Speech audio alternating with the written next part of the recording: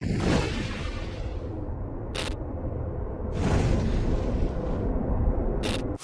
tape recorder picked up voices, but no one was in the room. This is Paranormal M, where technology meets terror. Subscribe and hear what shouldn't exist. My sleep paralysis is very weird.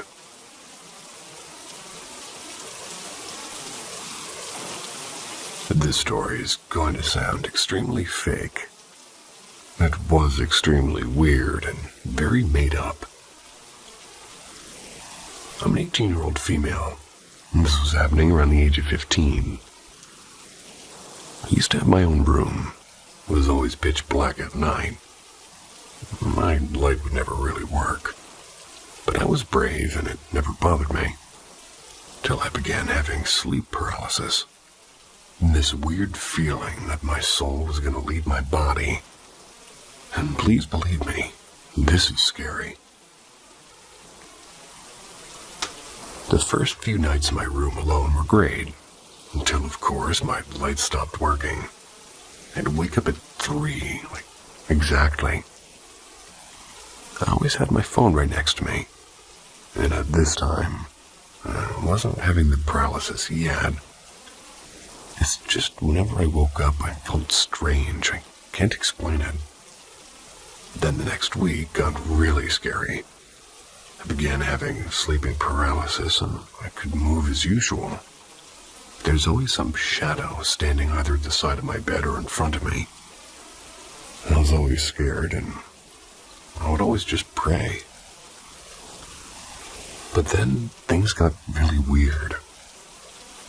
The next few days while sleeping on my stomach, I would hear this weird sound. Like a fan blowing too loud in my ears, or the bad sound effects in a horror movie when a jump scare is about to happen.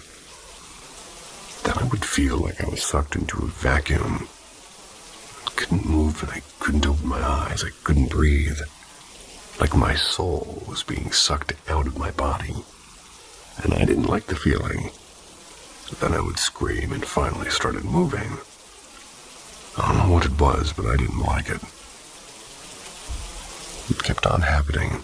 Whenever I felt like I was almost out and the sound got too loud, I would just scream and force my body to get up. I don't know how to explain this, but I swear it's real. It just kept happening along with the sleeping paralysis. Then I suddenly stopped, and that's when I got my lights back. Headed on through the night, and it stopped. But one night, something weird happened. My lights went out again, so I decided to sleep on the floor in my living room with my sisters. We have our own room, we just decided to do that. 3 a.m. again, I woke up and stretched. But when I looked back, I literally saw myself sleeping, like me. I don't know if I was dreaming or if it was real. I don't know, I couldn't tell. It felt real though.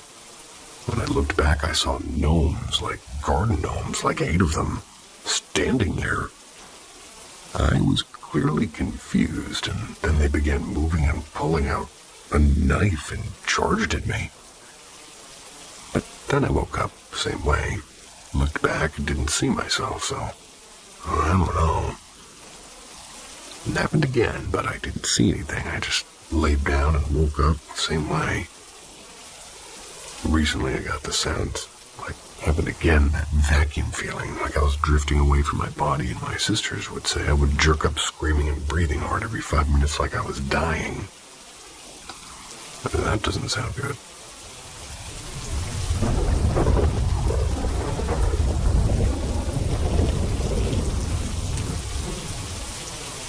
Shadow figure manifested.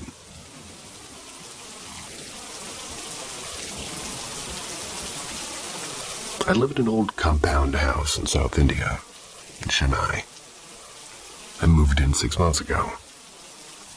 Approximately 3-year-old female cat was abandoned by the neighbor. He took it in after it became too thin and was remaining here, and was kind of out in her property. Well, to our surprise, it was spayed and litter trained. It's been 3 months since we adopted the cat. She's very calm and quiet and doesn't even disturb anyone. But sometimes she'd wake me to go into the lawn in the middle of the night, and I'd open the door and wait for her, and I had the feeling of being watched several times in the middle of the night when I'm with the cat. And that's either if I'm in the lawn or the backyard garden. There's an old lady who lives alone across the street. She's a tantric, an ancient Indian diverse method of occult and spiritual practices of Hinduism and Buddhism. Every single day she stands in front of her house gate and screams and yells at something. Actually, no one. She yells to leave or to get lost. Few people in the neighborhood said she lost her mind years back after her husband passed away. I didn't take her seriously until I would see something move in the corner of my eye and hear footsteps in the garden. I started restricting the cat to not go in the middle of the night. Now, coming to my, actual experience. And it was raining for 2 days. And the cat didn't step out. I already have a litter box inside the home. When the downpour stopped, she woke up at 1:50 a.m. I opened the door for her and stood in the lawn. She went to the backyard, and I heard her make a strange noise and casually walked toward her.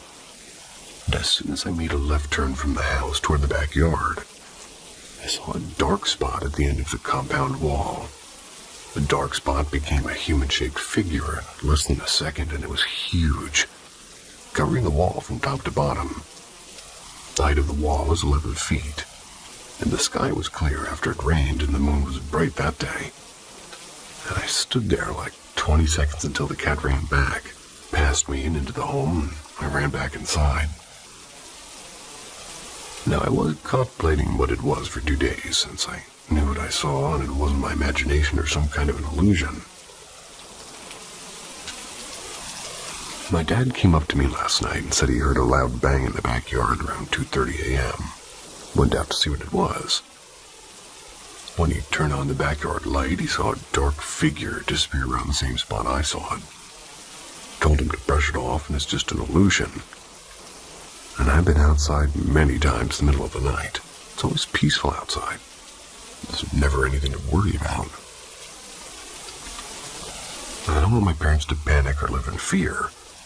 And I don't know what should I do, since sometimes I go out of town for work, and that lady who practiced some rituals every day made a lot of noise screaming outside.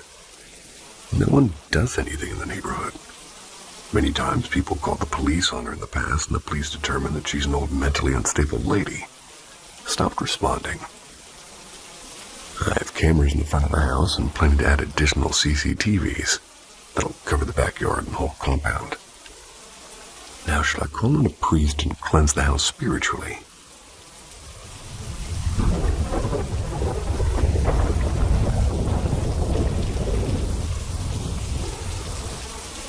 Wendigo of the North.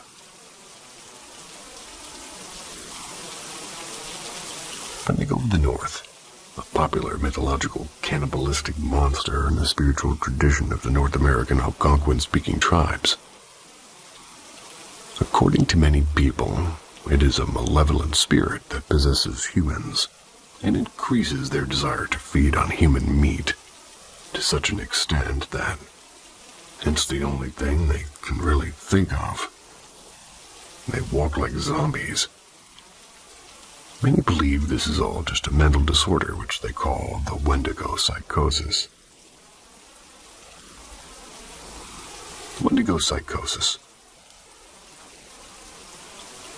The Wendigo psychosis can be seen as a culture-bound syndrome, in which individuals may believe they're possessed by the Wendigo, a cannibalistic creature featured in Algonquin tribal folklore. This creature is sometimes also referred to as the Wendigo or Witico. Prevalence rates of Wendigo psychosis aren't clear, but some sources report that there may have been as many as 70 cases in the 60s. It's not known for sure whether Wendigo psychosis should be considered a mental illness or the result of a certain cultural belief and behavior. History of the Wendigo. The oral stories of the Wendigo have been passed down for a very long way before the Europeans arrived in Northern America. But the first written mention of the Wendigo of the North dates back to around 1636. It's a report by Paul I'm not good at French.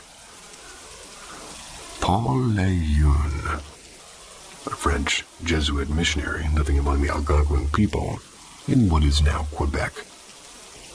Lejeune described a woman who warns of an Etchen that had eaten some tribal members nearby, and that would, quote-unquote, eat a great many of them if we were not called elsewhere. A few instances of murder and cannibalism in North America were blamed on the Wendigo. These included a case in Alberta, Canada in 1879, where a Cree hunter and trapper named Swift Runner claimed a Wendigo spirit had entered his dream, told him to eat his family. He was tried for murder, found guilty, and hanged for his crime later that year. And another case occurred in 1907 among the Sandy Lake First Nation community in Northern Ontario. The tribal shaman, Jack Fiddler, and his brother Joseph Fiddler were charged with the murder of Joseph's daughter-in-law, whom they had strangled to prevent her from becoming possessed by a Wendigo. After the brothers' arrest, Jack Fiddler escaped. He escaped the police and just strangled himself. Joseph Fiddler died from tuberculosis in prison in 1909. By the early 20th century, the term Wendigo psychosis was being used by psychologists and missionaries to describe a culture-bound syndrome among Native and First Nations people. People whose symptoms included delusions of becoming possessed by an evil spirit, depression, violence, a compulsion for human flesh, and in some cases cannibalism.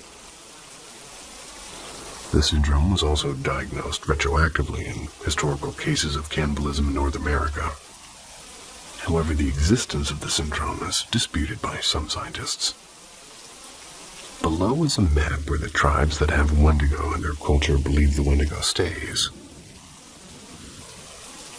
I want to see this map. Some descriptions of the Wendigo seem to suggest that it could have the ability to shapeshift, which seems to be similar to a skinwalker of the Navajo. According to the Navajo tribes, that's like a witch. It has the ability to take form of the last person or animal they killed.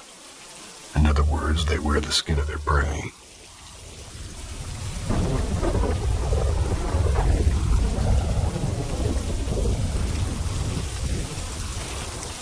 I have experienced someone getting possessed.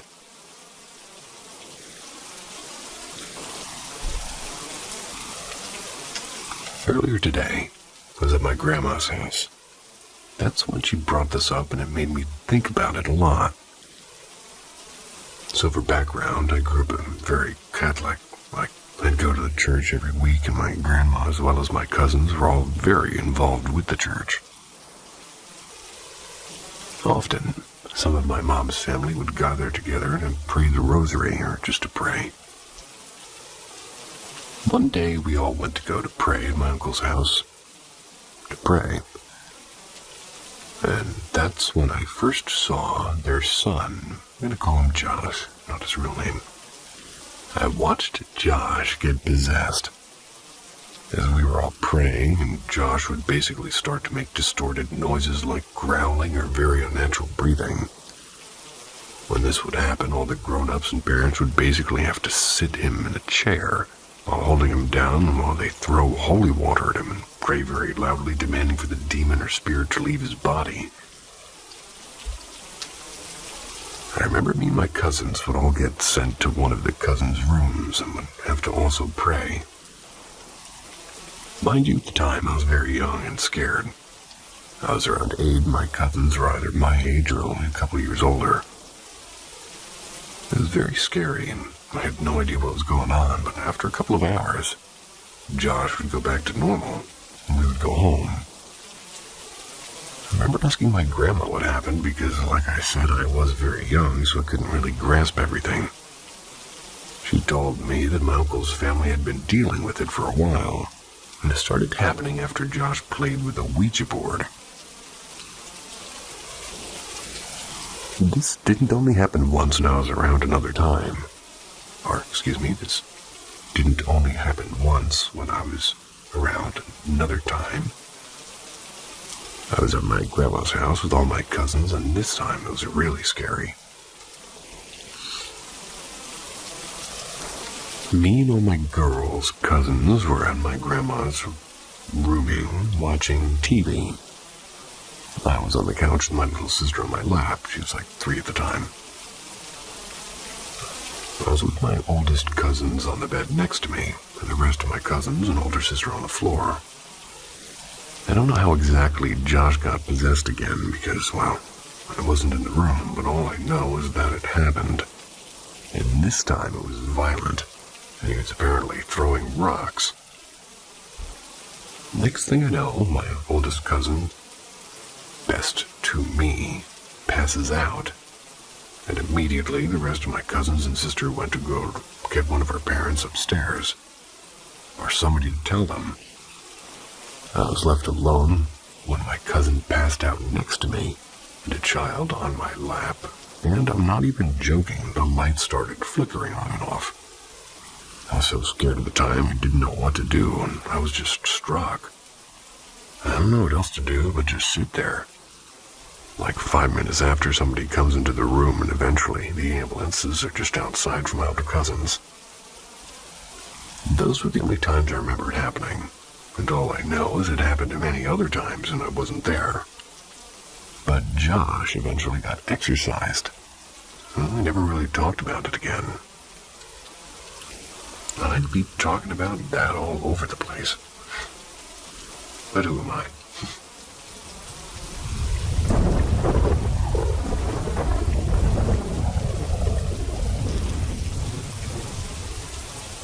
I think I saw a ghost, but I don't know if I'm overthinking it.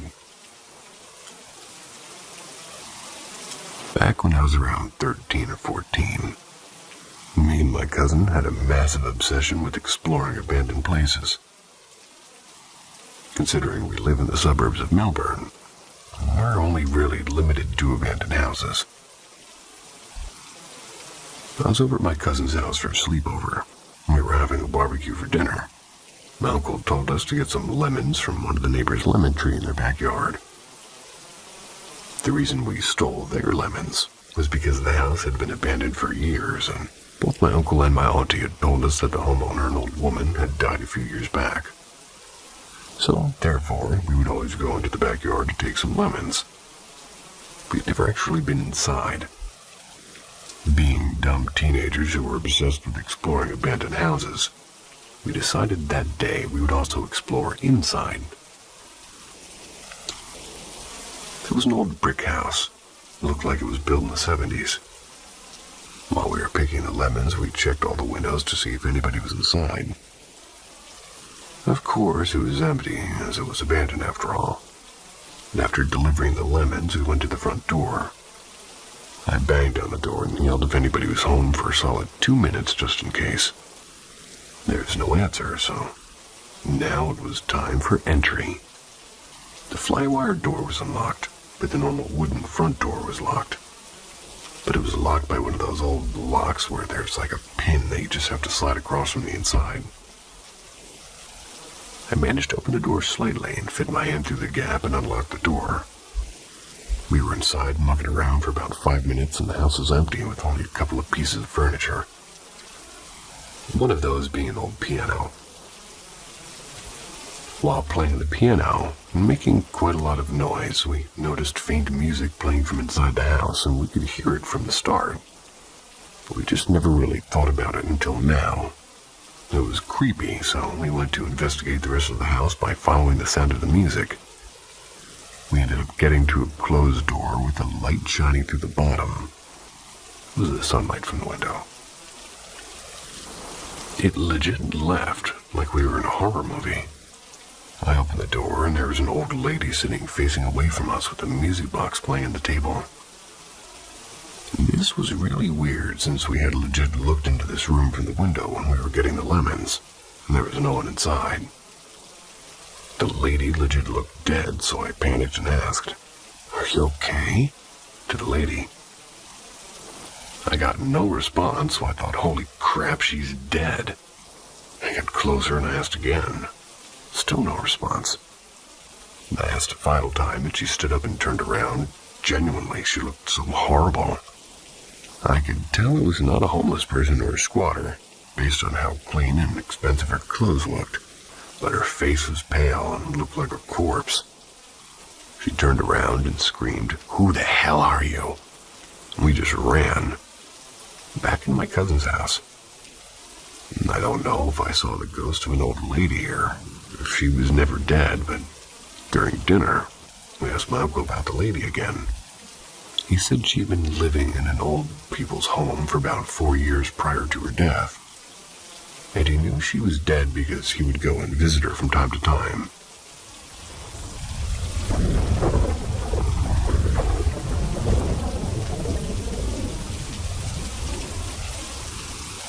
13th of June, 2024. The visitor outside my door. Weird incident and confusing answers. This happened on June 13th, 2024. And for some context, I lived alone during my final semester of college in a small rented room. The structure had 4 floors. It was built onto a slope in a hilly region. The topmost floor, which was actually the entrance level, was where the landlord stayed. Below him lived his brother, and the remaining 2 floors were rented out to students. It was a simple space, a single room with an attached bathroom. The door was flimsy, and the walls were chipped and peeling. It was concerning, but I didn't complain. I was almost done with college and figured I'd just stick it out. Around 11 p.m., I'm chatting with my friend online when a sudden loud bang scared the heck out of me. Quickly hurried to wear some trousers. It was hot, so I was only wearing a t-shirt. Don't judge me. I'm not. First thought, maybe it was one of the other tenants. Second thought is an intruder or a burglar, maybe. I was also about to open the door when I froze. My whole body was telling me to avoid it. The bangs were as if somebody was trying to break in.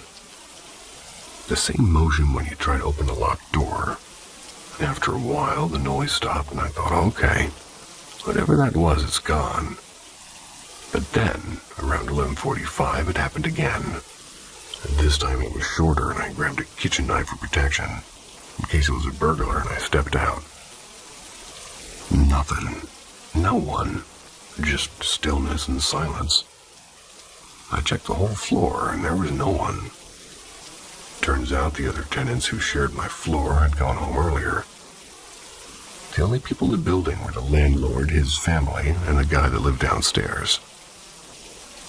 I quickly walked inside and locked the door. Fuck this shit. I'm not gonna risk it.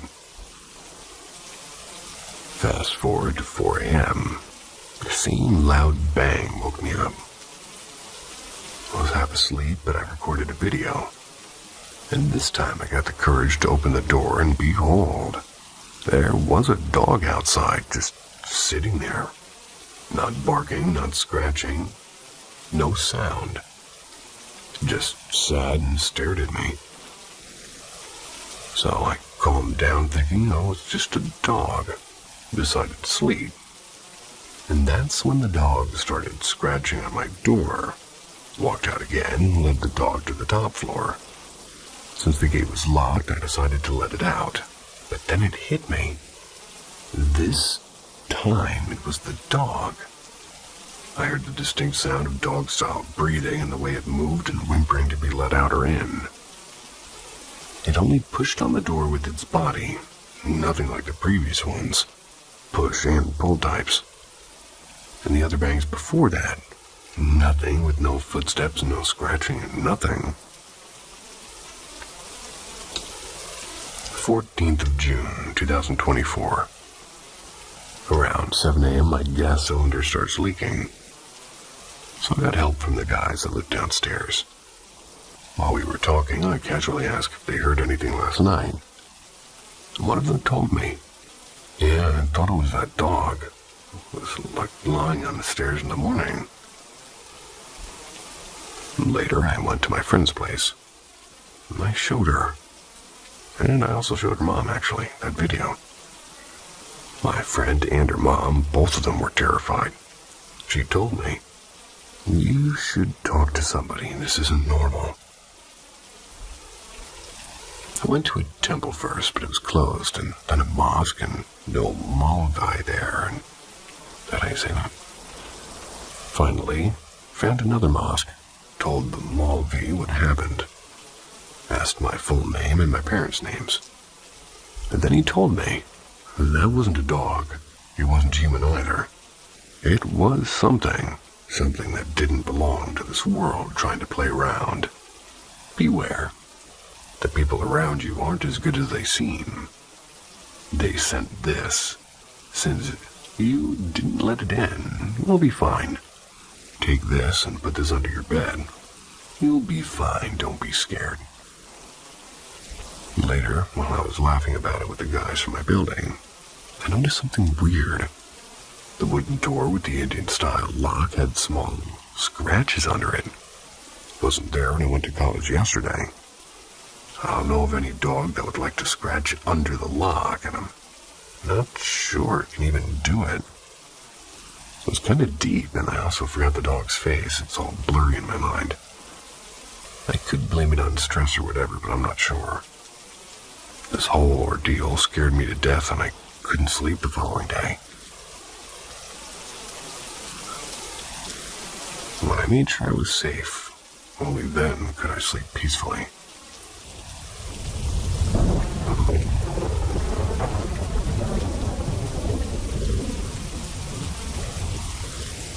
Something climbed on top of me in my dorm room.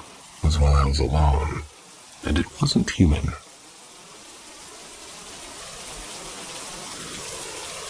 I've had several supernatural experiences throughout my life. They started when I was a kid, and they followed me into adulthood. I've always wanted to share one of the scariest, most unforgettable things that have ever happened to me. And this is real. I'm not exaggerating or trying to scare anyone. My earliest memory of something strange was around the age of 6 or 7. I had a lot of insomnia as a kid, largely because my father was abusive and felt like I had to protect my mom. I was the oldest, and I often stayed up while my younger siblings slept. One night, I'm lying in bed wide awake. That's when I felt something grab my hand. My arm had been hanging over the edge of the mattress, and I felt something physically grip me in the dark. After that, I started sleeping with my mattress pushed against the wall to my back. People warned me about bugs, but honestly, I preferred that over ghosts. Later, my sister told me she once saw a shadow figure, a tall, man-like entity standing over me while I slept. She had gone to the bathroom at night and peeked into my room on her way back. She ran to her room, terrified.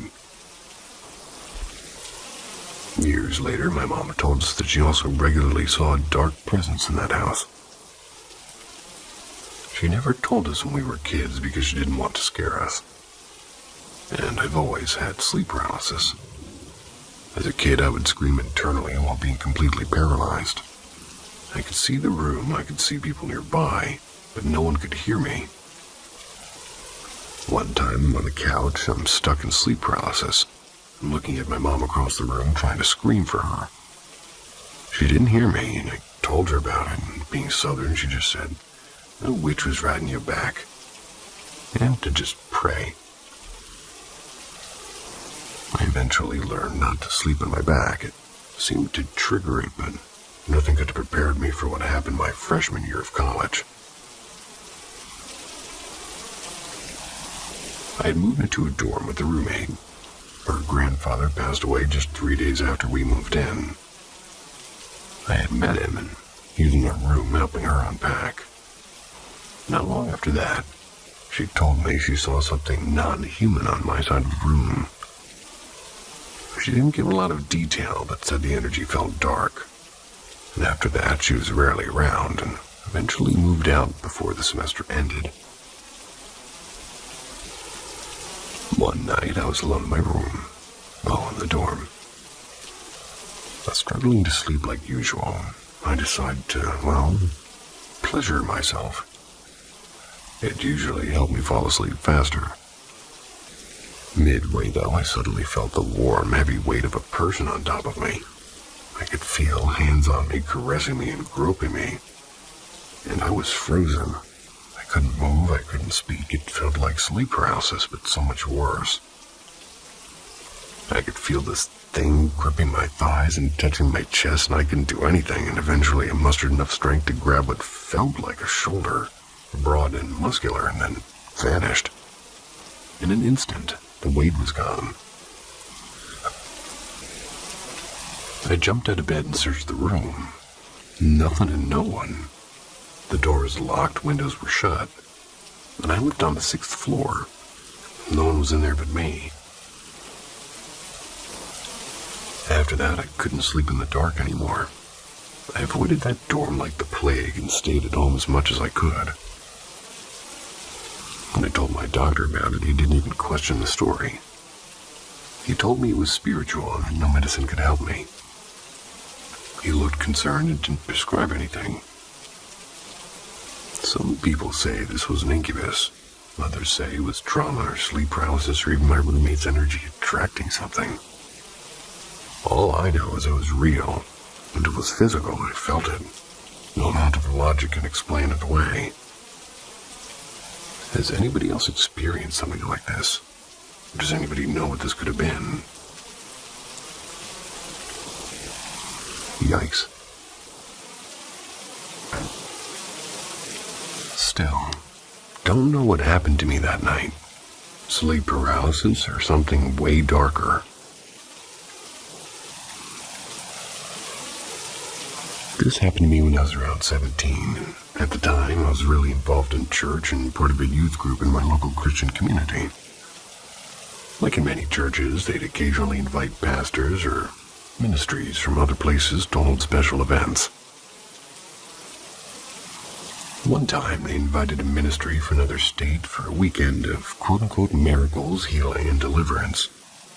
But what really stood out was this one guy they brought along. He had a testimony that, honestly, felt straight out of a horror movie. He claimed he had once been deeply involved in satanic practices, even getting close to becoming a kind of priest for a group like that. According to him, just before completing a ritual that involved a sacrifice, he had a powerful encounter with God and left that life behind. But the really disturbing part was what he said that came after. He talked about being tormented for years, waking up literally stuck to the wall with his chest scratched and bleeding. And how during exorcisms, demons would speak through other people and call him by his full name, begging him to come back. As wild as it sounds, he shared it all with this dead serious tone and this heavy stare that honestly made you feel like something was still with him. During the event, a lot of people were saying they got healed or delivered from stuff. The whole atmosphere was intense, and being near that guy felt strange. Like there was some sort of energy hanging around him that made you uncomfortable in a way you couldn't explain. Anyway, a couple of nights after the event, I'm in my room around 9 p.m., just lying in bed with the lights off, getting ready to sleep. Everything was normal until I heard something super clear in my right ear. The sound of pages being blown violently by the wind. And suddenly, that sound filled the entire room. And then I wasn't in my... Excuse me. That was weird. And then I wasn't in my room anymore.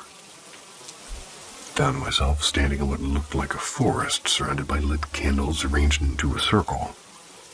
I was in the middle, and then slowly these people started to appear, all wearing black robes with their faces covered. The last one to show up was holding a huge book, like an ancient and almost alive-looking book. He placed it into a stand and started reading it out loud in some language I couldn't understand, but it felt wrong. Really wrong. I was frozen in fear, and all I could think to do was pray as hard as I could. I begged God to get me out of there. And then this strong wind started blowing, knocking over the candles one by one. The pages of the book began to tear out and catch fire in the air. The next thing I knew, I was back in my bed, but I wasn't in the same position I'd fallen asleep in, and I was completely paralyzed and couldn't move a muscle.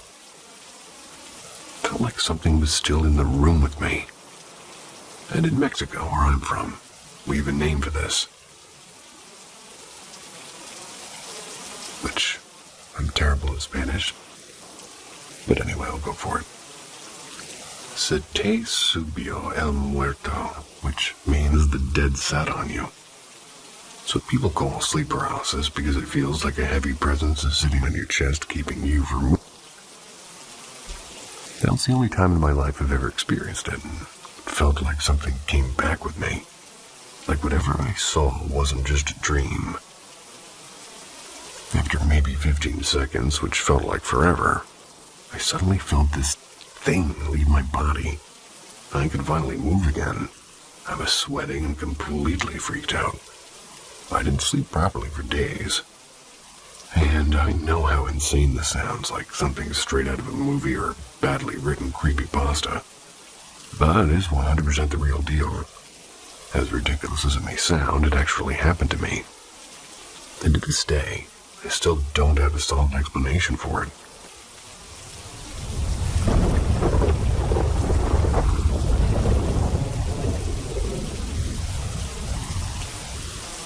A floating Cheeto.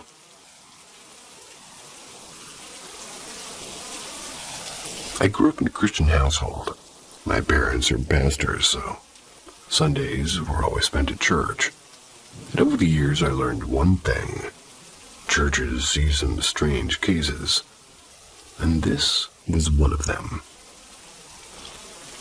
When I was a teenager, a family came to church looking for help for their oldest daughter. 15-year-old girl. 15 isn't the age you'd expect to hear about imaginary friends. But that's exactly what she claimed to have. Her parents had already taken her to doctors and psychiatrists. No schizophrenia, no mental illness. Nothing. Out of options, they came to us, thinking maybe something darker was at play. With other people, she seemed completely normal. I'd seen her at youth gatherings, talking and laughing like any other teen. But at home, things were different. One night, my dad told us that we'd been invited to dinner by a new family in the church. When we arrived, I realized it was her house. From the moment we stepped inside, I felt it, a heaviness in the air, like the walls themselves were breathing slowly around us. They were in the living room watching a movie, a bowl of hot Cheetos on the table. I was about to sit on the couch when she stopped me.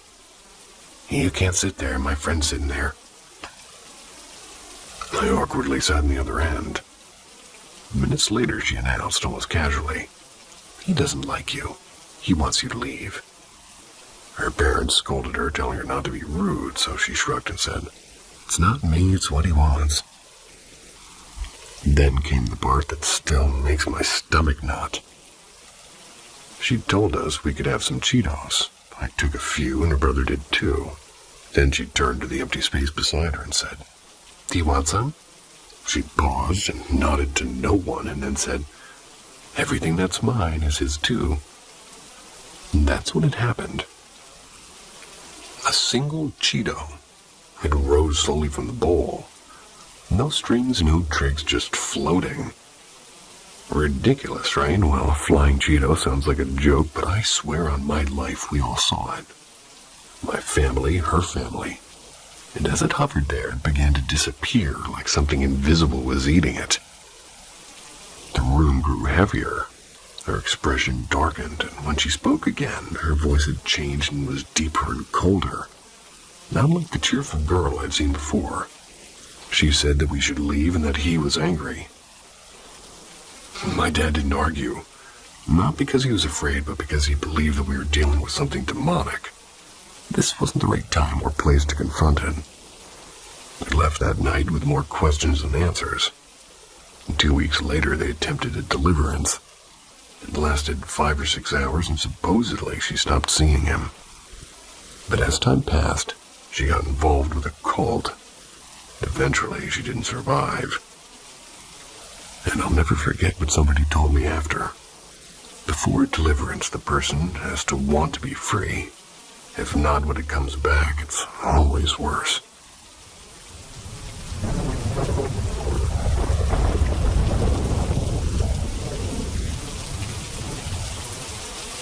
Something weird happened at my nanny's house. Still freaks me out.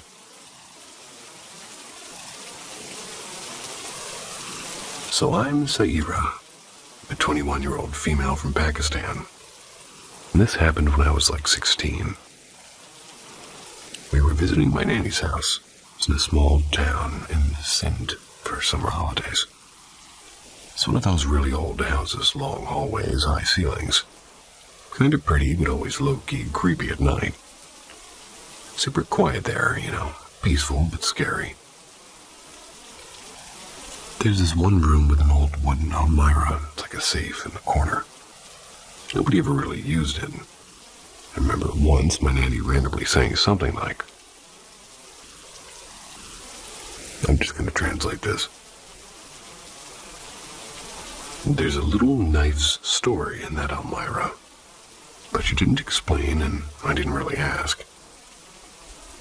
Anyway, one night, me and my cousin were up watching some drama on my phone. It was around 2:30 a.m. or something. And suddenly we heard this soft knock from inside the almirah. At first, we thought maybe it was a mouse or something. So we ignored it. But it happened again, and this time it was like 3 slow knocks from the inside. We literally froze, We heard this really faint sound, like something slowly dragging their nails on the inside of the wood. Not fast, just slow and creepy. We didn't even put on chapels, some sort of shoe. We ran to the other room where my mom and Kala means sister of mother in our language, so like her aunt, where they were sitting, and we told them what happened, and they didn't say much. But my mom looked kind of serious, and later they went to check, so they opened the wooden almirah, and it was empty. Just this old white dupada hanging on a rusty hook. Next morning, we told Nani, and she just smiled and said,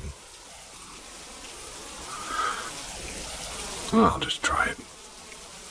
Wo almari purani hai uzmayan purani chizian reti hein. Chizian, which translates to, it's an old wooden locker. Old things live in there. I definitely said all of that wrong. I didn't get a single word correct anyway. After that, I never went to that room again.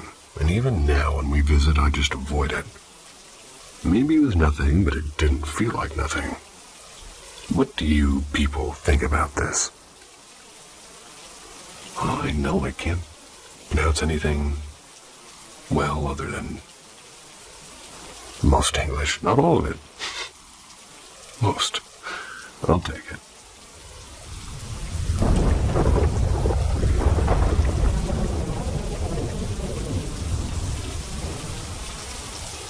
Personally, everything feels sort of strange these days, and everything just feels off to me. I feel like people don't really know why they're doing things anymore. I agree. I just watched a video of a popular rock band playing their music. and there doesn't seem to be as much zest to it as in previous years. Almost as if the reasons they made their music or what rose them to fame are just no longer relevant anymore. A lot of the adults I know in their 60s just fervently defended the government and status quo during the pandemic. However, when the truth has come out, there's a lot of people being disingenuous, to put it one way. And a few scandals coming out about members of the government breaking the lockdown rules in the UK at least. One was caught on camera having an affair while telling the country to social distance, and the party was held with no social distancing whatsoever. However, now they just sort of look lost, like a bunch of children wandering around the playground looking at their feet. No fever, zealousness for life. Just depression and disappointment and confusion.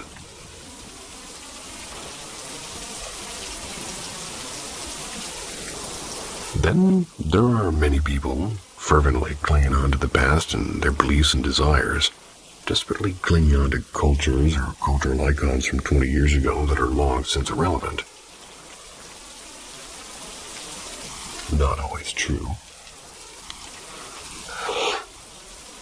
People just doing drugs and drinking alcohol to numb themselves from the reality of whatever is really going on. All the bizarre political events occurring, not commenting, just stating. Whatever the F is going on in the USA, it feels like a million miles away. The USA never felt so culturally different to the UK as it does now. I have very, very little understanding or idea why things are happening in the USA in the way that they are currently. Then there's all of the spirituality. I've heard loads of stuff about bloody planets aligning and energetic frequencies changing and transitioning from 3D into 4D. And additionally, for me, I would likely be dead within a few months if I hadn't found Alcoholics Anonymous and spirituality when I did. I was going down a route of isolated alcohol and drug addiction until I found these services. Yet it feels like I'm living a life in a bubble now. Like, there are those that get it and those that don't, and those that see the weird changes in society, and those just going through the motion, hoping for the best.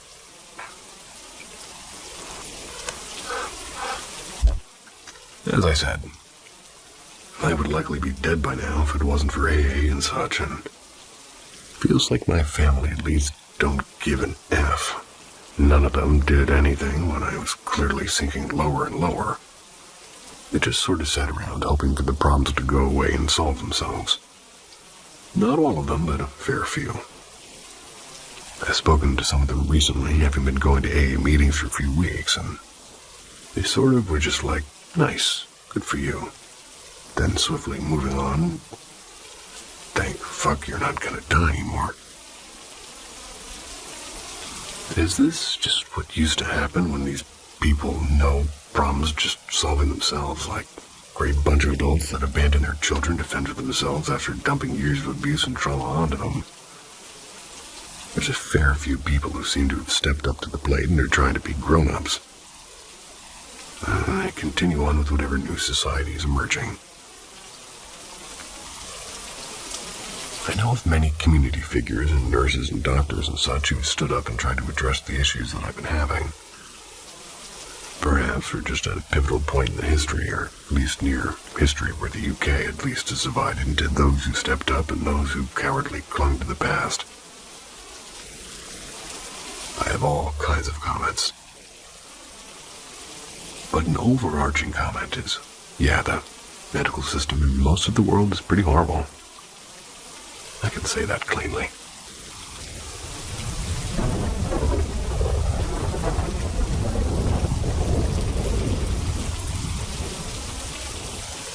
What if something followed me since childhood? What I saw defies explanation. Since I was little, I've had intense sleep problems. Frequent sleep paralysis and hallucinations like faces in the walls and voices in the room. Reoccurring nightmares. Very early on, my relationship with sleep became a struggle. But it's not just in my head.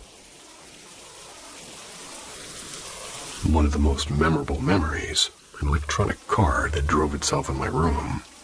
My mother took out the batteries, but the car continued to run. This kind of phenomenon has happened several times. Around the age of 14, when my grandmother died, strange events intensified for a few weeks. Lights turned on by themselves, and doors were slamming and unexplained noises in the house. Shortly after, I lost a relationship with a girl who lived in the countryside. At home, too, phenomena began to appear. Children's toys turned on by themselves without batteries. Voices were heard in the house, and it was no longer just me. My mother, my brother, my sister, and even her family witnessed it. And later, in another relationship, it happened again, but even stronger. Traces of blood appeared in the garage door without explanation, and there were noises, unnatural drafts, and even once, the front door closed by itself and locked itself, locking us out when no one was inside. What's disturbing is that these phenomena sometimes seem to react to my emotions. When I'm very angry, the lights crackle. I even saw an ashtray flying through the air before my eyes without explanation. My mother also experiences things. She was pushed into her house with no one around, and we ended up calling a priest because the atmosphere is becoming unbearable. I'm a Muslim, my mother's not, but we did what we could. For the past few days, I have the impression that it's starting again, and last night my girlfriend had a terrifying nightmare about spirits. She cried when she woke up, and she dreamed that I was showing her something in the bathroom. She was dreaming that she couldn't turn on the light, that she felt me touching her, except it wasn't me. And in the dream, no one believed her except me. I don't know if someone's sensitive to these energies, or if I am. Not trying to exaggerate or create buzz, I just want to understand. Like, am I crazy, or is it spiritual? Has anybody here experienced the same thing?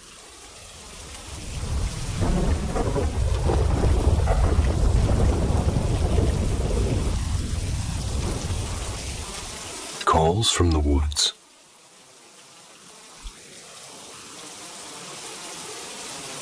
We have a few acres that border a state forest. I've gone in the forest twice, and while hiking I noticed that not only was there no wildlife, but my voice echoed through that woods and bramble like it was an empty hallway that went on forever. I could hear the echo for at least 10 seconds.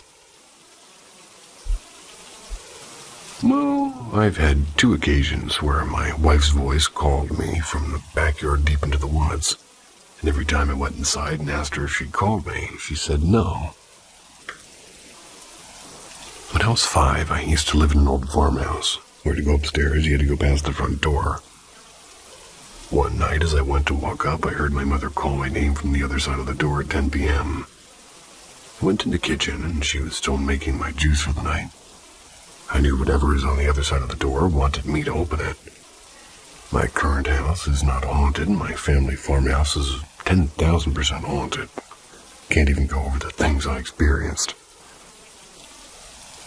Heat seizures and extreme fear of windows, and a witch that would come in my window. I would scream while still being asleep, and I had to be woken up by being shaken.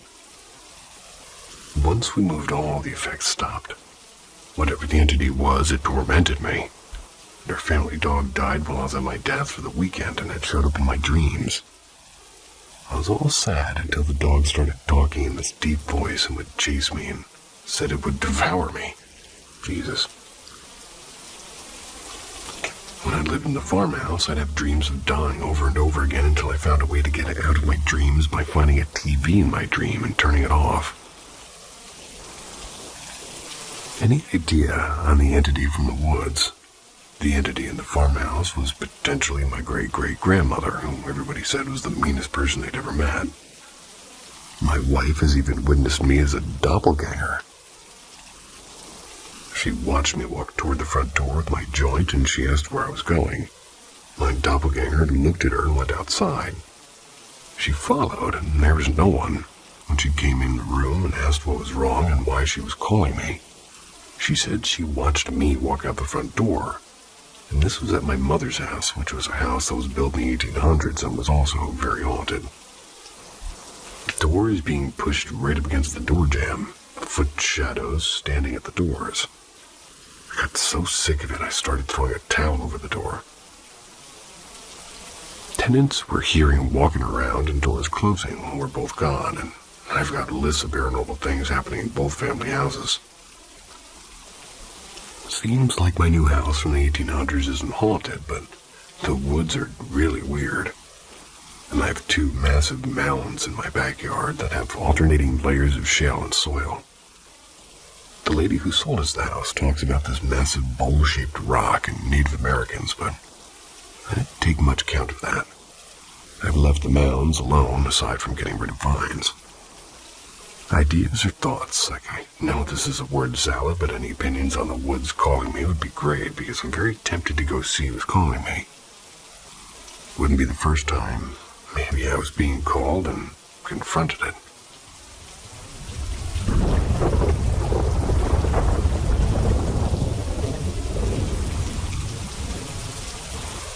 Me and my husband are genuinely worried. What does it want? Genuine advice, please. We both have experienced a lot of different things during our 2 months we've lived in our new home. We live with a roommate who's rarely home and is never here during the time these happen. So we know it's not him. Things that have happened have all started within the past 4 to 5 days, getting progressively worse. And it started with my husband seeing a weird car pull up to the house.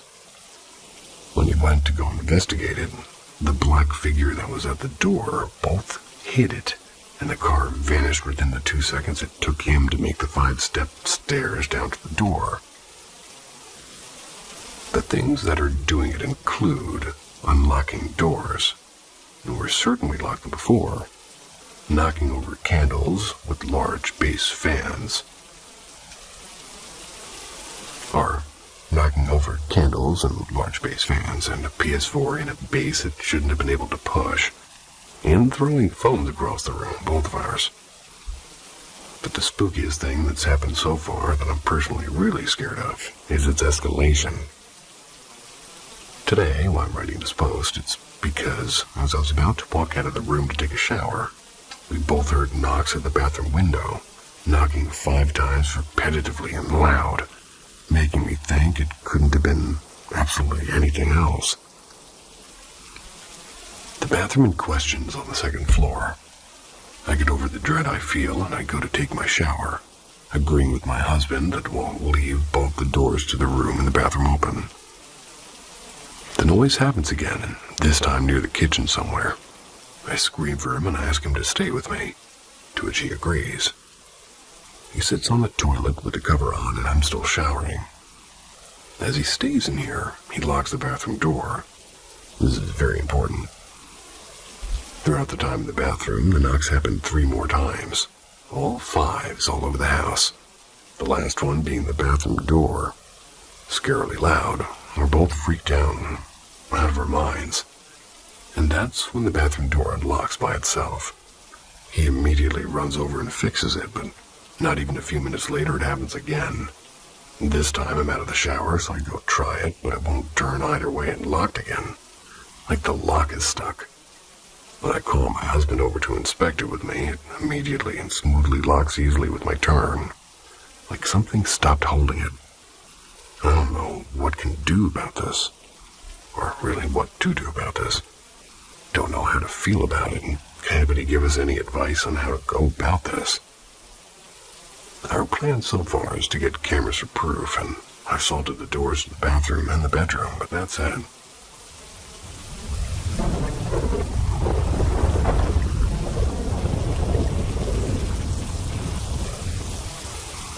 Tucson Haunted House. Around 13 years ago, I lived in Tucson. I'd moved there for a relationship that ended up not working out for many, many reasons. When me and this person were first talking, they never mentioned they were living with their mom and grandma. So when I flew there to move in, it was definitely a surprise that there was family there too. Luckily, they welcomed me. The house is on the outskirts of Oro Valley, right up next to a mountain. The house was definitely built in the 70s and had a lot of interesting things about it. The layout of the house was weird, and the front part was pretty normal, but the back of the house was strange. The room we stayed in was basically a room-sized closet with no windows. There was a room next to this room, also without windows, but much larger. But this room was used for storage. You can get to the larger room from either this room or walking through the kitchen and around the sunroom like a circle. The sunroom was off to the side of the kitchen.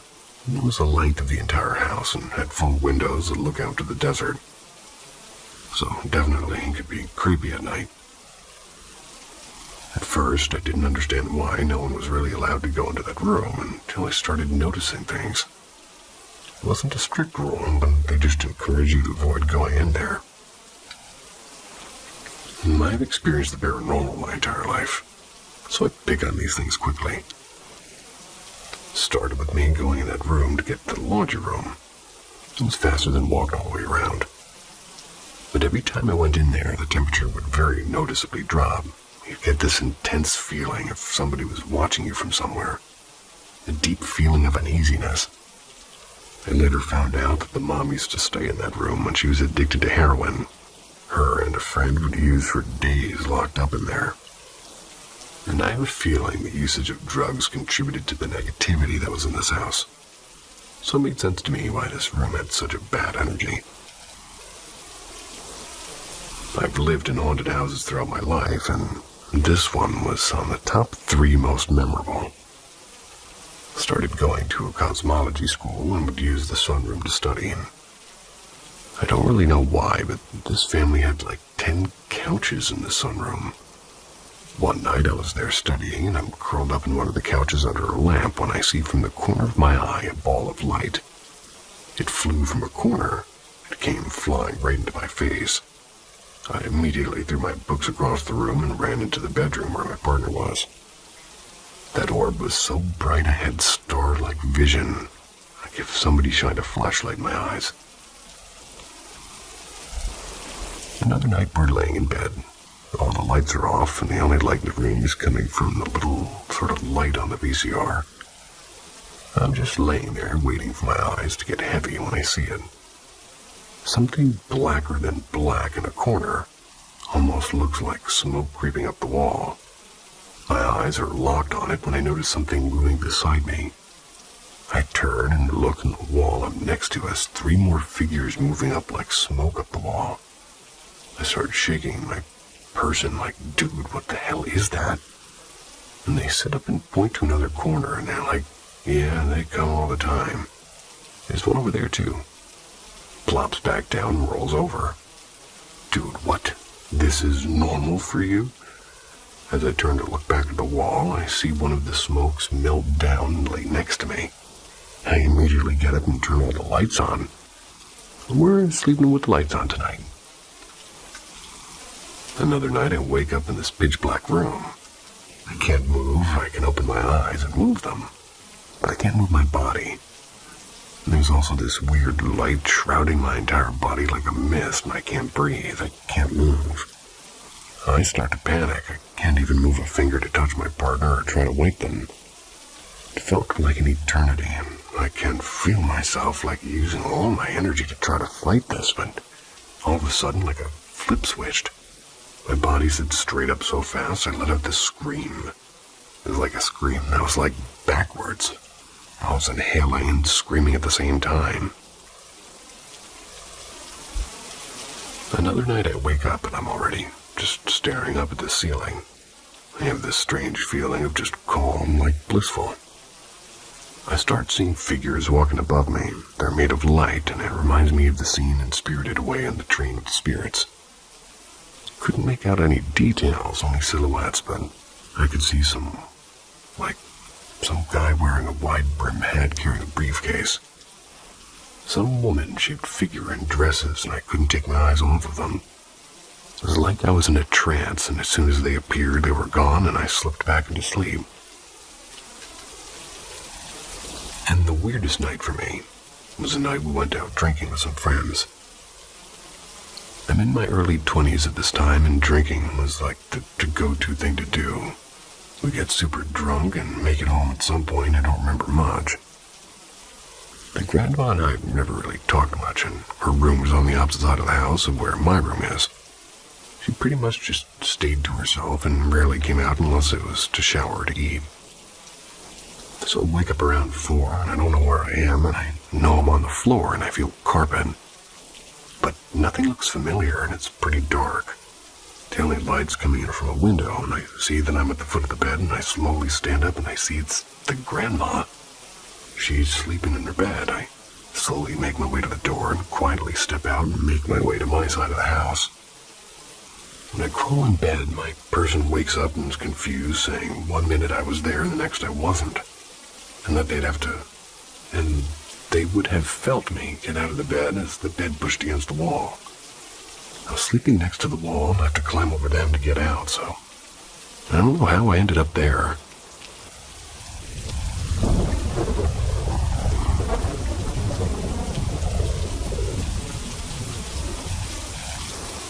Weird experience under pain.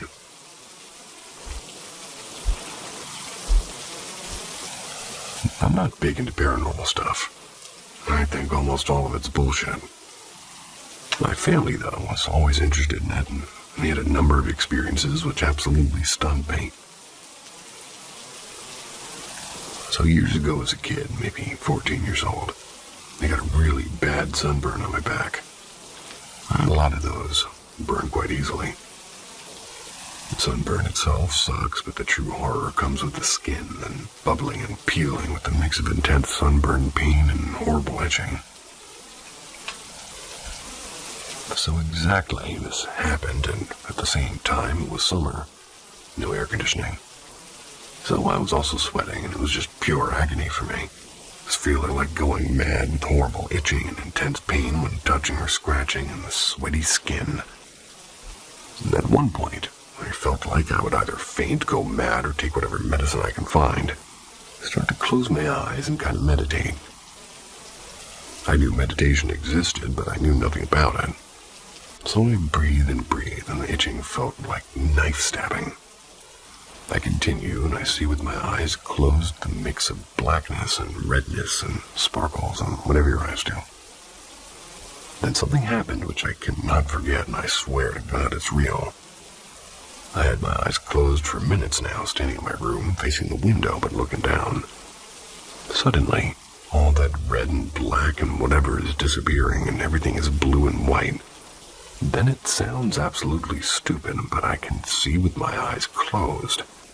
But it looked like some astral vision, and I hate using that term because it sounds like New Age crap.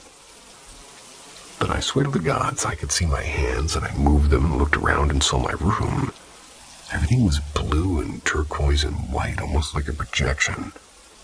Light rays, and then out of nowhere, 2 or 3 white little shiny orbs circled me, and all the twitching and itching and pain is gone.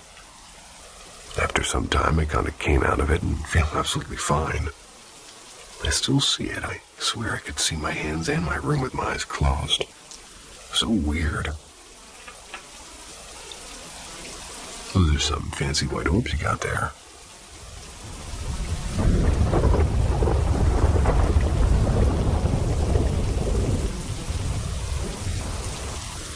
I had 3 random encounters with the same stranger over several years.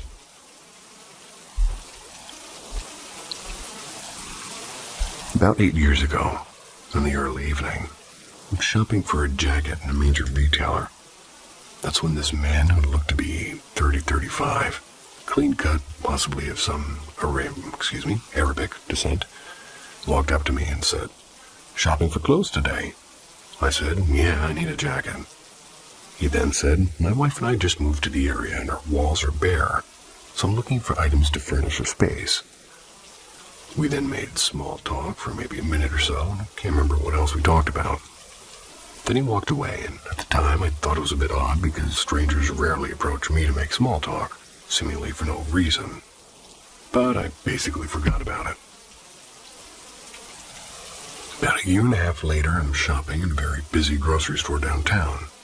about 10 miles from the retail store where I first encountered this person. As I'm in the middle of an aisle looking for my items, I all of a sudden feel somebody standing next to me. Not uncomfortably close, but I hear him say, "Shopping for groceries today?" And at this point, I vaguely knew this was the same gentleman who had approached me over a year earlier. I vaguely knew how unlikely this scenario was, but for some reason I was kind of on autopilot and said, "Yeah, I moved to an apartment in the area and I need to stock up on my kitchen." To which he says, "Me and my wife just moved to the area and our walls are bare, so we have to stock up our kitchen also." We again made small talk for another minute or two. Again, I can't remember what we were talking about. But then he walked away. It wasn't until several minutes later that I realized how unlikely this was in a city of over 3.8 million people. Flash forward about 2 years, and I'm now working and living in a suburb, same city, about 10 miles away from the downtown area I was briefly living in. One late afternoon, I take a break from work to go to a popular home decor store. It's nearby, and as I'm looking at throw pillows, and you guessed it, this same gentleman comes up to me and says, "Shopping for home decorating items today?" And I once again go on autopilot mode and say, "Yeah, I'm looking for a few items to decorate." And you guessed it, he goes, "My wife and I just moved to the area and our walls are bare, so I'm looking for some items to decorate our house." And we again make some small talk for about a minute. And again, I can't recall what was said, and he walks away, and this time, however, about 10 to 15 seconds after he leaves, I snap out of my trance or autopilot mode, whatever you want to call it. I understand the sheer impossibility of this interaction, and I run to catch up with the man. Even though he's only had a few second head start and I was sprinting, he was nowhere to be found. Ran out to the parking lot to catch him driving or walking out, but he wasn't there either.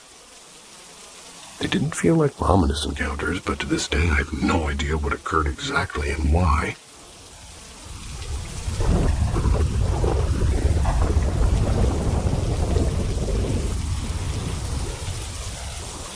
My experiences with beings looking for explanations or similar experiences, please. As far back as I can remember, I've dealt with these beings, and the furthest memory I have associated with them is as follows. I used to live with my great-grandparents growing up, due to neither parental figure really being good at their duties. My grandma Barbara and my grandpa Foxy. My grandma was between 90 and 100% Native American and was very spiritual. My grandpa Foxy, on the other hand, was German. Never really spoke his thoughts on these things.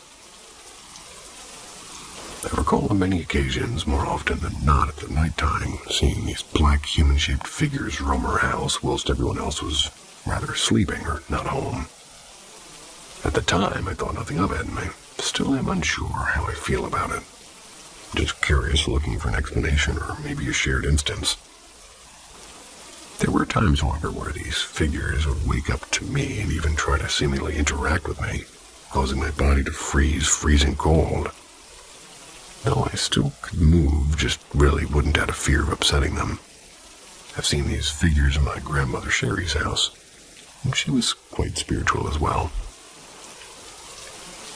This continued with me until they inevitably passed. Ended up moving with my mom at the age of 13. She had inherited their property and such and moved into one of their houses. A trailer on 10 acres of land we own. It's in the middle of the country. I didn't know the news that I'm about to share until I was 16, but it explains a lot of things I've seen or been through. I've noticed this being the third house I'd seen figures in, that something wasn't normal about this. Considering I'd never see them in friends' houses or anything else. Then there was something different about the house we were living in now. I'd see the figures a lot more often than before, and I would hear noises and notice things, and even notice my dog having strange behavior, like whining and crying, randomly getting really defensive. Sometimes he'd bark at nothing and stare at nothing. I ended up asking my mom about all these things. She informed me that the man that owned the trailer and the property prior to my great-grandparents murdered his wife and tried to burn her remains in the trash can. Jeez. even showing me where the burn mark was. The thing that sort of estranged me the most is that she told me the woman's name being Elizabeth Dunn, and it lined up almost perfectly with my mom's name. Middle name being Beth, last name Dunn. Something about that sat so eerily with me. Recently moved back into my mom's house to save up some money before I start to attend college. And I noticed the same things I used as before, about the cabinets being interacted with and hearing noises and seeing the figure, or even waking up with some random bruises on me that weren't there prior. Forgot to mention, my mom was also raised by my great-grandmother. So, just like me, she is very spiritual. She believes in a lot of things I do. So does anybody have a similar experience, or anything that might help explain what I'm going through?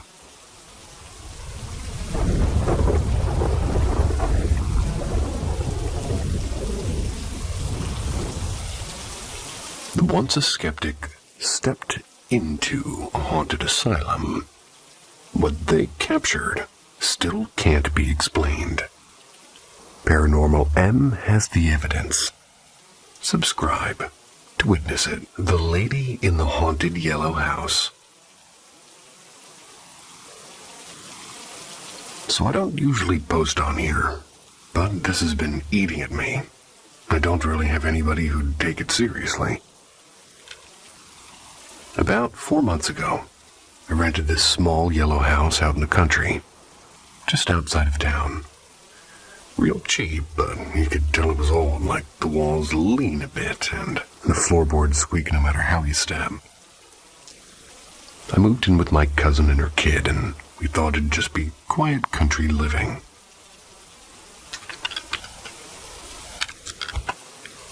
First week was nothing, just weird drafts. But then one night, I'm sitting at the kitchen table late, like 2 in the morning. I'm just scrolling on my phone, and my cousin was asleep with her kid at the other end of the house. I started hearing the front door rattling, like somebody trying the knob. Went to check, and there was nothing. No one. The door was locked tight, but when I turned back, I swear I heard the door shut, like hard enough to make the glass rattle. After that, it started being little things, like cups moving and her kid's toy train showing up in the bathroom when it was on the porch swing earlier. I'd leave my keys in the counter. They'd end up on top of the fridge, like way out of reach, unless you put them there. The creepy part, every night at around 2:30 a.m., the radio in the living room would just cut off. No matter if it was CDs or stations or whatever. Just dead silence. Even if you left it playing low, you'd wake up to nothing. My cousin said her son complained about the lady walking by his door at night, which is, well, not so great. The worst was one Friday. We had some friends over sitting in the living room playing cards, and out of nowhere, the bathroom door started shaking, like somebody was trapped in there and pounding to get out. We all froze, and my buddy checked, and no one was in there. Toilet hadn't even been flushed. We finally got tired of being freaked out all the time, so I might have just talked to it. Felt dumb, but I asked, "What do you want?" Left it at that. Well, a couple of nights later, I dreamed about this older woman in a long skirt, gray hair tied back, who just sat at the end of my bed and told me she lived here before me. Woke up sweating, but weirdly calm. Since then, it's been quiet, no banging, no toys moving, but I don't know if I just gave her peace or if she's still here watching us. But it's been better. Still keep a Bible by my bed, though. Not gonna lie, I don't walk past the bathroom after midnight if I can help it.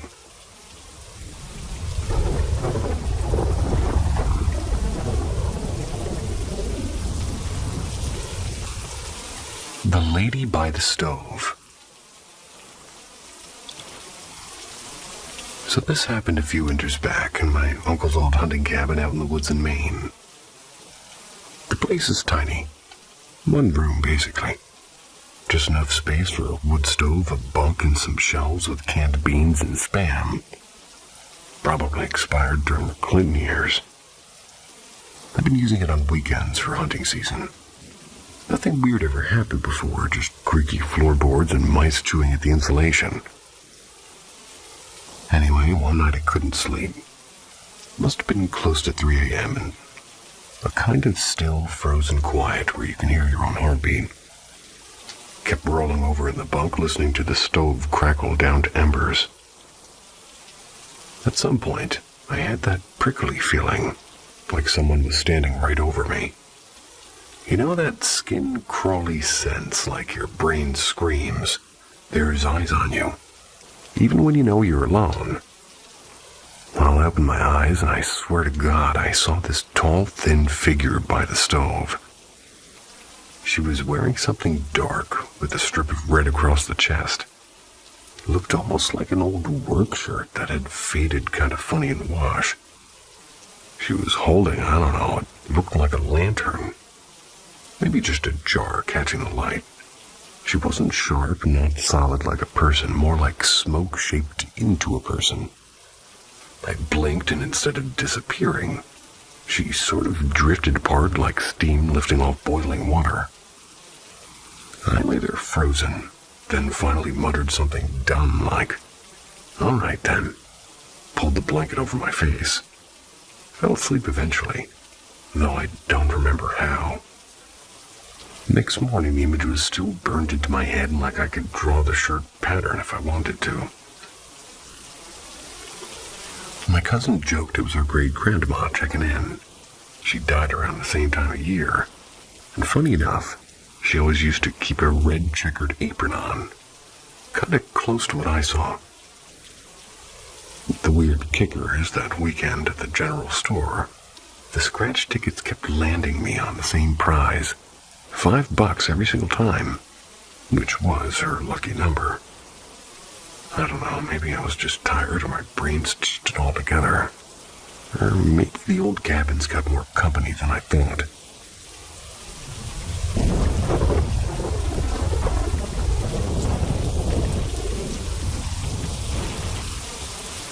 The thing by the window.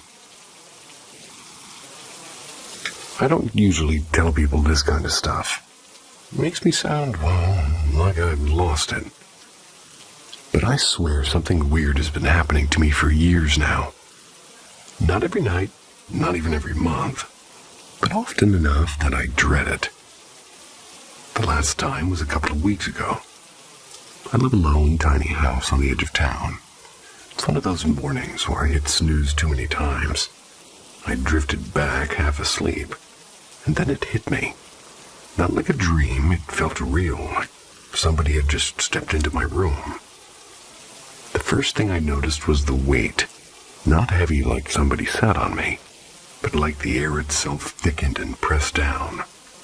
My ears filled up with this buzzing, like the faint ring you get when the TV's on mute, except cranked up crazy loud. My chest tightened and I couldn't move a finger, not even one. I kept thinking, oh God, someone's here. You know that skin prickle feeling? That was across my back, hot and cold at the same time.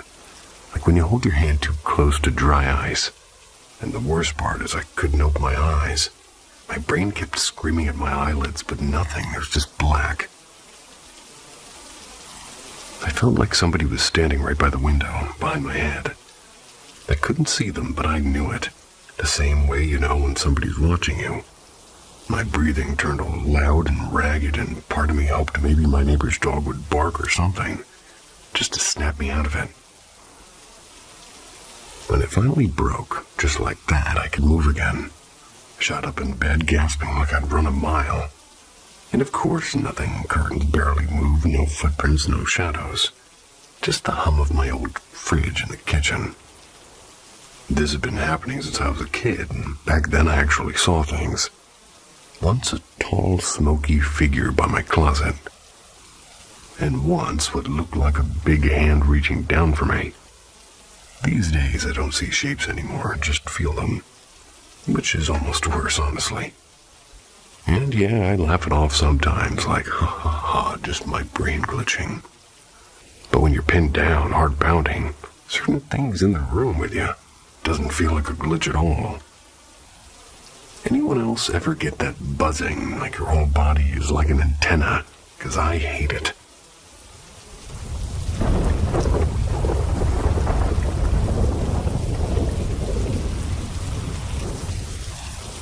The night at Uncle Ray's place. This is kind of embarrassing, but also creepy as hell. A couple of years back, I was staying over at my Uncle Ray's old farmhouse, out in the sticks. He was gone for the weekend, said that I could watch his dog and just quote-unquote make myself at home. Big mistake. First night, everything felt normal. The dog, whose name was Buddy, was being his old loud self and just pacing around the kitchen. But later, he just froze in the hallway, hackles up, staring toward the back bedroom. I figured maybe raccoons outside the window or something. I checked and there was nothing and locked the door just in case. Anyway, I'm sitting in the living room scrolling on my phone and I swear I hear the mattress springs creak in the guest room. Like somebody just sat down, and Buddy heard it too. He whined, ran behind the couch, and I'm not proud of this, but I straight up bolted into the bathroom and locked myself in. Felt so stupid. Called my cousin. I told her I thought somebody broke in. She just laughed and was like, "Oh yeah, you're fine. That house does do weird stuff," which was not comforting. Here's the part that freaked me out the most. About 15 minutes later, I actually said out loud, "If anybody's here, make a sound." Which was dumb, I know, but about 2 minutes later, I hear 2 knocks on the wall behind the couch. I just froze and couldn't even move. When I finally worked up the guts, I took Buddy out of the back door for a walk, trying to shake it off. While I'm outside, I see my cousin's car pull up and she's running toward me like she's in a horror movie. She says she just saw somebody dart across the kitchen window when she came in. Nobody was in there when we checked. Later, she tells me this little girl used to live there before my uncle bought it. And apparently, she wasn't right in the head. Did some cruel stuff to animals. Died young, I think. Folks around there said her name was Emma. The funny thing is that's my cousin's middle name. Never stayed there overnight again. Buddy still avoids that hallway whenever we visit.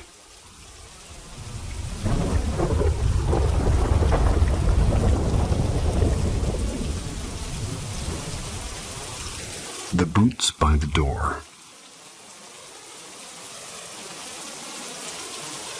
I don't really talk about this stuff much. People either laugh or get weirded out, but this one sticks with me and I kinda need to put it somewhere. A couple years back, I'm staying at my uncle's old farmhouse. He passed, but the place is still in the family, and sometimes I crash there if I'm in town. It's drafty as hell, smells like old cedar, but I don't mind. Anyway, I had this pair of rubber boots, you know the kind. Heavy soles, clunky when you walk. Too big for me. Hand-me-downs. They make this loud thud scrape sound on the kitchen linoleum, and I always leave them by the back door before heading upstairs to the spare room. That night I couldn't sleep. I was in this half-dream, half-awake fog, and then it hit. That frozen feeling. Couldn't move, couldn't breathe. And I've had sleep paralysis before, but never in that house. And sure enough, the sound started. Thud, scrape, thud, scrape. At first, I thought maybe the wind had knocked the boots over or something, but no, it kept going. Steady, like somebody was walking in them. Coming across the kitchen, it was slow, like real slow. My heart was racing, and I told myself it's just the paralysis thing, it's just in your head. But the damn boards creaked like they do when somebody actually walks across them. And I know that sound, and I grew up hearing it. And it wasn't stopping. The steps came right to the base of the stairs. I couldn't move and couldn't yell. I just lay there sweating like crazy. Then the sound started up the staircase, one boot dragging heavier than the other. By the time we got near my door, I swear I felt the air shift, like when someone big is standing there. and then nothing but silence. I snapped out of it all at once, sat up gasping. Took me a while to even look, and when I finally got the guts, I leaned over the edge of the bed and, this is the part I hate telling. The boots were there. Not by the back door where I'd left them. They were sitting right outside my bedroom, pointed inward. I mean, maybe I dragged them up myself earlier and just forgot. Maybe. But I can't imagine why I'd do that. I don't know. Every time I think about it, I get that crawling feeling on my neck. I haven't worn those boots since.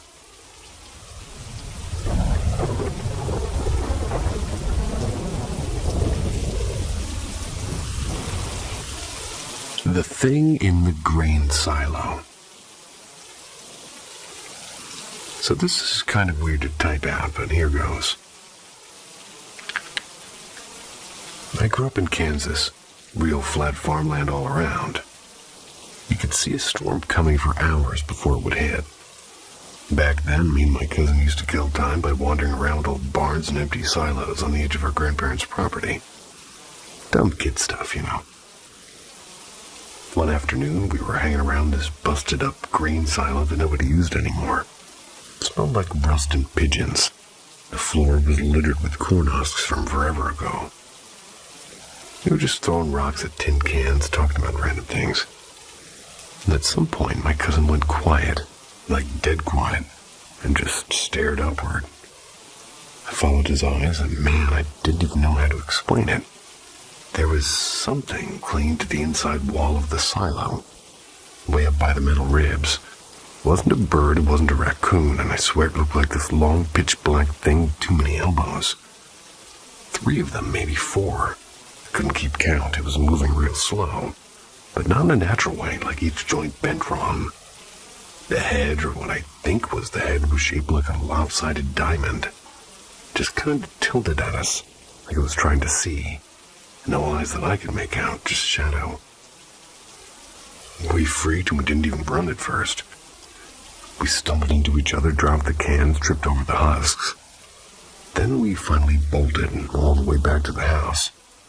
My uncle thought we were high or making it up, but my cousin and I, we both described it the same. Word for word, pretty much. The next day we went back with flashlights, because we were dumb and curious. But of course, nothing was there, just pigeons flapping out and dust in the beams of light. Still, whenever I drive past that old silo, even now as an adult, can't help but glance up at the walls inside, just in case.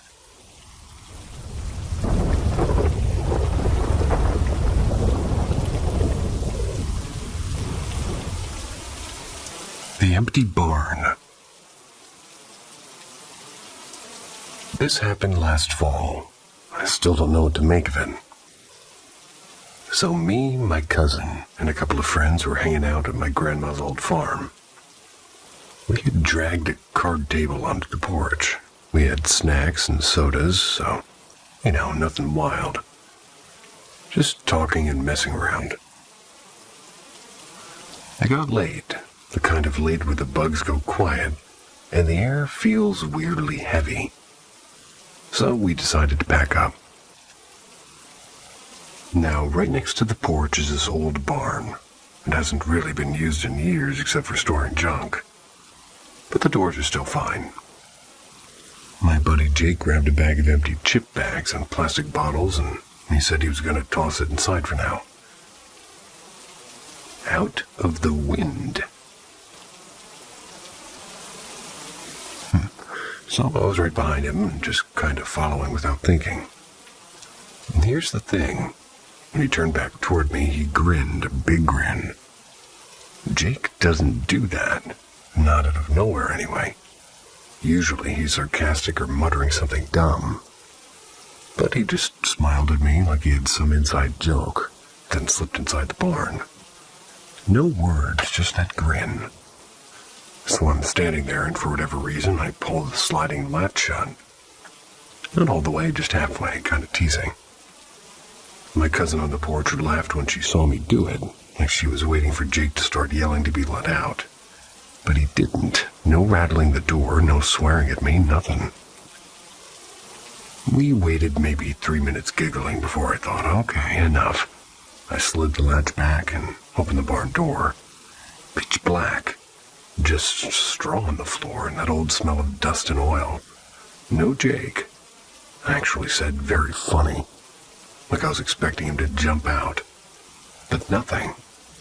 My cousin came over with her phone flashlight and we both looked inside and yeah, completely empty. Here's the part that still makes me feel sick. About a minute later, we hear her boyfriend calling us from the porch. Jake was sitting there on the steps tying his shoelace like he'd been there the whole damn time. He looked up all confused and when we ran over and asked him what was wrong. He swore he never went near the barn. Said he'd just been sitting there while we were messing around. And I believe him. I looked genuinely baffled, even a little freaked out when we explained. But I know what I saw. I know I followed him, and I know he smiled at me before going inside. Sometimes I catch myself thinking about that grin. Didn't even look like his, well, not really.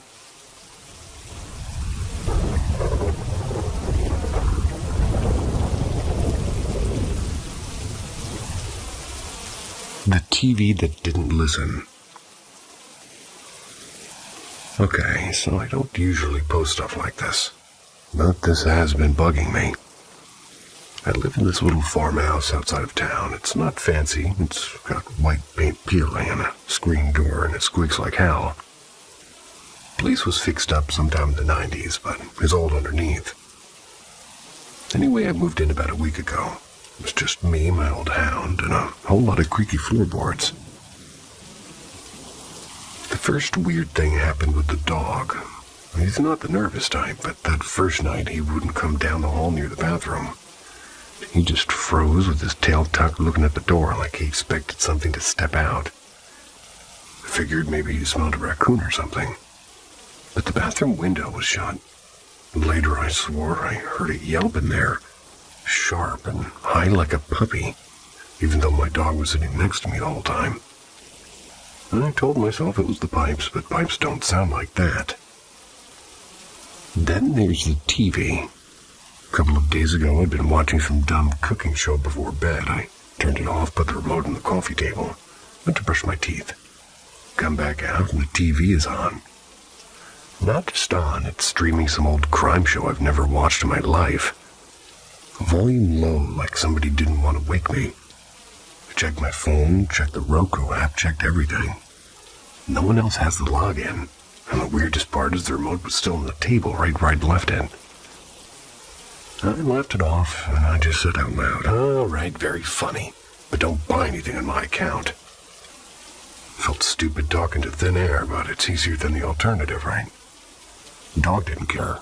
He just curled up on the rug and went to sleep. And that almost makes me feel better, like if it was something bad, he'd know, because animals always know. Still, I've unplugged the TV every night since, just in case. My dog has no idea. Except feed me.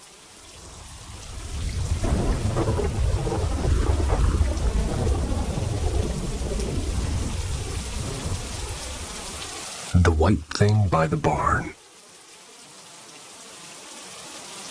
This happened a couple of weeks ago. I still don't know what to make of it. I live out in the country, middle of nowhere kind of place, where you can hear coyotes at night, and sometimes the wind rattles the barn siding like somebody's knocking. I usually leave a little nightlight plugged in by the hallway so I don't trip if I have to use the bathroom. That night I couldn't sleep. I was tossing around, and I kept having this weird itch in my brain, like, get up, check the back door. But I was tired and just rolled over.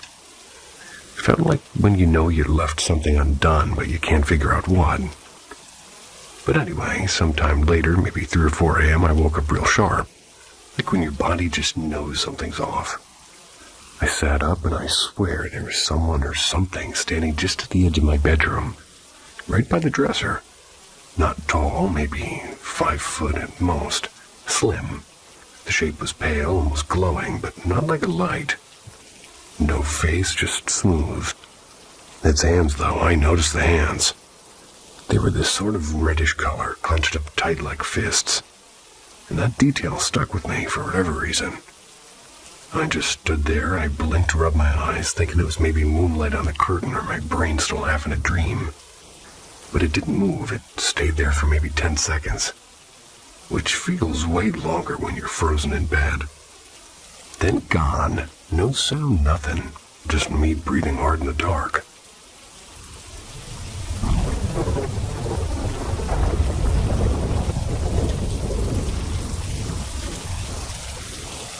The wallet in the barn. Okay, so I've never written anything like this before, but it's been on my mind lately. Back in 2009, my grandpa passed away. He was a stubborn old rancher and smoked too much and drank too much. Never once stepped into a church unless it was for somebody else's funeral. He got sick real bad and ended up in the county hospital. By the end, he was just lying there, barely moving, and the doctor said it was only a matter of time. Now here's the part that sticks with me. When I was about 16, he was already in the hospital. Came home early from school one day. Snow day, actually. Buses weren't running. I tossed my boots off in the mudroom and went straight to the fridge to make a sandwich.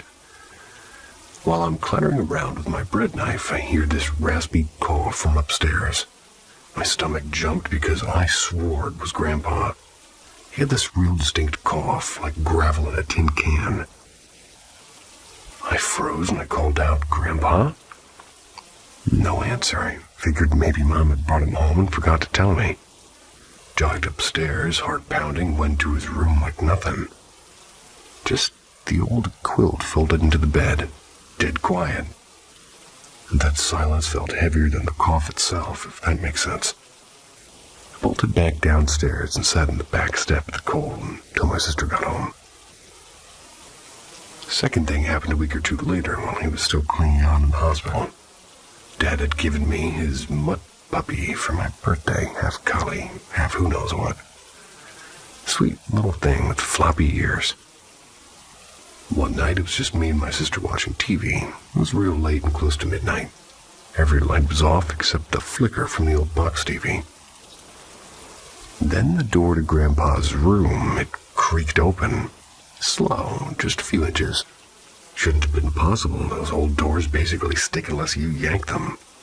The puppy jumped up like a shot, growling hair on end, barking at the sort of crack of darkness. And I swear the room beyond looked blacker than it should have. My sister grabbed my arm so tight it hurt. We stood there like idiots while the dog kept barking and barking. Then 4 or 5 minutes later, the door just eased shut again, like somebody just let it go. The dog went silent, tail between legs, slunk back to the couch. We didn't even try to be brave. We hauled our blankets to my sister's room and locked the door. And Grandpa died a few days after that. But the strangest part came after the funeral. My cousin had this dream where Grandpa was putting on his work shirt, the one with his name stitched on the pocket. He said he was late for chores but couldn't find his wallet. Next morning, my aunt was cleaning out the barn and found that same leather wallet tucked in an old feed sack. Apparently, they'd forgotten to bury it with him. Maybe it's nothing, maybe it's coincidence. But I don't know, man. Sometimes it feels like Grandpa was just making sure we didn't forget his stuff before he clocked out for good.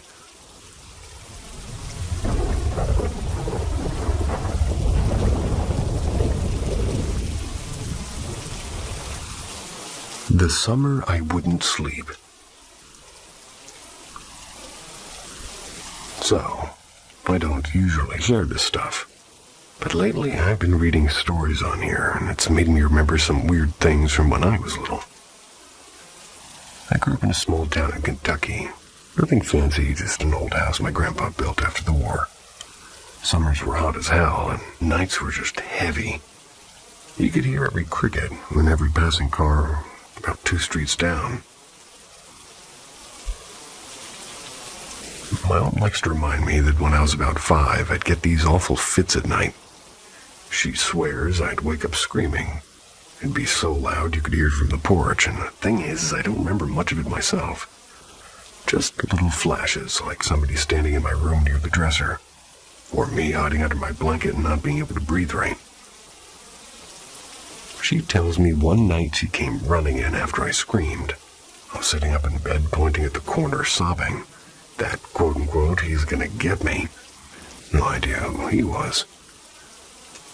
She sat next to me trying to calm me down, and she swears, and she still says this even now, that the whole bed jolted like somebody had lifted it and dropped it.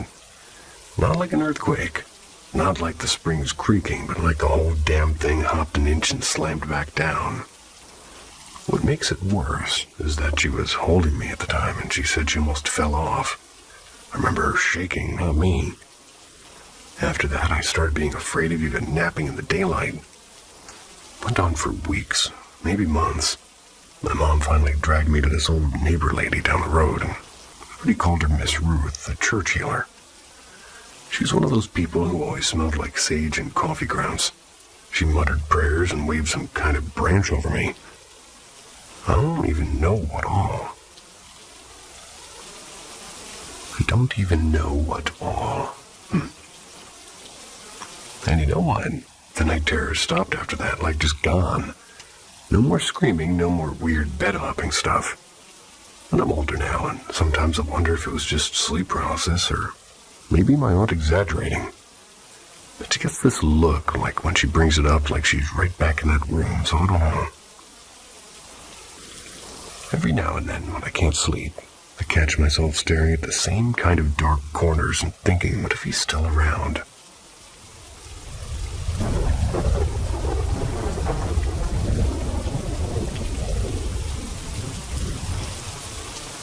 The thing on the porch. So this happened a couple of summers back. I was out staying with my aunt in this tiny town in Kentucky. She's got this old farmhouse. Creaky wood floors, screen doors that don't quite shut right. The whole vibe. My cousins and I have been running around all day, swimming in the creek and eating way too many popsicles. And by the time night hit, everyone else was knocked out, but of course I couldn't sleep. It was about 2:30 or so, and I remember that because I'd checked the little alarm clock on the nightstand. The one that takes obnoxiously loud, and, well, I was lying there scrolling on my phone. And out of nowhere, I started hearing this slow tapping. At first, I thought it was branches hitting the side of the house because it was windy earlier. But then it changed. It wasn't random anymore. It was steady, like knock, knock, knock, coming from the front porch. Now, the weird part is that porch is up on stilts. You can't just walk up without using the front steps. And those steps creak like hell, like nobody sneaks up them. Not even my cousin when he's trying to come home late without getting yelled at. And the tapping, it didn't sound like wood creaking or shifting. It was knuckles, like a fist on a door. I sat there frozen, staring at the dark window across from me, waiting for the dogs to bark, which they didn't, which made it worse somehow. Usually those mutts bark at everything, like raccoons and delivery guys and literally the wind, but this time it was dead silent. After a minute it stopped, and I actually started convincing myself maybe I was half asleep and I imagined it. I lay back down, heart still thumping, and, well, that's when it started again, only harder. 3 bangs, like somebody was demanding to be let in. I swear, I could feel the air in the room change. I don't know how to explain that part, but it was like the pressure dropped or something. My little cousin, who was asleep on the floor, suddenly sat up and looked at me wide-eyed like he'd heard it too. We didn't even talk, we just stared at each other. And then, just as sudden as it had started, it quit, like there was nothing, no sound at all, not even crickets for a few minutes. We didn't sleep for the rest of the night, just lay there, waiting. Next morning, I checked the porch first thing. No footprints, nothing moved. Aunt said maybe it was the raccoon or maybe an opossum. But I know what an animal sounds like, and this wasn't it. It sounded human and desperate even. Still don't know what to make of it. Sometimes I tell myself it was just somebody passing by. Maybe somebody drunk and confused, and then I think about those quiet dogs, and I'd have to get up on the porch without making a sound first. And yeah, I don't like thinking about it too much.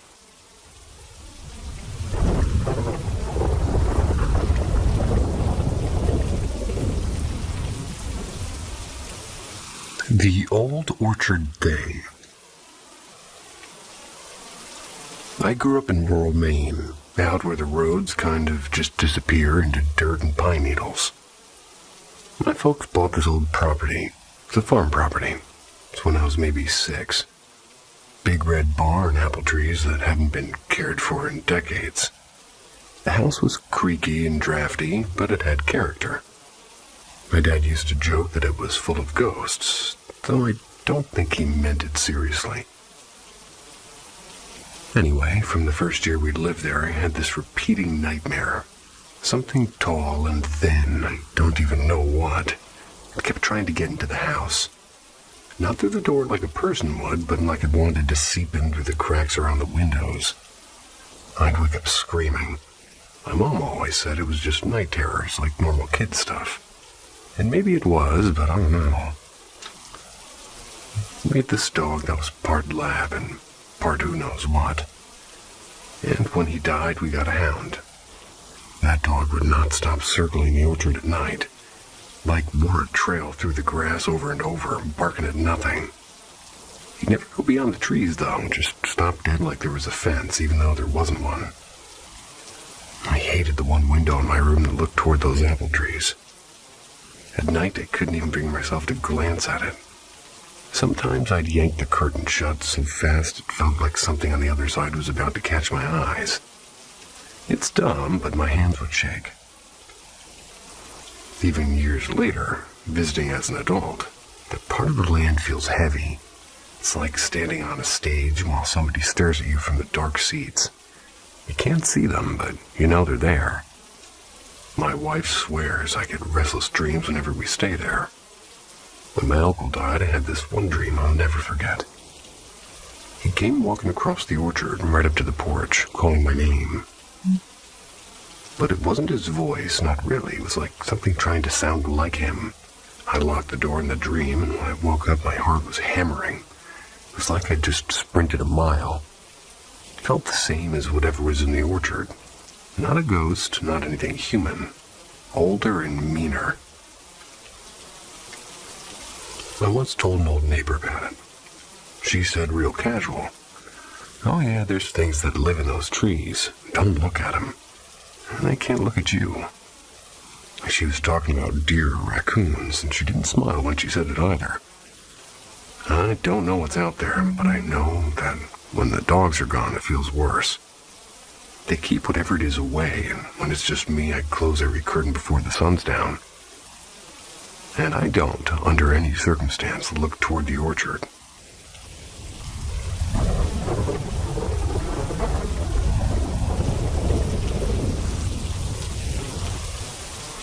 The window in the barn house. This still makes me uneasy to type out, but here goes. I was 19. I was staying with my grandparents in their old farmhouse for the summer. It's one of those creaky wooden places with drafty windows and way too much space when you're alone. My grandparents were out visiting my aunt, so it's just me and the dog. One night I woke up, except I don't really think I woke up. I could see myself standing up like I was behind me, if that makes sense. I hate that I remember it so clear, like I walked through the hall without touching a single light switch, and normally I can't even get a glass of water at night without flipping on every damn lamp. But somehow I could see, not like normal, like everything had this weird grayish glow, like the moon was inside the house. I ended up in the old barn room at the back of the house, the one with the big window that looked out over the cornfield. I just stood there, staring out at the rows of corn swaying in the dark. I don't know how long, maybe 15 seconds, maybe longer. And then I heard my grandma's voice, clear as day, say my name. She wasn't there, she was 2 states away, but I spun around and just collapsed, face first into the rug. The next thing I knew, I was waking up, sweaty, dog barking like crazy, and my uncle, who stopped by that night to check on me. He was white as a sheet holding a rosary. He said I'd been walking around talking in some mumbling voice he didn't recognize. And it didn't stop there either. For weeks after, I kept wandering, as I called it. Once, middle of the afternoon, I tried running straight out of the front door like something was chasing me. At another time, I walked up and down the hallway convinced I'd lost an exam paper. I wasn't even in school anymore. The worst was when I got the flu and took some meds. It must have been the wrong dose or something, because I scared my cousin half to death bolting down the stairs like a wild animal. Nearly at the front door before he caught me. And when he shook me awake, I looked at him and honestly didn't know why he was so freaked out. My family finally called in this old preacher they knew, and he sat me down, muttered prayers in a language I couldn't follow, and pressed something like oil on my forehead and handed me a bitter drink. He said a few words, and I nodded, and that was it.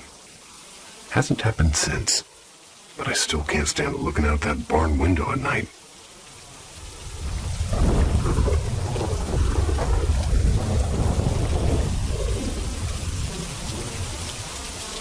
The crying on County Road 12.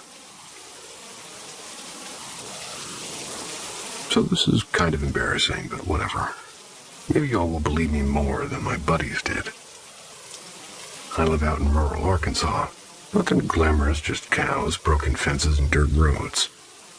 Most nights it's dead quiet except for coyotes yipping or the neighbor's dog losing their minds over nothing. But anyway, this was about 2 years back. I was driving home from a late shift at the feed store. It was just after 2:45, close to 3 in the morning. That's not unusual for me. I've done that drive 100 times. Windows down, cigarette going, some scratchy radio station playing old country. And then I heard it. At first, I thought it was the radio messing up, like static that sounded weirdly like a woman crying. But then I realized it wasn't the radio. It was outside, somewhere along the trees by the ditch line. I slowed down because I'm an idiot like that, and you ever get that itch where you know you shouldn't check something out, but you just do. Well, that was me. I pulled the truck halfway into the shoulder, left the headlights on, and stepped out. The crying kept going. It wasn't screaming or wailing, more like this low, broken sob. I remember thinking, who the hell is out here at 3 a.m. barefoot in the weeds?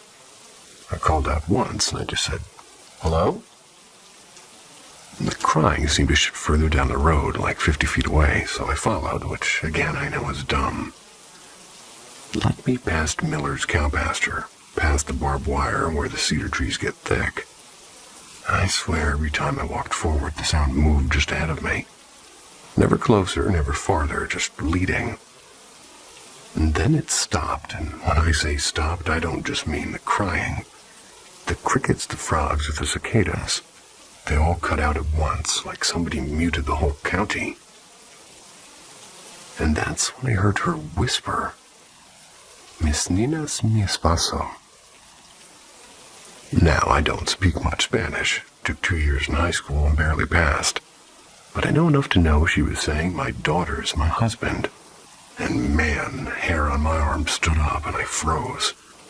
My lighter was still in my hand and I dropped it. The sound of it hitting gravel was so loud it scared me worse than the voice, and I bolted. Ran back to the truck, slammed the door, and floored it out of there like a coward. Didn't tell anyone at first, but a week later I mentioned it to a friend of mine from Mexico. I said it all casual, like, "Hey, ever heard of a crying woman on the road?" He didn't even let me finish. He just said, "That's La Llorona. She's not crying for herself, she's warning you." I laughed and I tried to shake it off. But 3 nights later, my truck spun out on a wet road in almost the exact same spot, and a semi hadn't swerved at the last second. Well, if it didn't, I'd have been a pancake. After that, no more crying, or nothing really, just back to the regular coyote howls. I don't know if it was a ghost or some trick of the light, but I'll tell you this. I don't pull over on County Road 12 after dark anymore.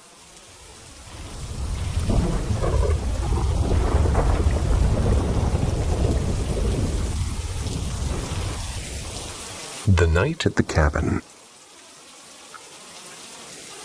So this happened a few years back when I was staying at my uncle's hunting cabin in the woods. It's not some fancy place, just wood paneling, a squeaky old bed, and a stove that only half works. He let me crash there for a week while he was out of town. No cell service, which I thought would be kind of peaceful, but honestly, just made the nights feel extra long. first couple of nights were fine, though I did get this weird sense like somebody was walking outside the porch. I brushed it off as deer or raccoons, but the third night, I swear, the air inside the room felt heavy, like I couldn't catch my breath right. I'd be lying there almost asleep and then bam, like my whole body was pinned down. I couldn't move, I couldn't shout. Never had sleep paralysis before, but I did know about it. And the way people describe it, and yeah, that was it. And here's the part that really freaked me out. In the corner near the wood stove, the shadows looked darker than they should have been. Like they weren't moving with the firelight. They were moving on their own, and I kept hearing little whispers too. Not words I could fully catch, more like when somebody's talking behind a wall. But then, and this is the part that still makes my stomach flip, they got clearer. They weren't full sentences, just these little digs, like reminding me of dumb mistakes I'd made. Stuff nobody should know. My own thoughts, but not in my voice, if that makes sense.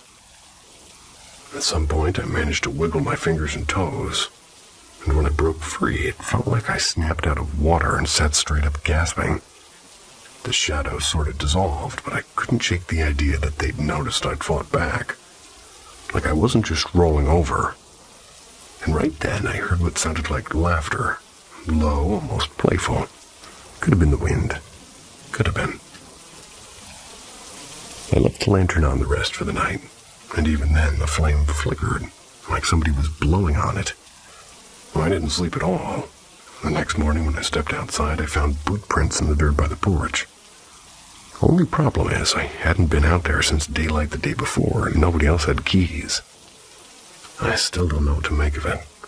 Every time I think about going back to that cabin, I feel this knot in my gut. Funny thing, though, is part of me still wants to, like whatever was there is waiting.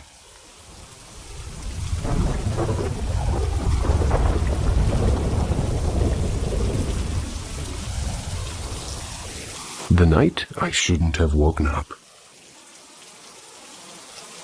This is gonna sound made up, but it's something that still freaks me out. I grew up in a tiny farmhouse in Kentucky. There's a smell of wood smoke and it clung to just about everything. My mom swears that I died twice as a child. I don't remember it, obviously, but the stories have been told so many times that I can almost picture it. The first time, I was just a toddler. Mom says she put me down for a nap in this old crib that had been my uncle's with like the paint chipped to hell on it. When she came back hours later, I wasn't moving. My lips were blue and my chest wasn't rising. She screamed for my dad and they both thought that I was gone, and the local doctor who lived 2 dirt roads over came out and checked me. And apparently he muttered, "I'm sorry." But then out of nowhere, I just coughed and opened my eyes like nothing had happened. Mom said she nearly passed out from the shock. The second time was weirder. Maybe when I was 9, maybe I was 10, and we'd just come home from this church potluck. My stomach was full of deviled eggs and cornbread, and I went to bed like normal. The next morning, Mom found me cold and stiff, lying on my side like I'd been frozen. My little sister was bawling, standing in the doorway. Neighbors had crowded in by then because in the country everybody just shows up when they hear yelling. Somebody was praying. Someone else was whispering scripture over me. And after a while, I don't know how long, I just gasped for air like I'd been underwater too long. Sat right up. Everybody jumped like they'd seen a ghost. But here's the thing. I don't remember any bright light, no tunnel, none of that, just nothing. And then waking up to chaos. To this day, nobody knows why it happened. Doctors didn't have an answer, and my family, they still bring it up every Thanksgiving. Like it's some cursed little anecdote. I laugh about it sometimes, but deep down it scares me because twice in my life I was supposed to be gone, and twice I came back. I don't know if I should be grateful or worried. I'm worried about what's waiting the third time. I often struggle trying to figure out the first, second, or third time myself.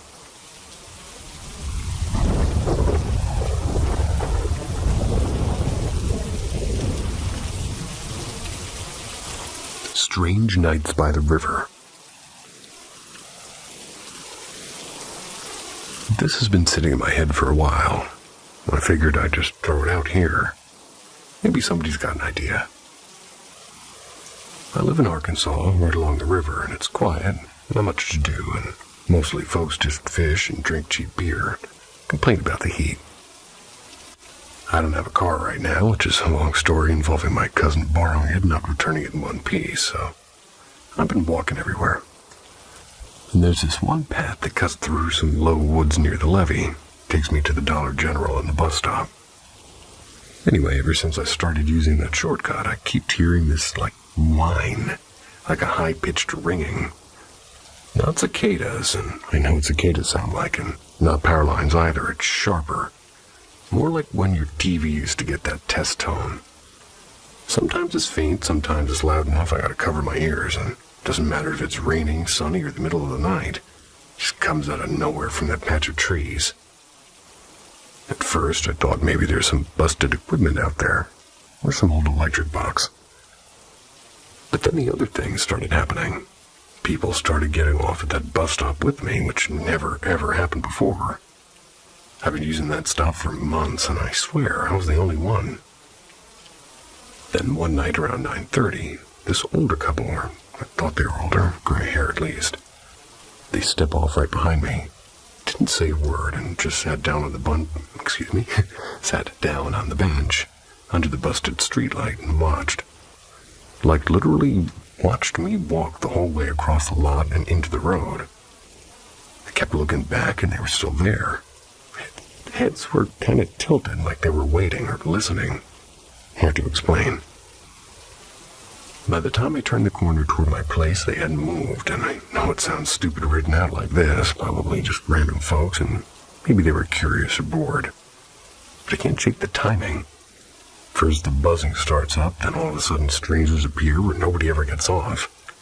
And they always look off, like they don't fit right, if that makes sense.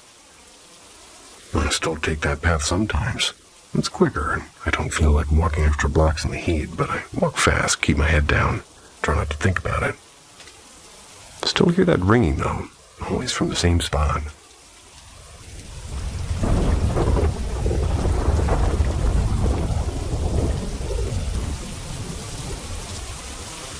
The man in the hallway. This happened last week. Haven't really talked about it out loud, so it's been sitting with me. I was on break at my job, nothing exciting, just a small grocery store and a small strip mall. Usually I'll go sit in my truck out back, windows cracked, and either scroll TikTok or just rest my eyes. That day I figured, I'll nap a little bit instead. Now for context, my uncle died of a stroke a few years ago. He was kind of a character and always wore these Hawaiian shirts no matter the season, and he had this booming laugh that you could hear halfway down the block. Anyways, he's been gone for a while, and honestly, I don't think about him every day or anything. So I doze off, and in the dream, I'm visiting my cousin at this hospital. It wasn't a regular, dingy county one, but something that looked like it belonged in some rich suburb with glass walls and weirdly quiet carpeted halls. Felt clean in that fake lemon way. I liked that way. My cousin was fine, nothing serious, just in for some sort of a test, I guess. I go looking for his room, and when I find it, there's a guy standing there in the hallway. He wasn't just like my uncle at all. This dude had on sweatpants and a hoodie, kind of plain, and a beard going on. Taller than my uncle ever was. But the second he looked at me and said my name, I knew it was my uncle, like no hesitation, no, maybe it was him. It just wasn't in his body. He didn't say much, just kind of nodded and smiled the same crooked smile and told me, "You're doing fine." That's all. Then he stepped aside like he was letting me pass, and I turned back after going into the room. He wasn't there anymore. I woke up with this lump in my throat. Like I'd actually just seen him, not dreamed him. My hands were shaking a little bit, and since then, every time I go back to nap, I half expect to be having him wait for me when I wake up. I don't know. Maybe it's just my brain making sense of stuff, but It felt heavier than that. Like he was wanting to stop by for a minute, and I just can't shake it.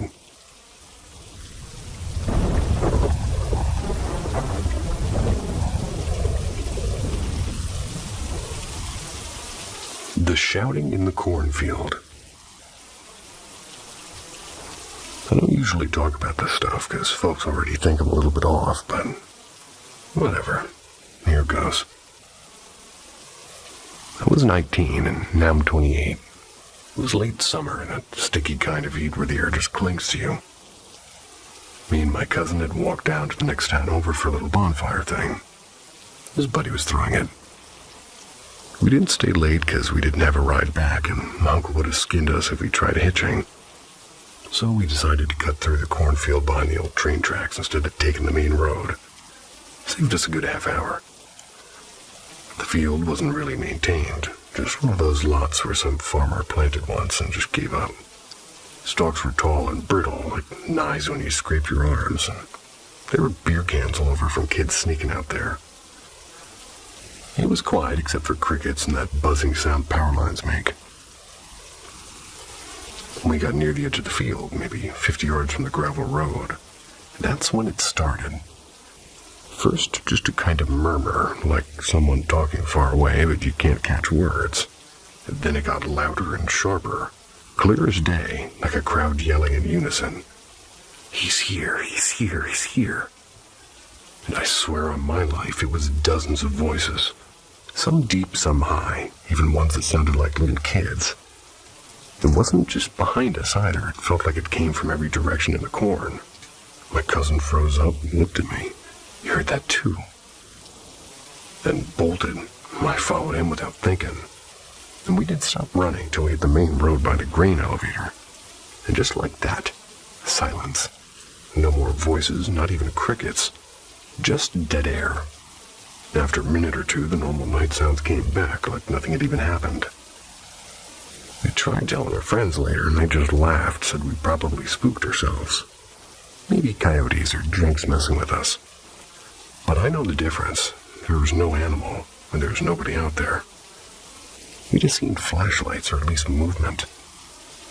Even now, whenever I pass that spot, I get this weird prickle in my skin. Like if I stop too long, they'll start shouting again. I don't know who he was, but I know damn well they weren't talking about my cousin. They were talking about me.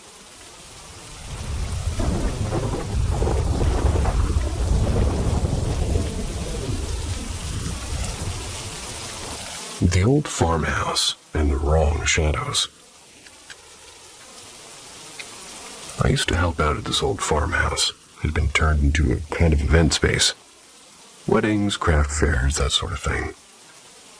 The place is real creaky, a draft blowing through the floorboards kind of old, and it sits right across from the woods where there's this family plot. Just stone markers, half of them leaning or sunken. Nobody really goes there, but it's in plain view from the back porch. People in town would say stuff about the house being active, but I figured they just meant mice or plumbing making noises. You know, old house things. Anyway, I had this thing happen more than once where I'd be just trailing after somebody like my buddy Rick, who usually handled the sound system, and I'd see him walk through a doorway into a side parlor. I'd follow, like right after, and, well, not even 5 seconds behind, room's empty. I'd ask him later, like, hey, why'd you duck into the parlor? He'd look at me like I was nuts, swear up and down he'd been in the kitchen the whole time. One time it wasn't even a room, I swear, in my mom's garden. I just saw somebody I thought was a new kid. I swear, in your mom's garden. Jim, he just walked straight across the hallway and vanished. Vanished into the wall. Like, where there should have been a door, maybe 50 years ago, but not anymore. I just stood there with my arms flailing. Excuse me, not my arms flailing. With my arms full of folding chairs. Wildly different. Feeling like I'd missed something obvious. The creepiest part was small stuff, though.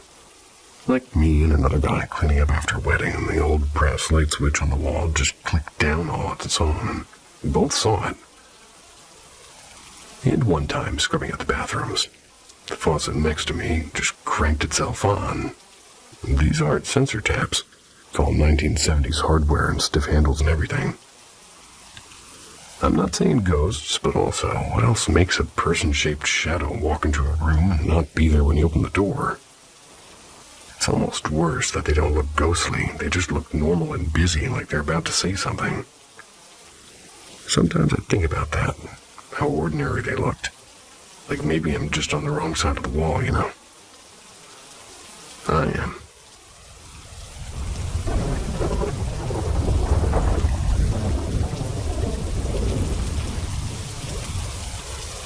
The Man by the River. This might sound dumb, but when I was like 12, I used to sneak down to the river behind my aunt's place. It was one of those, like, little towns where nothing really happens, so I'd just sit there skipping rocks. Anyway, every time I went, I'd see this man, super tall, bony, and bald head, like, shining, like he'd just shaved it, just standing in the trees across the water. He never moved, never waved, nothing, just watched. At first, I thought it was some neighbor, maybe one of those old hunters who hang around too long, but he was always there at night like clockwork, and it wasn't just me. I swear, once I saw my cousin staring at the same spot, even though she wouldn't admit it later. When I'd freaked out, I had this weird, like, thing, I guess, where I'd sort of zone out. Like I'd close my eyes and then I wasn't by the river anymore. I'd feel like I was floating over the fields past the houses with their porch lights, just drifting until I wasn't scared anymore. Sometimes I'd see other people drifting too, like shadows going the same way. I don't know if that makes sense. By the time I hit high school, it shifted. I didn't see the riverman anymore. Instead, I started bumping into dead relatives in my dreams. My uncle who passed away in a car wreck and my grandma who smelled like lilacs. They'd be in the kitchen or out in the yard like it was totally normal. And the weirdest part is one summer this old neighbor lady, super churchy, always wearing house dresses, called me inside while I was riding my bike and she poured me a glass of warm milk and made a drink while she prayed over me. I didn't think much of it then, just figured she was being weird like always, but after that, no more floating and no more riverman. No more nothing. I still wonder sometimes, if she hadn't made me drink that milk, would I still be slipping out of myself at night? Would I still see him waiting by the trees? Has anybody else had something like this just stop all of a sudden, like somebody flipped a switch?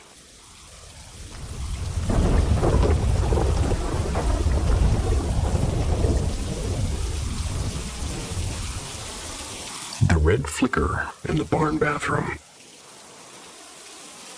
Kinda weird, and honestly don't know what to make of it, but it's been bugging me all day. I was in the little bathroom out in our barn, and we fixed it up for when we're working out there, so it's not fancy, just a sink and a toilet. And this big old mirror that came from my grandma's house. If you stand at the sink, the mirror reflects the tiny window that's above the toilet. That window looks out at the pasture. Mostly oak trees, nothing unusual. Definitely no leaves this time of year. Anyway, I had my earbuds in listening to some old country song. While I was peeing, I saw this red glow in the mirror. It wasn't like sunlight or a glare. It was a perfect round red ball and dark red, like the color of fresh blood, if that makes sense. At first, I thought maybe it was sparks from the welder, because my brother sometimes works out there, but nobody was even around, and I figured maybe a leaf had caught the light weird, but the thing was drifting too slow, almost like it was floating. I only saw it in the reflection. The second I turned to look at the window itself, there was nothing, like completely empty. Just the gray sky and the trees. And I should mention, last month I had this strange night in the house where I swore I wasn't alone. Just this heavy feeling, like someone watching. I actually said out loud that you need to go. Felt silly doing it. And then the air in the room got lighter, like instantly. Could have been my head, but it was noticeable. Also, when I'm walking in the hallways at my mom's place last week, my boots were creaking and I kept hearing another set of steps right behind me. Not in sync, like somebody following. I spun around so fast my heart went nuts, but no one was there, and, well, that house has always had stories. But I've only personally heard footsteps twice in my life. So yeah, today, with the red thing, it shook me a little. I keep replaying it, trying to make sense of it. Trick of the mirror, or my eyes tired, or something else. Weirdest part is I can still picture it so clearly, just hanging there in the reflection like it was waiting.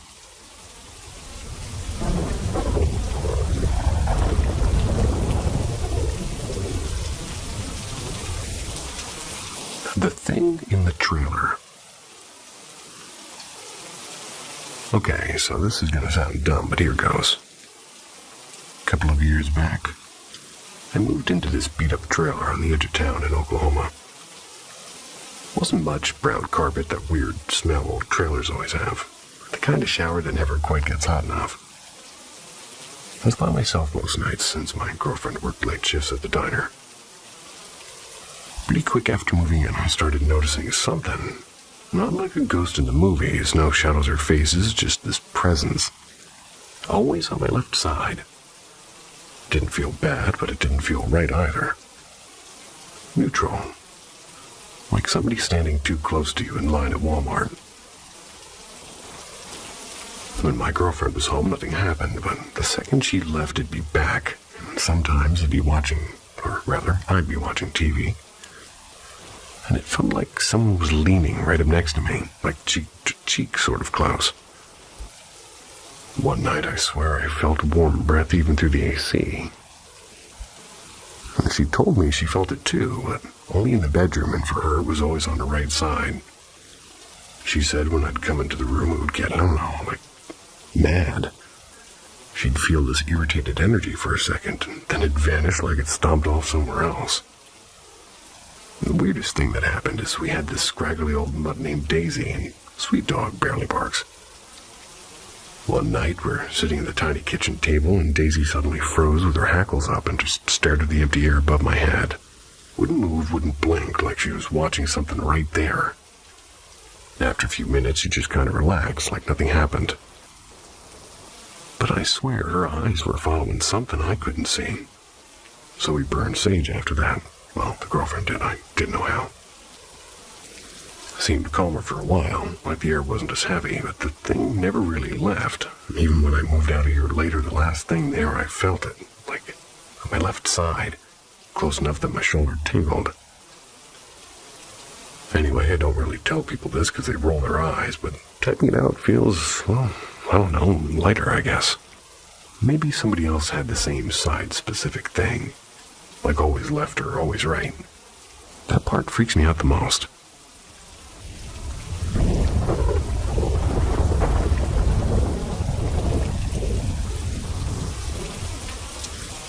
The barn house thing. Not to sound nuts, but here goes anyway.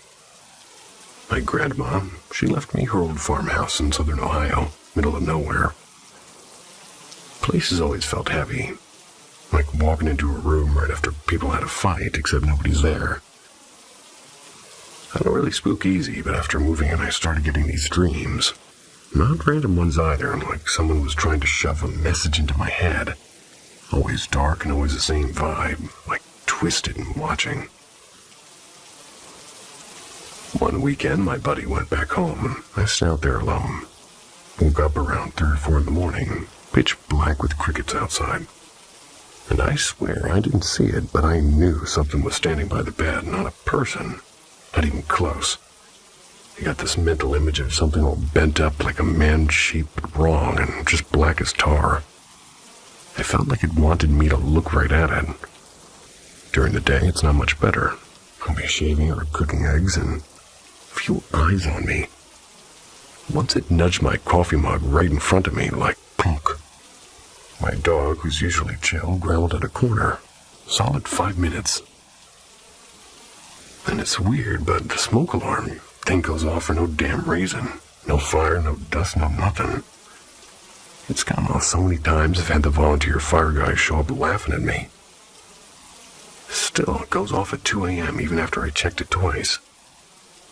Turns out the barn, like I guess it burned down in the 70s, the one out back. A neighbor said 2 drifters died sleeping in there. Folks don't talk about it much. I don't know if it's them or something else, or my brain just winding me up, but every time I try to brush it off, it cranks up, like it wants me scared. I'm not saying I believe 100%, but I'll be honest, I don't sleep easy out there anymore. Oh, I hope somebody's sleeping easy. Right now, as you're hearing this. If it's not me, see ya, sweet dreams.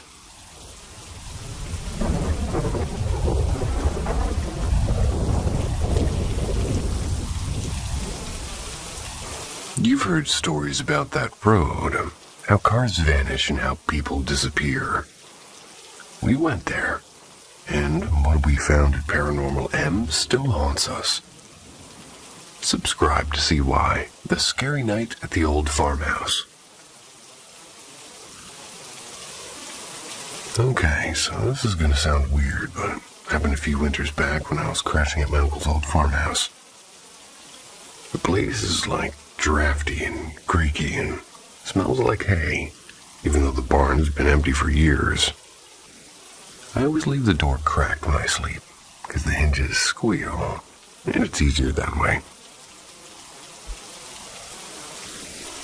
So I wake up one night, but I'm like, not like really all the way awake, you know, like my body felt pinned down. I couldn't even move a finger.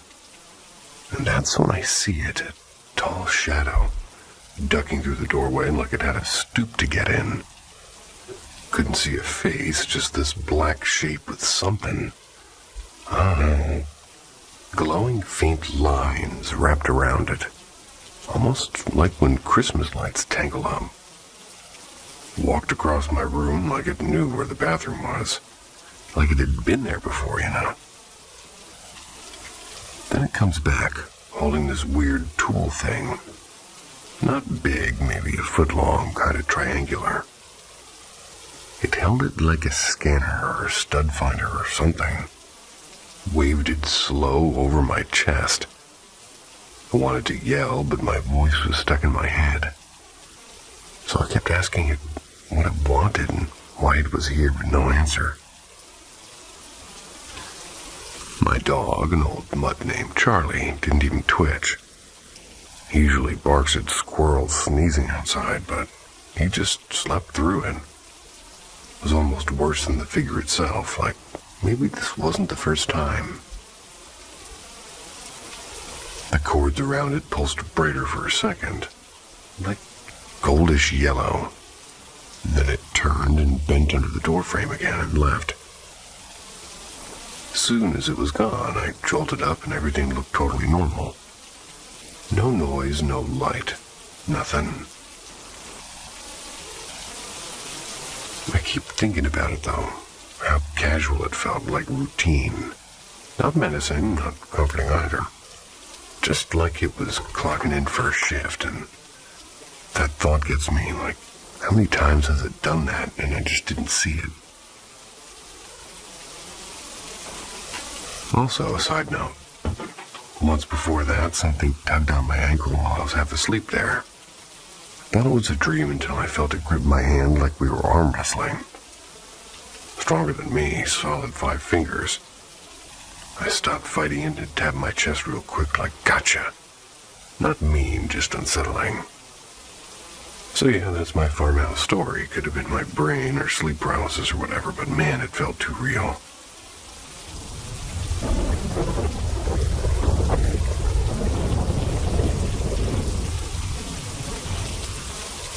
The night my brother saw me.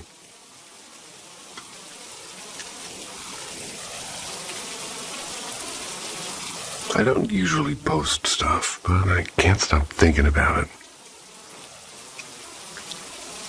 Last winter, my brother swore up and down that I came into his room around 3 in the morning.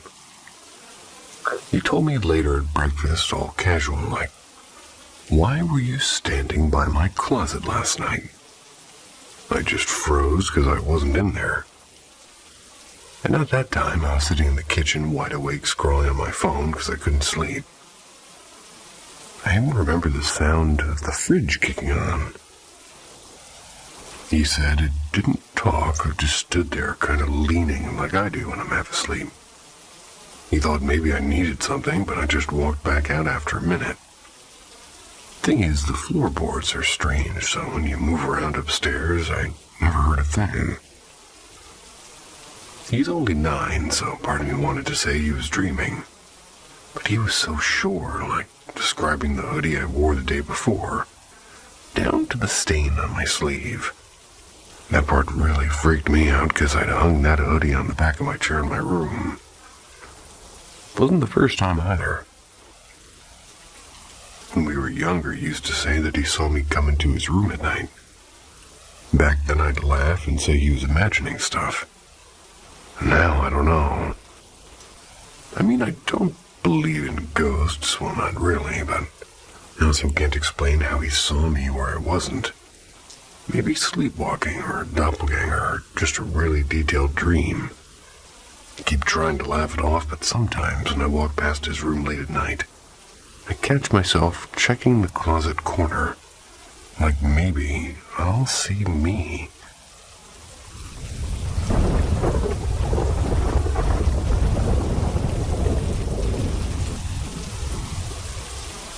The night my living room slipped away.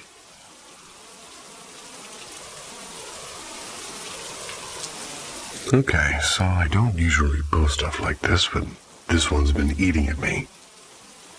A few months ago, I'm sitting on my ratty old couch in my trailer, just kind of zoning out after work. It was quiet. It was honestly too quiet. The highway outside is usually full of noise, and I was just fiddling. I remember holding my breath for a second without really meaning to. Then I noticed this hum, like a low electric buzzing, but not from the fridge or anything mechanical, more like it was inside my head. The weird part is, the more I focused on it, the louder it got. I thought maybe it was tinnitus just kicking in. But then the room started to look hazy, like somebody smeared white chalk dust into the air, little trails like smoke. It was lifting up near the corners of the room, and I blinked a bunch, thinking maybe it's just my eyes being tired, but it stayed. Then my whole living room kind of shifted. It didn't happen fast like in a movie. It was slow, like watching colors bleed into each other on wet paper. The TV stand wasn't there anymore. Suddenly I was looking at stacks of lumber, like old boards leaned up against a wall. The carpet under my feet was gone too. It felt like old cement. But when I looked down, it still sort of looked like carpet, just thin and fading. I kept telling myself I was dozing off, that I was dreaming sitting up. But I was awake, and I swear I was. My eyes were open, and I was rubbing my hands and my knees just to feel something real. The buzzing sound would swell every time I held my breath, then die back when I exhaled. It was like I was half in one place and half in another. Eventually it snapped back. No big flash or anything, just 1 second I was staring at this other room, and next second I was back with the busted couch and the hum of the fridge. I sat there for like an hour just listening, waiting for it to happen again. It didn't. I don't know, maybe it was my brain short-circuiting from stress, or maybe it just crossed into some thin spot for a second. But sometimes, late at night, if I hold my breath just right, I swear I can still hear that buzzing start up again.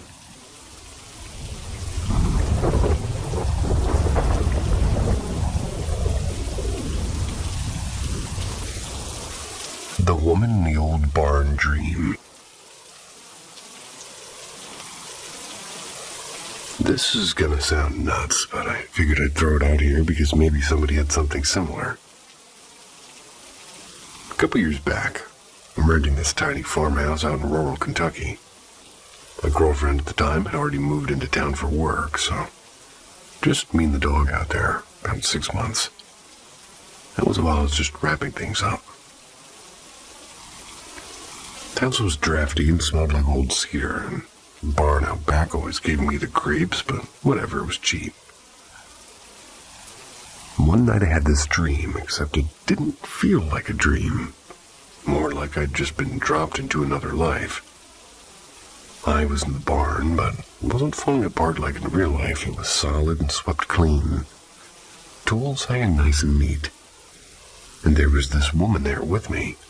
Dark brown hair pulled into a messy braid with gray sweatpants.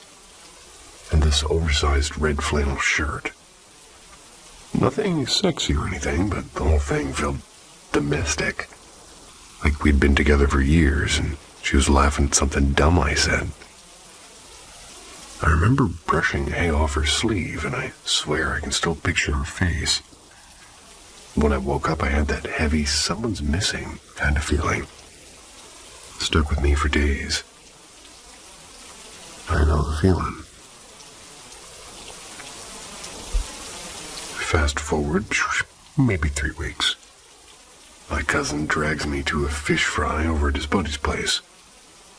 I'm sitting in the garage drinking light beer and talking about deer season.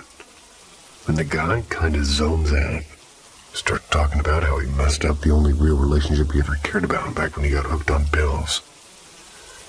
He says he still dreams about her sometimes. Then he goes quiet and looks straight at me and says, "She's always in that old barn, wearing that red plaid shirt."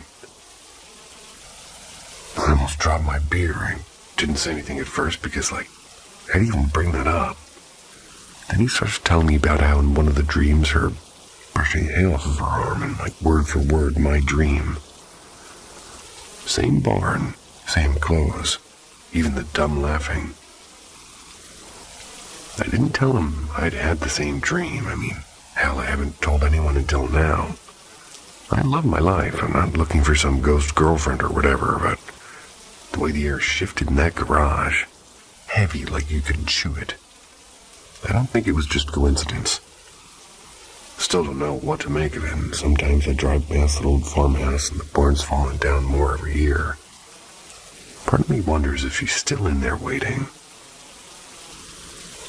Well, I'm assuming she's alive.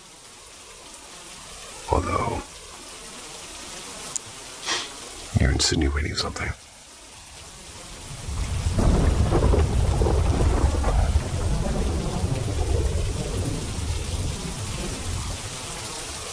The thing in the barn apartment.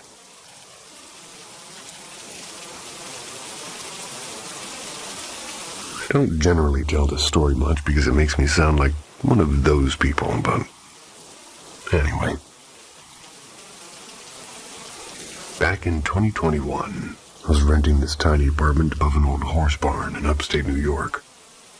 The landlord swore no animals had been there for decades, but it still smelled faintly like hay and something sour like damp wood. Anyway, around the time I got into this YouTube routine of doing breathing exercises before bed, I guess it was supposed to help with anxiety. Weird stuff started happening. About a week into it, I began catching flashes of movement along the slanted ceiling. Not bugs, not shadows from cars, like tall, quick shapes, always in the corner of my vision. Told myself it was probably just my brain relaxing too much, or maybe the crappy wiring throwing shadows. But then one night lying in bed, I noticed this smoky, almost fog-like patch hovering near the loft railing. It looked darker than the rest of the room, and I remember thinking, why does it look thicker right where I used to keep my ex's jacket? Long stories, he left it there after a fight, and I never got around to tossing it. The part that freaked me out the most, though, was my dog Daisy. She's this lazy beagle who doesn't care about much. But one night she snapped her head up and tracked the same exact movement I'd just seen across the wall. Not like she heard something. Like her eyes were following it. She even gave this low whine, which she never does. It mostly happened when I was half asleep or jolting awake at 3 a.m., but it got to the point where I'd sit up with my heart racing, just waiting for something. Moved out after a few months for different reasons, mostly money. But I swear after I left that barn apartment, it all stopped. And Daisy's been fine, and I've been fine. Sometimes I wonder if it was stress or maybe barn dust messing with my head, but late at night, I still catch myself thinking, whatever it was, it stayed behind.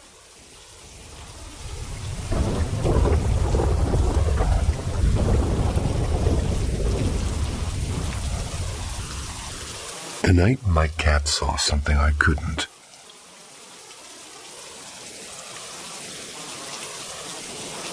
This happened last winter, sometime after Christmas. I live in this old farmhouse on the edge of town in Kentucky. Just me and my cat Juniper. She's what you might call a lazy type, usually stretched out by the heater or asleep on my laundry pile. Doesn't care much besides food. But that night around 3 in the morning, she jolted awake and tore across the room like something had spooked her badly. At first, I thought maybe a mouse had gotten inside, which wouldn't be the first time. But she didn't chase anything. She just froze in the doorway, tail puffed out like a bottle brush. Then she starts this low growl I'd never heard from her before, like real guttural. She kept looking toward the back porch like she was watching something move outside. I got up thinking maybe a raccoon was on the porch and the old screen door rattles a lot when the wind picks up. So I figured that's what it was. But when I pulled the curtain back, there was nothing, just yard and snow glittering under the porch light. Still, Juniper wouldn't budge. She crouched low, ears twitching, like she was tracking something invisible. Went on for maybe 20 minutes. Every time I thought she'd calm down, she'd whip her head toward the corner of the room or the dark window. At one point, she hissed at nothing, like really hissed. Claws out, back arched. And that made my stomach flip because she's never done that in her life. Eventually, she hopped into my bed, pressed right against me, and just stared at the ceiling for what felt like forever. I couldn't see or hear anything, but I swear the air felt heavier and colder. I even thought I smelled this weird metallic scent, like rusty water. Could have been my imagination. But by morning, she was back to normal, rolling in the sun like nothing happened. I envy that. But I've never forgotten it, and I still wonder what she saw. Sometimes when I wake up around 3 a.m., I catch myself listening for her breathing, waiting to see if she's going to do it again. Maybe it was nothing, maybe Kaz just sensed stuff. But I know one thing. Whatever she saw or heard that night, it was not just the wind.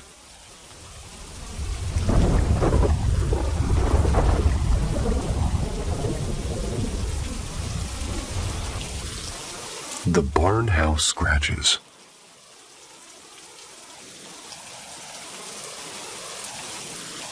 Has anybody ever had something in an old farm place follow them around? Like a couple of years back, I moved into my grandpa's old barn house. It's out in rural Kansas. The place is kind of weird and smells like hay and mice no matter how much you clean it. But it had cheap rent, so I took it. I sleep in the loft room, the one with the tiny square window. Every night around 2 or 3, the old latch on the door rattles like somebody's trying to get in. It's not a knob, it's one of those iron hooks, so shouldn't even jiggle on its own. At first, I thought it was the wind or the wood shrinking. Then I started waking up with scratches down my calf, like thin little lines. My dog sleeps on the floor, but he's fat and lazy and doesn't jump on the bed. He also doesn't have claws sharp enough for that. One night I even tucked the blanket under me real tight. Still woke up with fresh marks. I mentioned it to my mom when she came by, just casually, and she goes, "Oh, don't tell me it's scratching again." It was super offhand, and she said when she was a kid in that house, the light above the kitchen table fell straight down and smashed. Screws still being left in the ceiling. She also said doors would slam when no one was home, and her brother got shoved on the stairs once. They used to call it Old Man Pike, after some farmer who supposedly died in the hayloft in the 40s. She swore he just stomped around, banged on doors, and never hurt anybody. But the way she brushed it off like it was just part of living there made my stomach twist. I keep telling it out loud. Knock it off, I live here now. Like she suggested doing, but it doesn't help. Still got 3 scratches on my thighs last week, and I need row, and... Well, I don't do anything during the day that would leave bruises, but I find them on my ribs like somebody poked me too hard. I don't know, maybe I'm sleepwalking. Maybe it's stress, but sometimes I lie awake staring at that little square window. I swear I can hear someone breathing on the other side of that loft door.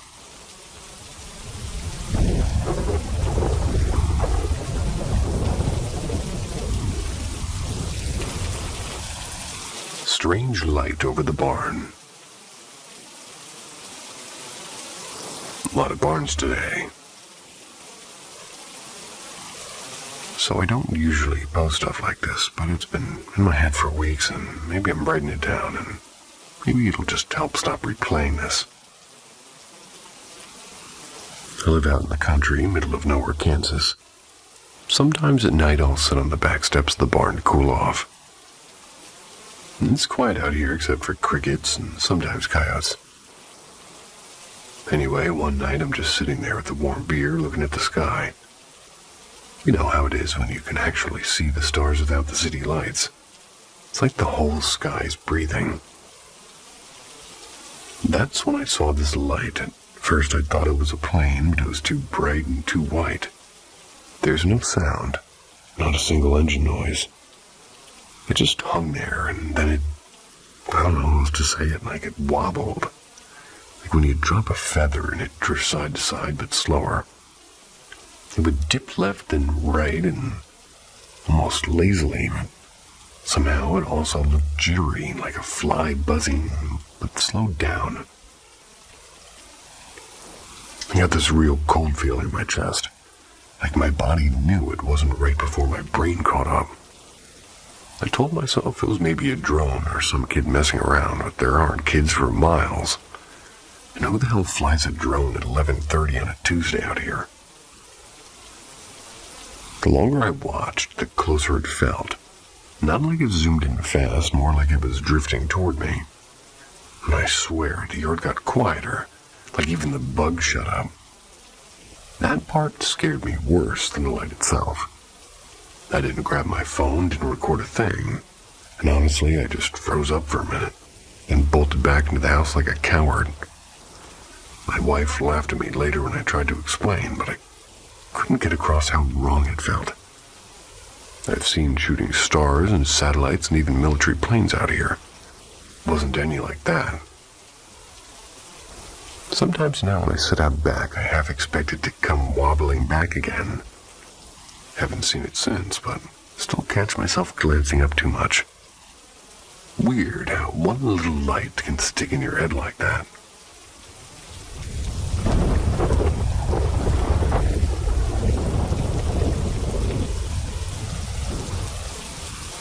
The night the ceiling moved.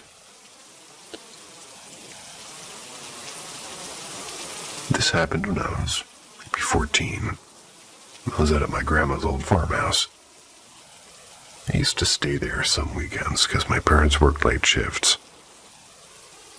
Anyway, one night I was lying in bed in that upstairs room with the slanted ceiling, trying to read with a tiny flashlight under the blanket. It must have been close to midnight. I remember the crickets outside were loud and the house smelled like cedar again, because Grandma had those old closets. So I'm staring at my book, and out of the corner of my eye I noticed movement. Not like a bug or anything, but the actual ceiling. It's like the wood grain above me turned into liquid. Like black threads twisting and knotting into each other. Almost like somebody had spilled ink in water, but it was overhead. The light from my flashlight just stopped. Like the ceiling was eating it. I froze. I was just gripping my blanket, and it got thicker and darker until, I swear, it dropped down a little, like a hanging sheet about to fall. My chest went ice cold, and then it rushed straight toward me. My whole body jerked and I made this awful sound. Like half scream, half hiccup, and then nothing. The ceiling was back to normal wood and the flashlight worked fine, just showing dust motes. What in the world are dust motes? Mates? Well, that would be horrible to see. Somebody tell me what a dust mote is. The weirdest part is I checked the house next morning. Asked my grandma if she'd heard me yell. She said no, and well, that was wild because I know I wasn't quiet. I've heard my cousin scream bloody murder over a spider. Everyone in the house came running, but me, nothing. Everyone was silent. I still don't know what that was, and I thought maybe I fell asleep with my eye open or had a nightmare. But I don't know. That farmhouse always had a strange feeling, like the air was thicker upstairs. Sometimes, if I think about it too much, I feel like I'm back there, staring at the ceiling, waiting for it to move again.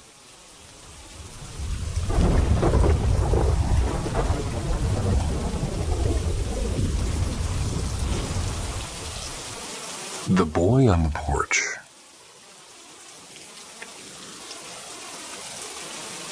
So this is kind of weird, and I never really told anybody except my sister, but here we go. A few years back, I'm staying at this old rental place out in the sticks. It was one of those houses that had a sagging porch and a rusty screen door. The kind of place where every floorboard creaks like it's complaining about you. I wasn't doing great at the time. I was drinking too much. Not really working steady, just drifting. Nights were the hardest and too quiet out there, you know. Anyway, one night I had this dream, or maybe it wasn't a dream, I'm not really sure. In it, I woke up and I could see through the window by my bed and the porch light was off. The moon was bright enough that I could make out shapes. There was this kid, looked like maybe 9 or 10, sitting on the porch rail like he belonged there. He wasn't dirty or scrappy like a kid running around the woods would be. He was dressed sharp, like shirt sharp. White shirt, neat little vest, and even shiny shoes. He wasn't doing anything, just swinging his legs a little bit, I guess, and staring right into me. At first, I thought maybe it was one of the neighbor's kids messing around, but then I noticed the eyes. They weren't bright, like they were black. Not like dark brown, like black, all the way through. No whites, just these pits. It hit me in the gut. That kind of primal, oh, hell no, feeling you get when you realize something's off. My skin went cold and I couldn't move, and it was like being pinned.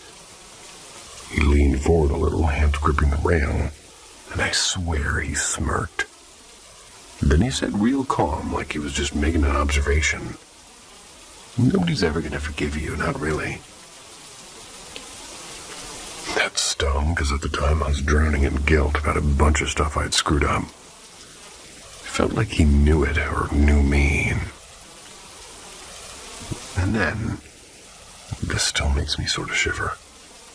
He laughed, and started as this regular kid laugh, high and light, and then it dropped low, like way too low. Like something way bigger was laughing through him. It vibrated like the sound came up through the wood of the porch itself. Next thing I know, I'm sitting straight up in bed sweating, staring at the empty window. The porch was empty too, and quiet as ever. The next morning, when I opened the front door, the porch rail had these 2 little scuff marks, like polished shoes had been swinging there. I don't know. Could have been a dream, could have been my head messing with me. I was in a bad spot. But I can still hear that laugh if I think about it too long. I don't sit out on that porch at night anymore.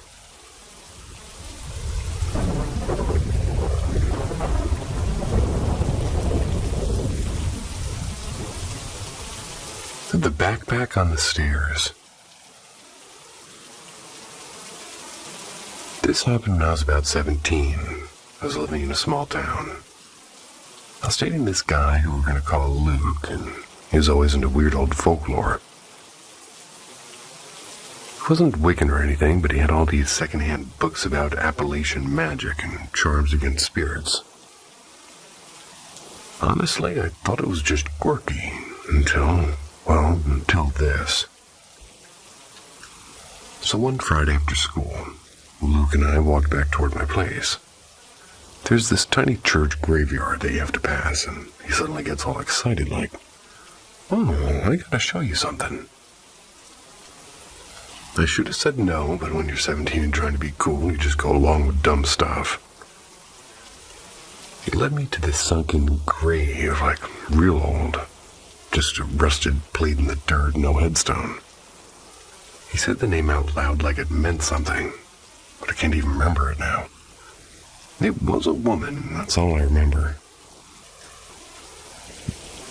He pulls out this ratty canvas bag, this chipped glass jar, and a little brass bell, and one of those thick, cracked leather books that smell like mildew. He sits down right there and starts reading words I swear weren't English. I just stood there, shifting my feet, watching clouds roll in. The air going cold all of a sudden. Then, no lie, a bunch of blackbirds and starlings maybe just swooped down and started circling over us, like 50 of them. I felt sick to my stomach. I told him I was going to wait by the road, and he barely nodded and just kept chanting. Anyway, later he comes out grinning like nothing happened, shoved his bag into my hands. We head to my house, and my folks worked evenings, so the place was empty. We're in my room, and his bag tossed by the dresser, and we're just fooling around like teenagers do. I just about managed to forget the graveyard thing when, bam, a massive shadow slides across my wall. It wasn't shaped right, though. Too tall, too bulky, like a person, but not. I froze, and Luke whispers, "Do you hear it?" I didn't, but then he presses his palms to my ears, and suddenly there's a voice in my head. Not with sound, but with thoughts. Clear as day, though. It said we didn't know what love was. That we were messing with things that we couldn't handle. And then it tells this whole story about killing someone in the same house years before we ever lived there. I swear my chest was going to explode. My heart was racing so hard. And then, like some cliche horror movie, my dad knocked on my door asking if we wanted pizza. The shadow just broke apart and it was gone. Luke and I didn't even look at each other. We just sat there like two scared little kids. Later, when Luke got ready to leave, we couldn't find his bag. Nowhere, not under the bed, not in the closet. We gave up and figured it would turn up. We walk out to the stairwell of our old creaky duplex, and there it is. His bag dumped out on the second floor landing, like scattered down the steps. The bell, the book, the jar just spread out like somebody had thrown it. But we'd never left my room. We scooped it all up in silence. He wouldn't even make any sort of eye contact with me. Well, didn't last much longer after that night. I still live in that town, and sometimes when I walk past that old graveyard, I get this heavy feeling in my chest. Like maybe it's watching me. Or maybe it's nothing. I don't know.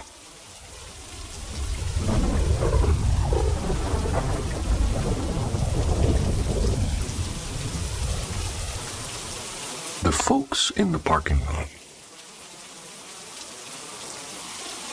So this happened a couple of years ago, but it still sits in the back of my head like a splinter. I was driving home late from work, and I do these night shifts at a warehouse outside of town. I figured I'd stop at this all-night diner off the highway. Place is kind of run down, old jukebox doesn't even work, and smells like burnt coffee. But the pie's good. Keeps me awake for the drive at least. It must have been around 2:30 in the morning. I was the only one in there besides a trucker sleeping in his booth. Ate my pie, paid up, and went to head out. And that's when I saw them. 3 people, maybe 4, couldn't tell, standing just outside near the soda machine by the door. They weren't just fancy, but their clothes, man, they were too clean, like ironed to death and spotless. Who looks that sharp at 2 a.m. with a greasy spoon? Their skin looked kind of strange too, like pale in a way that reminded me of wax, like candle wax. Not just regular pale. When I pushed the door open, they all kind of shifted at the same exact time. Not stepped, but shifted. Like the way mannequins might move if somebody dragged them a little bit to the side on rollers. Smooth, like too smooth. I froze with my key in my hand. All of them smiled at me, or at least I think that's what it was. But it didn't reach their eyes.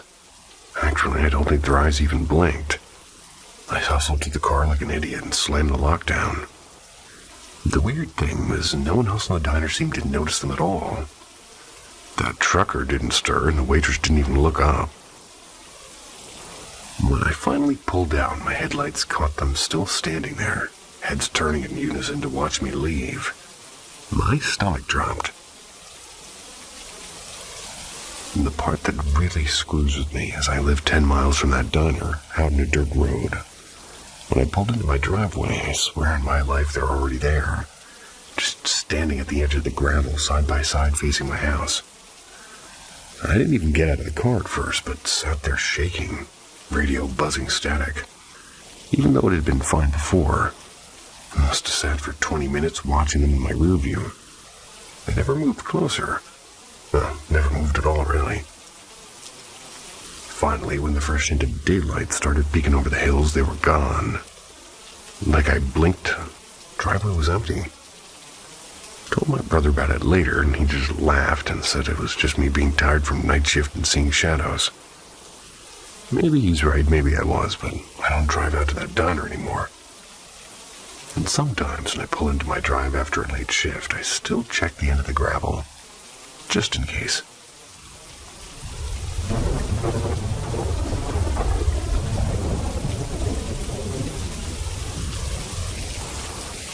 The abandoned railway stop. So a couple of weeks ago, I ended up poking around this old train depot out in the middle of nowhere. It's one of those spots people in town joke about, but nobody actually goes to anymore. Like your classic roof half caved in, weeds pushing through the cracked floor, that kind of thing. At first it was just, creepy in the way an empty building is. Dust and broken glass, a couple of birds fluttering out of nowhere. But then while I was walking through the main hall, I swear the air just changed. Heavier, like breathing through a wet blanket. Thought maybe it was mold or something, but I didn't feel right. Lightheaded and kind of floaty, like I'd stood up too fast. There were these old benches lined up against the wall, and one of them sat like this busted-up suitcase. Nothing special, just leather peeling and a broken handle. But for some reason I couldn't stop staring at it. It honestly felt like it was staring back at me. I know that doesn't make sense. It's a suitcase, but every time I shifted, I felt watched. I mumbled something about not feeling good, and this guy who'd come along with us, a friend of a friend, he perked up and said he'd been seeing little flickers out of the corner of his eye since we walked in. Shadows that disappeared when he turned. Hearing him say that made my stomach knot up. Like, okay, it's not just me losing it. We left pretty quick after that. Outside, the air felt lighter and normal again. But I couldn't shake the feeling something in there didn't want us poking around. Weirdest part is, later that night when I was lying in bed, I could still picture that suitcase, like it had burned itself into my brain. I don't know, maybe it was just mold or maybe it was nerves. But I've been in plenty of old places before and never felt anything like that. I won't be going back, that's for sure.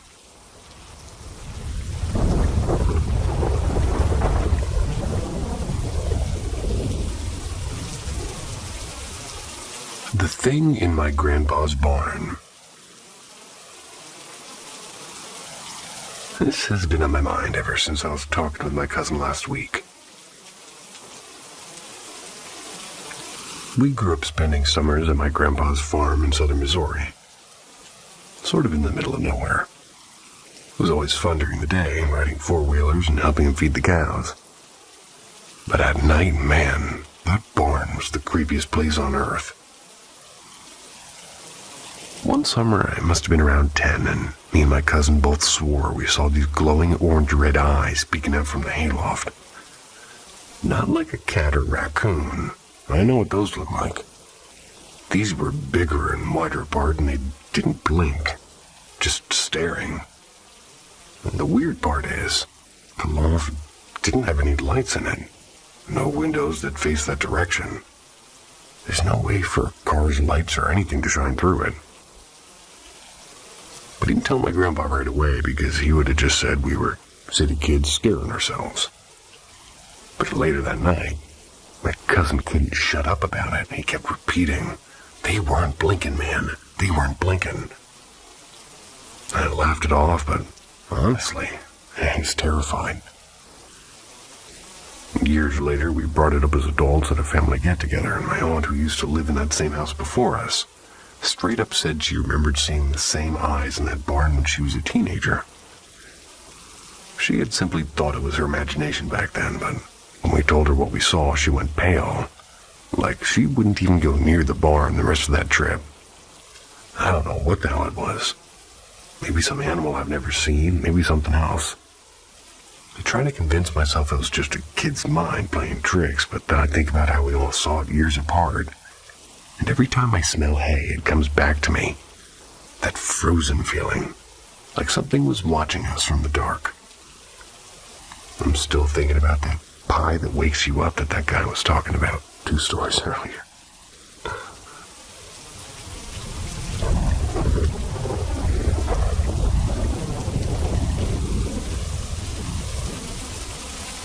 The river trail thing. This happened a couple of summers back when I was staying at my uncle's place in Kentucky, and his house is right by this little river trail. The kind that's mostly dirt and roots, and a lot of wet leaves in the middle of July. I used to walk it late at night when it was too hot inside to sleep. I don't know why I felt safer out there in the dark with the crickets and frogs than a sweaty house, but I did. One night, maybe around 11, my cousin said she'd come with me. We were just walking slow, talking about dumb stuff like if you could survive eating only Pop-Tarts for a year. Her idea, not mine. Also, yes, it's doable. At some point, she said that she needed to run back real quick for bug spray. She turned back toward the house. Or at least I thought she did, because maybe 2 minutes later I heard her calling me. But not from behind, like... Her voice came from up ahead deeper into the trees, like she'd already walked on without me. I figured maybe I'd zoned out and she'd slipped past, so I followed the sound. But the weird part is, the more I walked, the closer it sounded. Like right there, just around the next bend. I kept saying, "Hold on, wait up." But she never answered. Just called my name again in the same tone, same exact way. When I finally stopped, kind of spooked, I clicked on my little flashlight. And that's when I saw it. The ground all around me had these prints in the mud. Bare feet, but small, like a child's. They circled me tightly, like whoever made them was just walking around me while I stood there. No tracks leading in, no tracks leading out, just a messy circle, like I'd been standing in the middle of a game. I swear my stomach dropped. I bolted back the way I came, tripping over roots. When I got back to the yard, my cousin was sitting on the porch steps with bug spray in her hand. Said she never went down to the trail at all. She'd been waiting for me the whole time. I don't go walking down there at night anymore. Sometimes still hear something. Like somebody calling my name from the woods when I'm out back. I try not to listen too hard.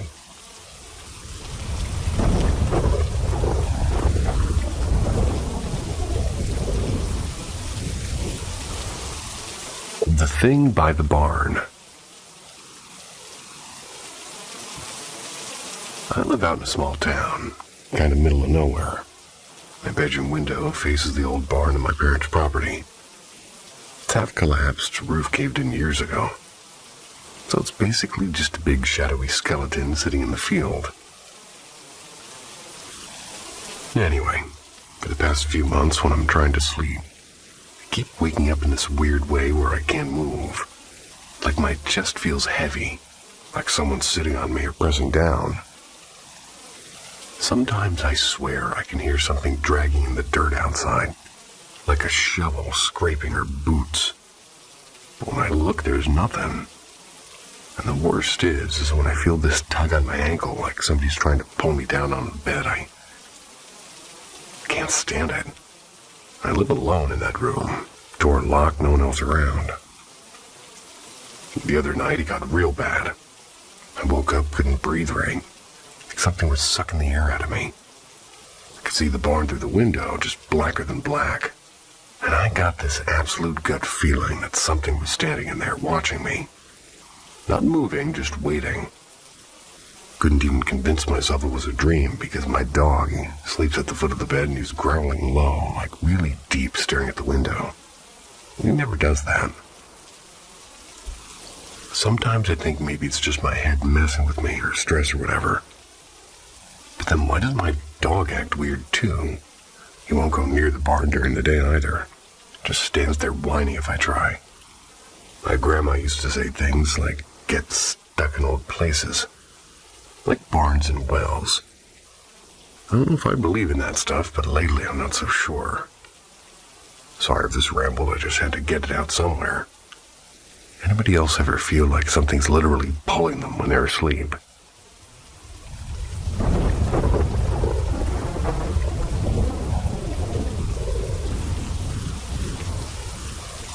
The lantern in the barn.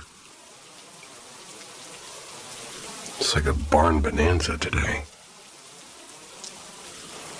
So this happened back when I was 11 or 12. I was out in my grandparents' farm in Iowa. They had this old barn that nobody used anymore, kind of leaned to one side with broken boards and bird nests all over. I used to go out there anyway because kids don't care about tetanus, I guess. One afternoon, I'm poking around, just kind of stacking up some rusty coffee cans I found, when out of nowhere, a metal oil lantern, like those old heavy ones. They slid right off of a beam and slammed into the dirt like 2 feet away from me. Only thing is, there wasn't any shelf or ledge up there it could have been sitting on. It was just rafters and cobwebs. I remember just standing there with my mouth open thinking maybe a raccoon pushed in. But it was way too heavy for that. Bolted back to the house, told my grandma, and she just said, well, the barn's got memories of its own. Kept shucking corn like she didn't even hear me properly. And the second thing I don't really remember myself, but my cousin swears by it. It was the week after my grandma died, and I guess I was playing by myself in the living room. I was talking to somebody who wasn't there. Cousin said I was looking at the empty recliner and saying things like, I'll tell Grandma, and okay, I'll feed the cats. Then apparently I hummed a little tune my grandpa used to whistle when he was outside doing chores. I don't recall any of that. But my cousin said it freaked him out pretty badly. I tried to make sense of it over the years, and I don't think it was my grandpa, honestly. He wasn't sentimental in life. Don't know why he'd stay after. Part of me thinks farms just had this heavy feeling. All those years of people living and working and dying there, they'd had to let something out once in a while. I don't know. It's not like anything else weird happened, just those couple of times. And then it was quiet again.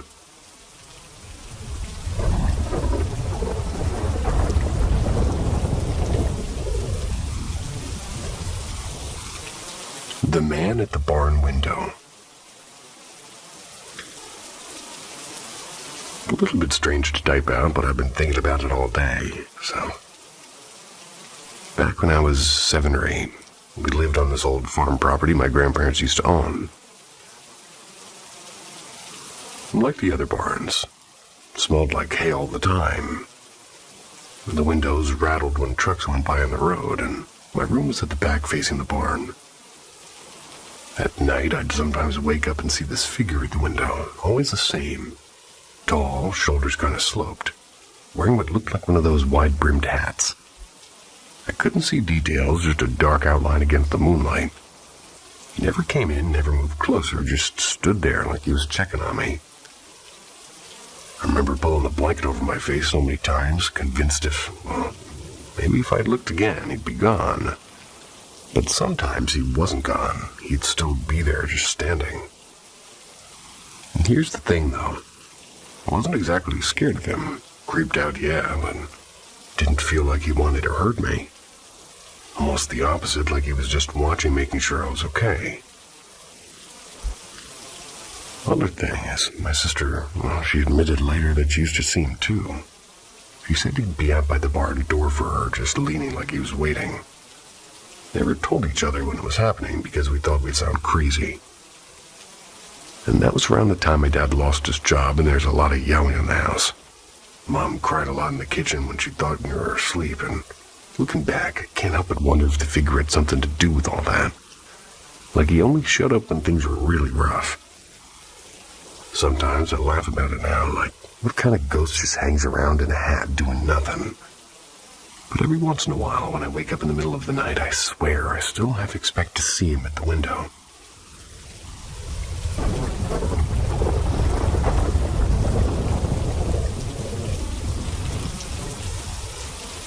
The old diner job. This was a while back, maybe 10 years ago. I was working at this little roadside diner in Pennsylvania. Nothing glamorous, greasy plates, coffee pots that never stopped burning, and those booths with the red vinyl that always stuck to the back of your legs if it was hot. I kind of liked it, though. Folks who came in were regulars and truckers mostly. And me and the other servers had our little inside jokes about who ordered the same pie every Tuesday, or who always left the tiniest tip. Anyway, I was really into fishing at the time. I'd get off my shift around midnight and drive out to this creek. Just sit under the stars with my line in the water and listening to crickets. Talked about it a lot at work, probably too much, but if anybody knew, or rather, everyone knew that I wasn't boring coffee, I was out by the water. Then I get this dream, and the weirdest thing is just 3 words. Leave, leave, leave. Woke up with my heart racing like I'd been running. I brushed it off at first, but the words stuck in my head all day. The next shift, I walked in, hung up my apron halfway through, told my boss I was done. Didn't even know why, I just left. A couple of months later, I run into one of the cooks at the gas station. Tells me the owner and some of the staff got busted. Apparently, there was this whole mess of money laundering and stolen cash running through the place. A big, ugly situation. Some of the people I'd worked side by side with were right in the middle of it. While they were sneaking money around, I'd been chatting away about how I spend my nights fishing, pulling my own catch out of the water. I don't know why, but it hit me like how weird it was. Like my little hobby mirrored what they were doing, but in this crooked way. That dream probably kept me out of something nasty. I'm not saying it was supernatural, but sometimes it feels like something had my back just whispering, "Get out." And I did.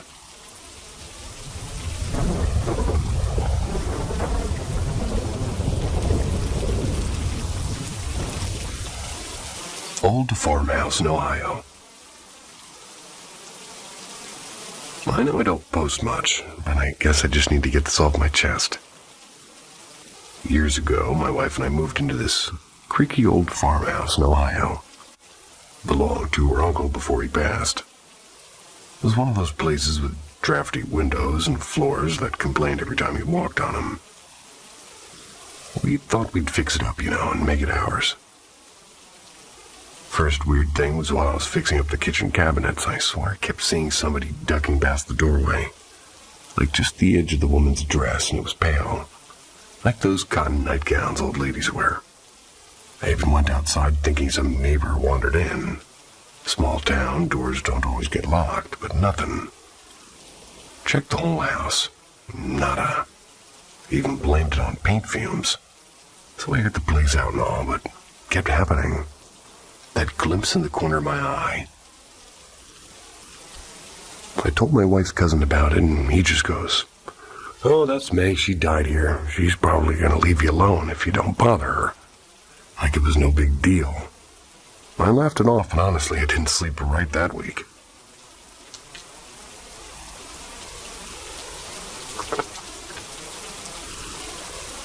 A couple of months in, I'm sitting in her room while my wife's in the shower. Closet doors open, nothing unusual. Then I noticed the hanger swaying. Thought it was just a draft from the bathroom fan. Next thing I know, clothes and her dresses, which weren't mine, just started sliding off the hangers one by one, and then tossed out. Stood there like an idiot holding the TV remote. By the time my wife came out, everything looked normal again. I could feel that thick, that weight in the room. The basement was the one that really got under my skin. I'd be down there folding laundry and I'd hear this heavy stomping above me, like somebody pacing the living room. Real slow, heel to toe, heel to toe. Dog didn't bark and my wife was napping upstairs. I go up, she's still out cold, dog too, doors locked. Nothing outside. Tried telling myself it was the house settling, but come on. Houses don't pace. And then, this is what broke me. I was on the bed with my wife, dog curled at her feet. We're watching some dumb sitcom when his squeaky ball, which was laying the rug across the room, lifted and rolled into the bed. Not a bounce, not us kicking it by accident. Just came at us. The dog perked up, wagging like it was playtime. Then the damn ball shot across the room again like somebody threw it.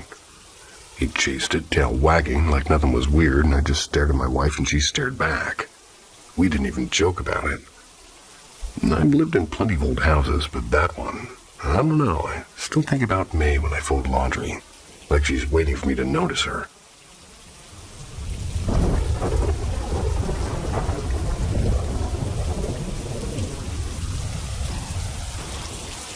The lady in the barn.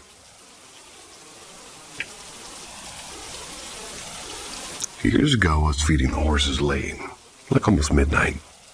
We had this old wooden barn out back. The kind that creaks when there's no wind.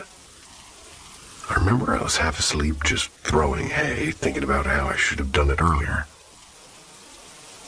Anyway, I had this weird nudge, I don't know how to explain it, like when you feel someone behind you even though nobody is. So I looked up toward the loft, and I swear I saw this woman standing there. Not on the floor, though. More like balanced on the top rail where no person should be standing. Her arms are stretched wide, not like she's trying to scare me, but more like displaying something. And then she did this thing. Raised her arms up, kind of like the way you start a jumping jack or when kids imitate birds. Then she was gone, just gone. No sound, no shadow, no nothing. It was maybe a second, maybe two, but enough that I dropped that damn hay fork. My first thought was, I'm overtired and it's nothing. But it didn't feel like nothing. Went back inside trying to shake it off, and my wife is still up knitting on the couch. She gave me that look like she knew something was off, and I didn't want to say it, but I asked her, "You notice anything weird tonight?" She hesitated, which freaked me out more than if she'd said no. She finally told me that when she went into her daughter's room earlier, there was this pinkish glow near the dresser. Not headlights, not a toy light. Just a strange, soft flash that faded. She almost didn't say anything because she thought maybe she was overtired too.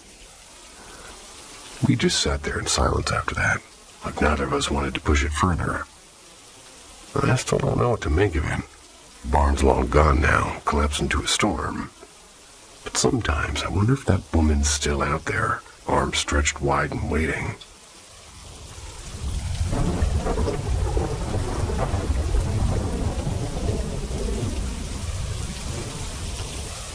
The thing on the dirt road.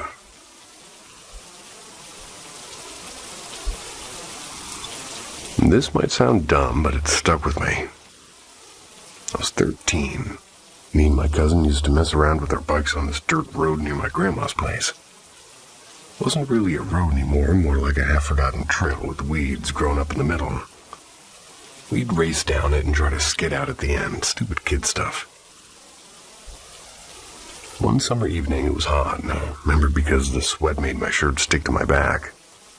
I let my cousin go first, and he's pedaling hard down the road, and I'm just standing there with the stick, trying to whack his back.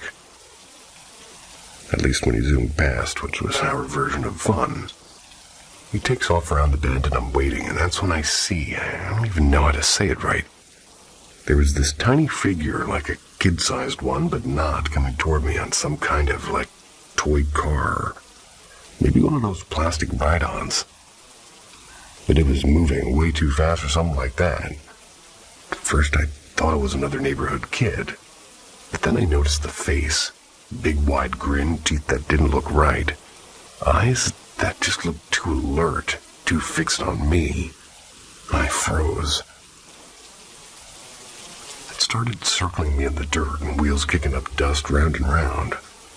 My cousin came back around the bend a second later and yelled, "The heck is that?" I know he saw it too. That thing stopped, turned its head real slow, and then shot off into the woods, still grinning. We never saw it again. This was like 20 years ago now. We still bring it up sometimes, laugh about it sometimes. But honestly, when I think too hard, I get that same crawling feeling in my spine. Like something's still watching from the trees, and yeah, it's dumb, but every time I walk that way, I speed up a little bit just in case.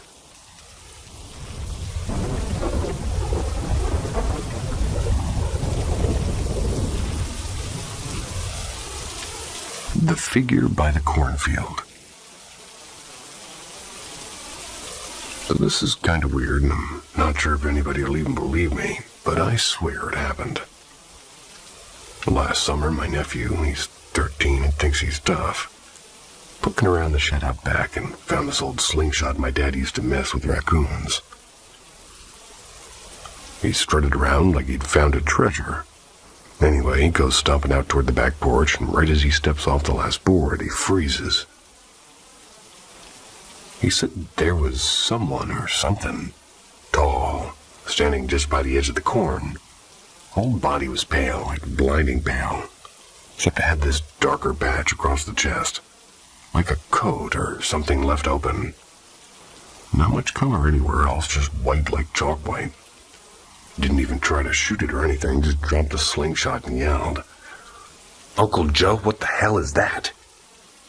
He bolted inside, slammed the screen door so hard it popped off the hook, and I've never seen that boy scared of anything before. Snakes, storms, whatever. He's always laughing it off. But that night he was pale as paper. He swears as soon as the thing noticed him, it ran. Said it moved fast, like way too fast for a person. Headed straight into the corn. Later, when I went out to check, sure enough, there was this huge patch of stalks bent down, like something heavy had been rolling around there. Not neat, not like a deer bedding, or it was all messy and chewed up. And before anybody says it, yeah, we do get deer and coyotes too. Sometimes even a stray dog, and I hunted all my life out here. This was none of those things. The corn was mashed flat in a wide circle. Way bigger than anything I've seen an animal do. And we've been here almost 6 years, never saw anything like it. That night, though, every hair in my arm stood up when I walked back there. Just too quiet. Even the crickets weren't making noise. Maybe a trick of the light, maybe a spooked raccoon, but why the bent-down corn?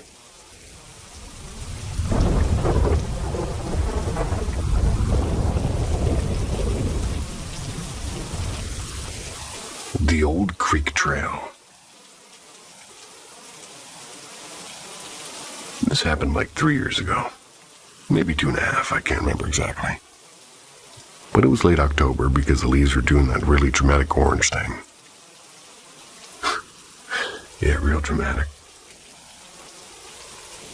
I live in this small town in Kentucky near a bunch of hollers and old farms that are mostly abandoned, and there's a trail by the creek that I used to walk when I needed to clear my head. It's not official, just a path people and deer carved out over time.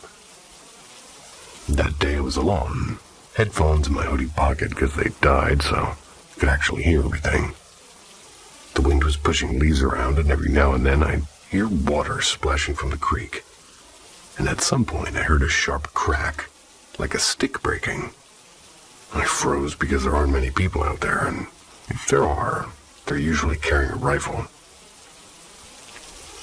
I turned and swear I saw someone. Well, not someone, more like a little figure dart behind a tree. It wasn't a hunter, not in camo or blaze orange. This thing was in this old brown coat, kind of like what you'd imagine in a pioneer reenactment. Hood pulled up and it ran in this weird skipping way. Thought my brain was tricking me, honestly. I even laughed to myself like, great, I'm seeing goblins now. But I couldn't shake it. Went home pretty quick after that, just kind of unsettled, and my cousin came over that night, and when I mentioned it, he didn't laugh. He said there have been stories about little people in the woods around here forever. My grandma used to talk about them too. I always figured that was just folklore she carried from her side of the family. And I don't know what I believe. I mean, I go to church and all that, so part of me kind of feels weird even saying this out loud. But I know I saw something that didn't fit. Every time I walk past that spot, I catch myself glancing around, like maybe I'll see that hood again. Probably nothing, probably just my eyes playing tricks, and still, haven't walked that trail alone since.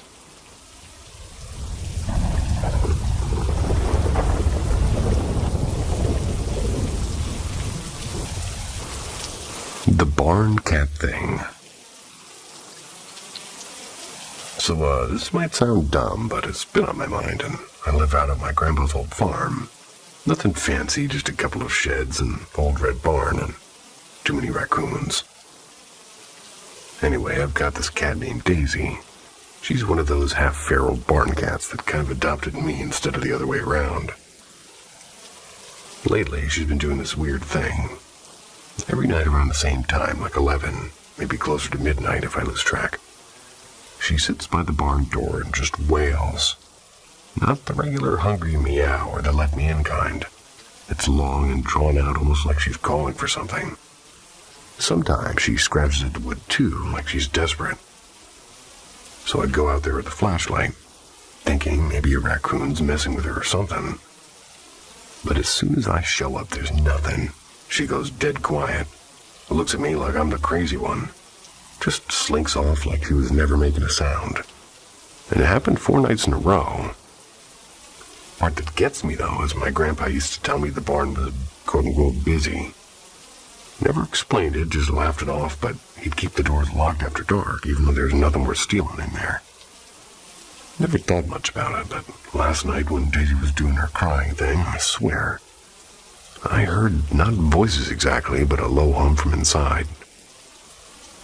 Could have been wind through the boards, I don't know. I shined the flashlight inside and there was nothing. Just empty hay and shadows. And there's probably nothing right. Well, old wood creaks and cats are dramatic.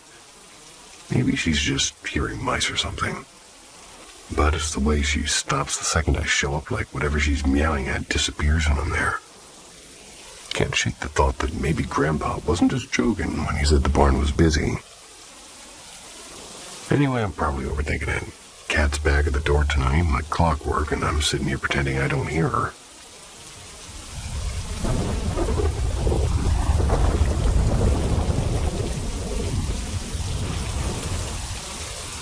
The day my grandpa's chair wasn't empty.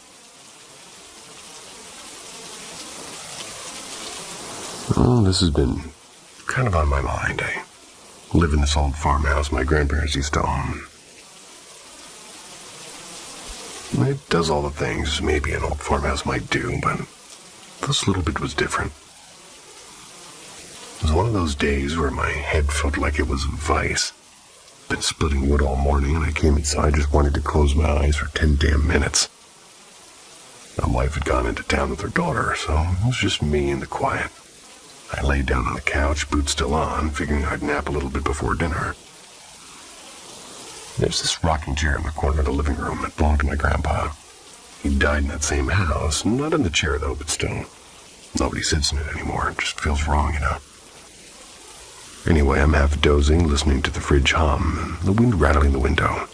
I hear the chair creak. At first, I tell myself old houses shift and wood does pop, but whatever. It doesn't stop. It's the sound of the chair rocking slow and steady, like someone real heavy sat down.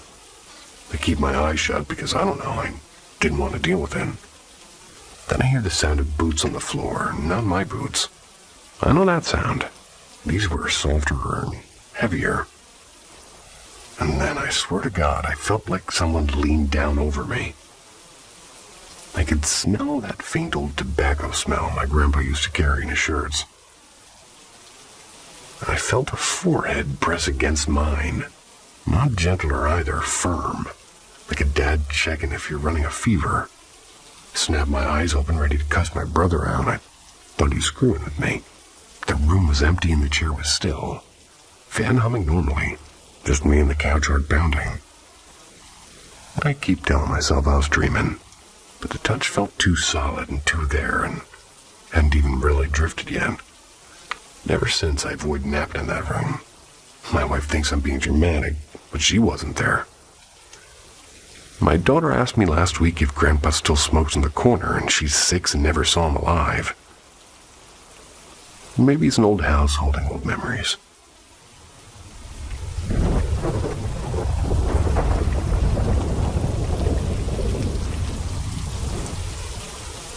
The bus stop in the rain.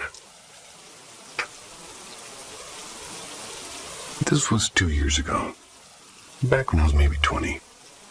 I just quit a job at the lumber mill and was bouncing around town trying to figure out what the hell I was doing with my life. Didn't have a car then. My Ford finally gave up and I didn't have a car to fix it. Well, didn't have the cash to fix it. So I took buses everywhere and Greyhounds mostly. Anyway, one night I was stuck waiting for a transfer in this small city up north. Not even a real station, just one of those sad little bus stops that was basically a bench under a busted streetlight. It was drizzling and I had this cheap nylon duffel bag with all my stuff for the week. My coat smelled like wet dog from the rain, and I remembered kicking at the gravel just to keep my legs moving.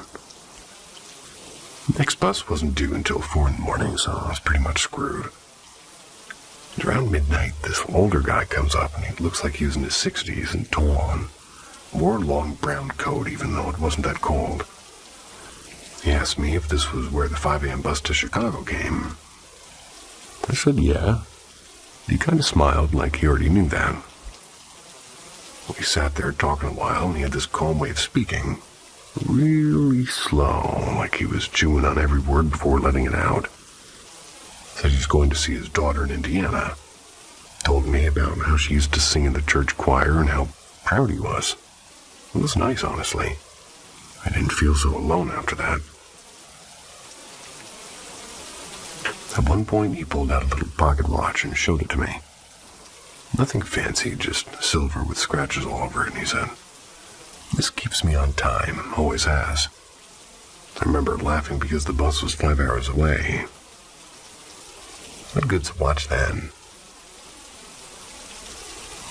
When the bus finally rolled up, I grabbed my duffel and got on. Driver took my ticket and I dropped into a seat by the window. Thought I'd wave goodbye to the guy, just to be polite. When I turned around, the bench was empty. Now this bus stop was in the middle of a wide open parking lot. Nowhere to go unless you wanted to run across the highway. I swear I only looked away for maybe 30 seconds and he was just gone. Sometimes I tell myself maybe he slipped into maybe a car that pulled up or something, but I don't remember hearing anything. And it's weird, because later on I realized my phone had died before he even showed up. But somehow I remember checking the time on it after he left. Except it was the exact time that was in his pocket watch. I don't know what to make of that night. I just felt like somebody else showed up to keep me company when I needed it most. Then vanished before I could even say thanks. Sweet dreams.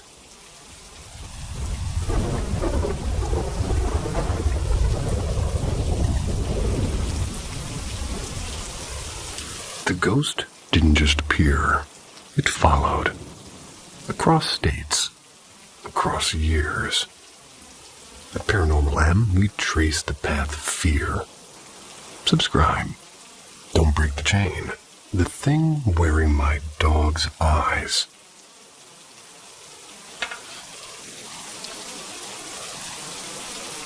This happened just last night. I don't even know how to explain it, but I can't stop replaying it in my own head. I live in a small town in northern Sweden, right on the edge of the woods. Our house backs up directly into the forest, and growing up I always loved it. I'd spend hours out there in the summer, and even in the winter when it was dark early. I never felt uneasy. But lately, though, something about it has been different. The woods don't feel the same, they feel heavy. Anyway, last night I went outside around 11 to smoke. My dog, Rex, followed me like he always does.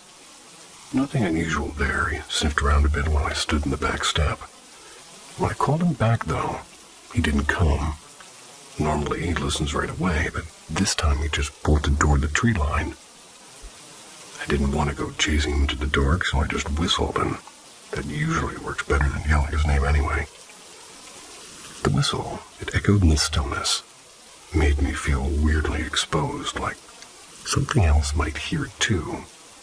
But sure enough, a minute later, Rex came tearing back out of the woods.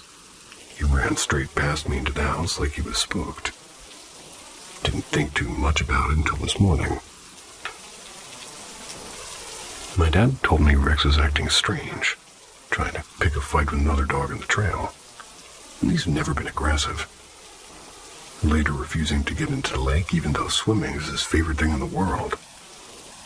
Dad said he just stood at the shore and was whining. And then I noticed something else. When I woke up, Rex was lying in front of my bedroom door. He never does that. He usually sleeps in the living room by the radiator.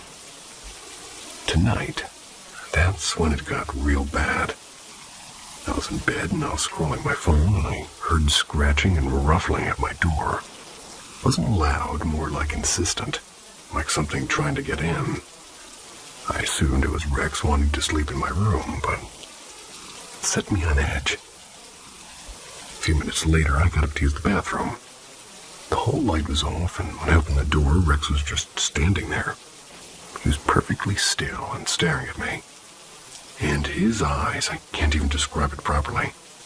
Normally his eyes are soft, brown, and warm. But in that moment, they looked wrong. Too wide, too much white showing. Like he wasn't blinking. I froze, just staring back at him. We held eye contact for what felt like forever, and then, so slowly it gave me chills. He lowered himself into a sitting position, still staring. And something in me snapped. I rushed back to my room and slammed the door shut. My hands were shaking so badly I could barely lock it. I've been trying to convince myself it was just me freaking out over nothing. Maybe his eyes just looked strange because of the hallway light. Maybe I was overtired. But the way he sat down, so deliberate, like a person mimicking what a dog should do, it felt off. And the forest. That's the part that bothers me most. I used to love it. And now even thinking about walking into those trees makes my chest feel tight. I don't know if something followed Rex back out of the woods last night, or if I'm just losing it. But I swear, when I looked into his eyes in that hallway, it didn't feel like I was looking at my dog anymore. Has anyone else experienced something like this? Where an animal you know inside and outside suddenly feels not right. Like something else is looking back at you through their eyes. Yeah, kinda.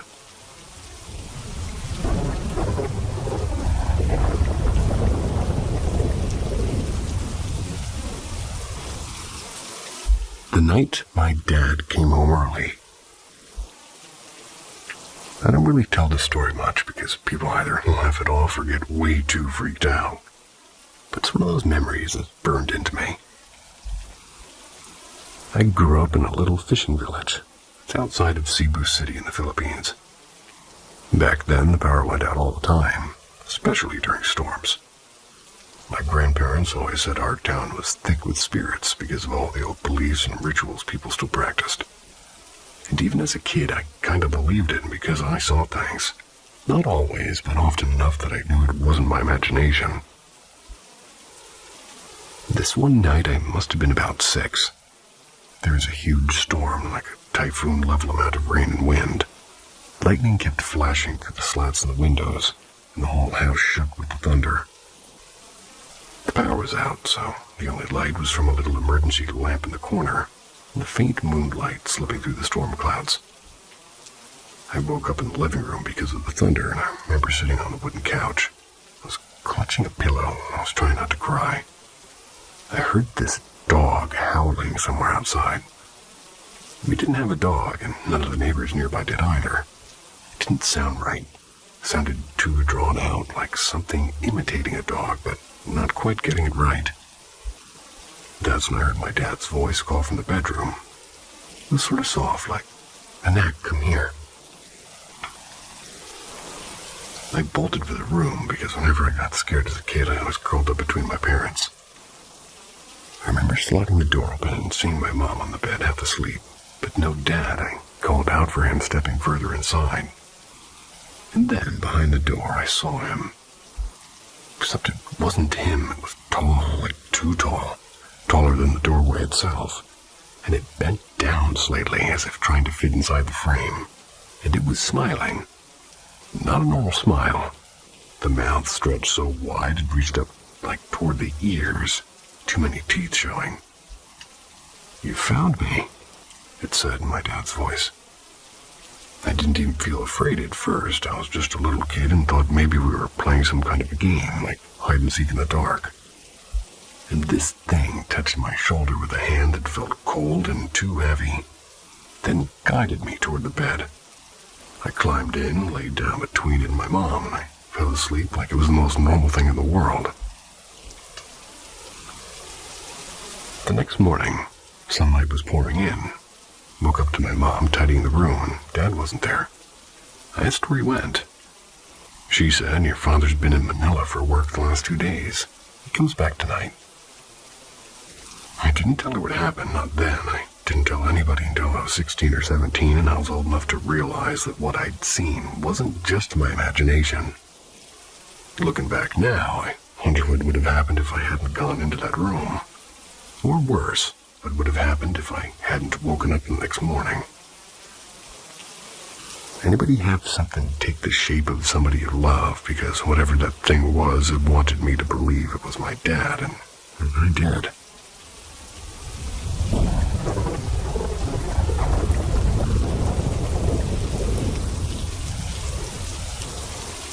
Trapped in the loop. I've been debating posting this.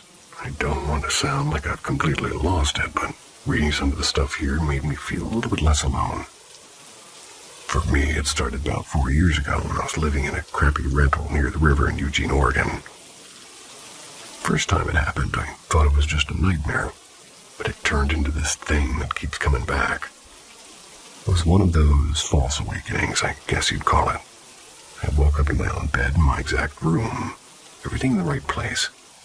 The blanket bunched at my feet, the string of LED lights on the wall, the faint hum from the fridge down the hall. Everything was normal. My girlfriend at the time was sleeping beside me. I asked her, "Am I awake?" She said, "Yeah," and I believed her. But then it looped. I woke up again, same setting, same question. Am I awake? But this time her tone was off. She looked like her, but her energy was wrong and dark and cold, and she snapped at me. Third time I woke again, same room, same scene. But now she wasn't even pretending to be her anymore. She lunged at me. The face was hers, but it wasn't her. It felt like something was inside her skin. I jolted awake for real and crying with my heart racing. I've had bad dreams before, but this was something else entirely. Happened again a year later. I realized mid-dream that I was dreaming, so I stopped doing what the quote-unquote people around me wanted. Like they were trying to funnel me into this script. Go here, say this, don't wander off. But I ignored it, and that's when they turned on me. I kept looping awake. It One fake morning after another fake morning, and each time the characters in the dream got more hostile. The last one was my ex, somebody I hadn't seen in years. They showed up and tried to corner me, and I yelled at him, and "You can't hurt me, this is a dream." And his voice, God, it still makes me shiver. It dropped into this guttural growl. "If you don't want to play the game, then get out." And that's when I snapped awake gasping. A few months ago, it escalated further. My mom showed up in my room, but she lives 5 hours away in Portland, so I knew it wasn't really her. The energy rolling off of her was evil, not scary like Boo, but this suffocating, malevolent heaviness. I panicked and I prayed out loud in the name of Jesus, protect me and banish this. Then each time I woke up, it reset with different family members showing up, like my brother and my cousins, but none of them were them. My brother even looked at me blankly when I asked if he knew that we were in a dream. I asked if he believed in God, and he turned back and in this horrible, distorted voice said no. The last week has been hell. The loops won't stop. 4 or 5, sometimes more in one night. I'll notice little things are off, like too many necklaces around my neck or my cat sitting on the bed when he's actually staying with my dad across town. I'll hear someone trying to break into the front door and hear the knob rattle. Footsteps on the porch. Once it was knocking sharp, like real enough that I actually woke up and went to check the door. No one was there. The worst part, I don't know where the dream ends and reality begins. Sometimes I wake up and I'm afraid to even move because I don't trust it's real. I'll sit there staring at the door waiting to see it shift again. I don't know what this is. Sleep paralysis or demons. Just my brain frying itself from stress. All I know is every time it happens, I come out of it feeling like I've been toyed with. It's wearing me down. So I'm dealing with repeated false awakening loops, especially the ones where people in the dream seem to be aware of you, like they're mad you're not playing along. That's what scares me the most. These things don't feel like dreams. They feel like something else trying to keep me trapped. I get that in real life a little bit.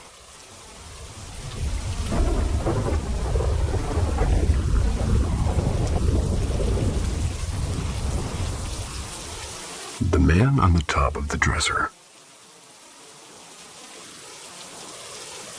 This happened to me when I was around 6, and even though I'm 28 now, I can still see it in my head like it was last night. Back then, we lived in a small duplex in Joliet, Illinois. That place has been coming up a lot recently. My parents' room and mine were basically connected, like not one big room, but the walls were so thin I could hear them snoring or talking if I pressed my ear against it. My room had this big wooden dresser shoved in the corner with a tiny TV on top and stacks of VHS tapes.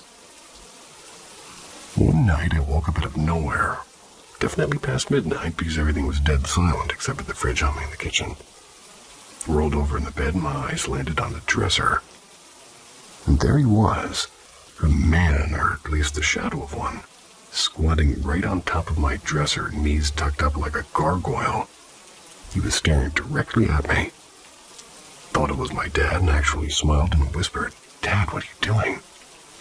I even laughed a little because it looked so ridiculous, like he was trying to hide from me or play a prank. Then I realized something. My dad was asleep in the other room. I could hear him snoring through the wall. I sat up in bed, still pointing at it when my mom stirred awake. She asked what I was giggling about, and I told her, "It's Dad, he's sitting on the dresser." She looked over and froze. I'll never forget the way her face changed. She didn't see it, but the way I was describing it clearly freaked her out, and she just whispered, "That's not Dad," and jumped to turn on the light. The second she flicked the switch, the shadow bolted. That's the only way I can describe it. It shot upward like climbing into the air and vanished into the corner near the ceiling where the closet met the wall. Gone. My mom ran over and hugged me while I was still trying to process what I'd just seen.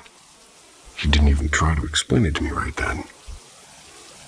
The next morning over breakfast, she told me it might have been my grandfather. He died before I was born, sometime in the early 90s. She said maybe he was just watching over me, that sometimes spirits visit kids because they're more quote-unquote open. I wanted to believe her, but even as a kid I thought, why would my grandpa crouch like some kind of gargoyle on my dresser and then run away the second the lights came on?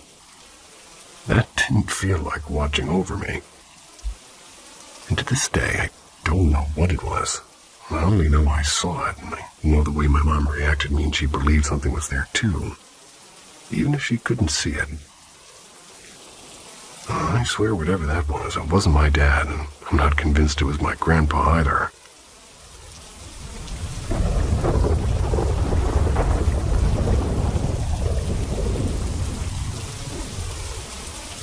The shocks before sleep.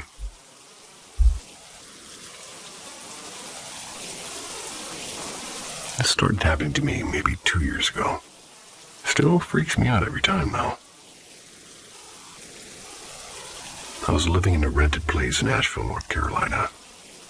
It was a small bedroom apartment above this coffee shop on Merriman Avenue. Life was normal, work and gym, scrolling TikTok until I passed out. Nothing dramatic. But one night, while I was nodding off, it hit me for the first time. It felt like a surge of electricity ran straight through my body. Not painful exactly, but sharp, like every nerve lit up at once. My whole body jerked like when you dream of falling. Except it wasn't a dream, I was fully aware. It only lasted a few seconds. It left me wide awake, and at first I brushed it off, figured maybe it's just stress or my body twitching while falling asleep. But it started happening more. Once a week, then a couple of times a week, and always while I was laying down. Usually when I was just on the edge of sleep. The way it happens is so sudden, like something passes through me. It's the only way I can describe it. I don't hear anything, but I feel it, the sharp wave moving through me, and my body reacts without my permission. Arms jerk and legs twitch. Sometimes my teeth even clench. It's not just physical. In those few seconds, I feel hyper-aware, like every sound in the room gets louder, every shadow sharper. It's like being yanked from half asleep into this overcharged state. The worst was last winter. Happened 3 times in a row, maybe within 5 minutes. And each time it hit, my whole body jolted harder. And after the last one, I was left tingling like pins and needles, but deeper, almost in my bones. My chest felt heavy too, like somebody was pressing down on it. And I just lay there staring at the ceiling, heart pounding, wondering if I was about to die.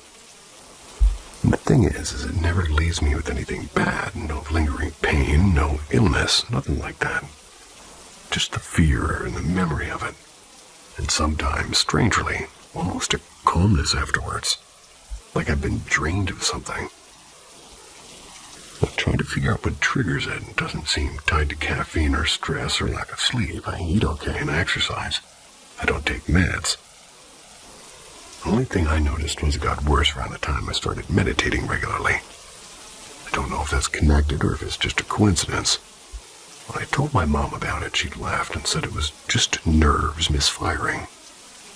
But when I told my roommate at the time, he got all serious and said he thought it sounded more like something passing through you, and that stuck with me. Honestly, that's exactly how it feels, like I'm not alone for those few seconds. Anybody experience that? Those sharp, sudden jolts before sleep that feel less like a dream and more like something brushing past you? I'm trying not to spiral, but every time it happens, I get this creepy thought in my head. What if it's not just my body?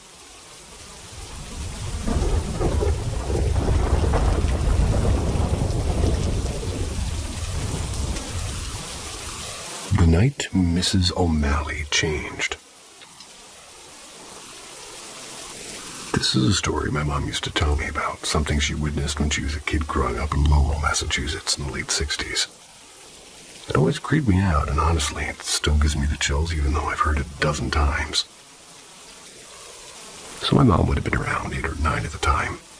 She lived on a little street where all the families knew each other. Row houses with tiny backyards and laundry lines strung between porches. Next door to her family lived a woman named Mrs. O'Malley. She was in her early 40s maybe, with 3 kids. 2 little girls that my mom sometimes played hopscotch with, and a son who was a soldier in Vietnam. According to my mom, Mrs. O'Malley was always nervous, and back then there wasn't emails or cell phones. Just the occasional letter that might arrive weeks late if it arrived at all. Every day she'd check the mailbox like her life depended on it. My mom said she'd seen her pacing the porch sometimes, just chain-smoking, waiting for the mailman. One afternoon, my mom was over at her house. They were sitting in the kitchen, little girls playing with dolls while Mrs. O'Malley stirred something on the stove. Mom said she kept muttering to herself, he's okay, he has to be okay. My mom didn't really understand it at the time, but she remembered the way the air felt heavy in that kitchen, like everyone was holding their breath. Then the weird part. The very next morning, when my mom saw her again, she swore Mrs. O'Malley looked like she had aged 10 years overnight. Her face was drawn, deep lines around her mouth. Her skin was pale and ashy. And the most shocking thing was her hair had gone gray at the roots. Not a few strands, but whole sections. My mom said even as a kid she could tell something had happened.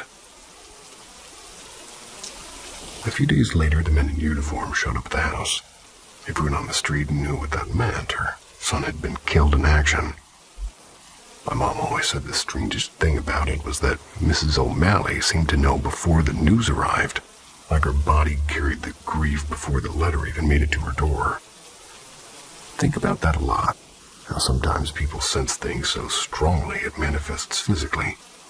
When my mom swore up and down she wasn't exaggerating, that she saw it with her own eyes. One day the woman looked normal. The next she looked shattered, like all life had been drained out of her before she even got the official word. Do you think it's possible grief can strike before the actual news does, like some kind of psychic connection, or maybe her body just couldn't hold the stress anymore and it broke all at once? Either way, the image stuck with my mom her whole life, and now it's stuck with me too.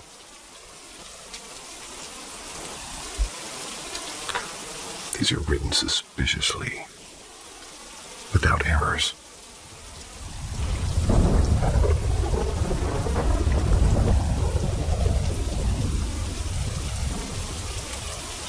The voice that wasn't my mom.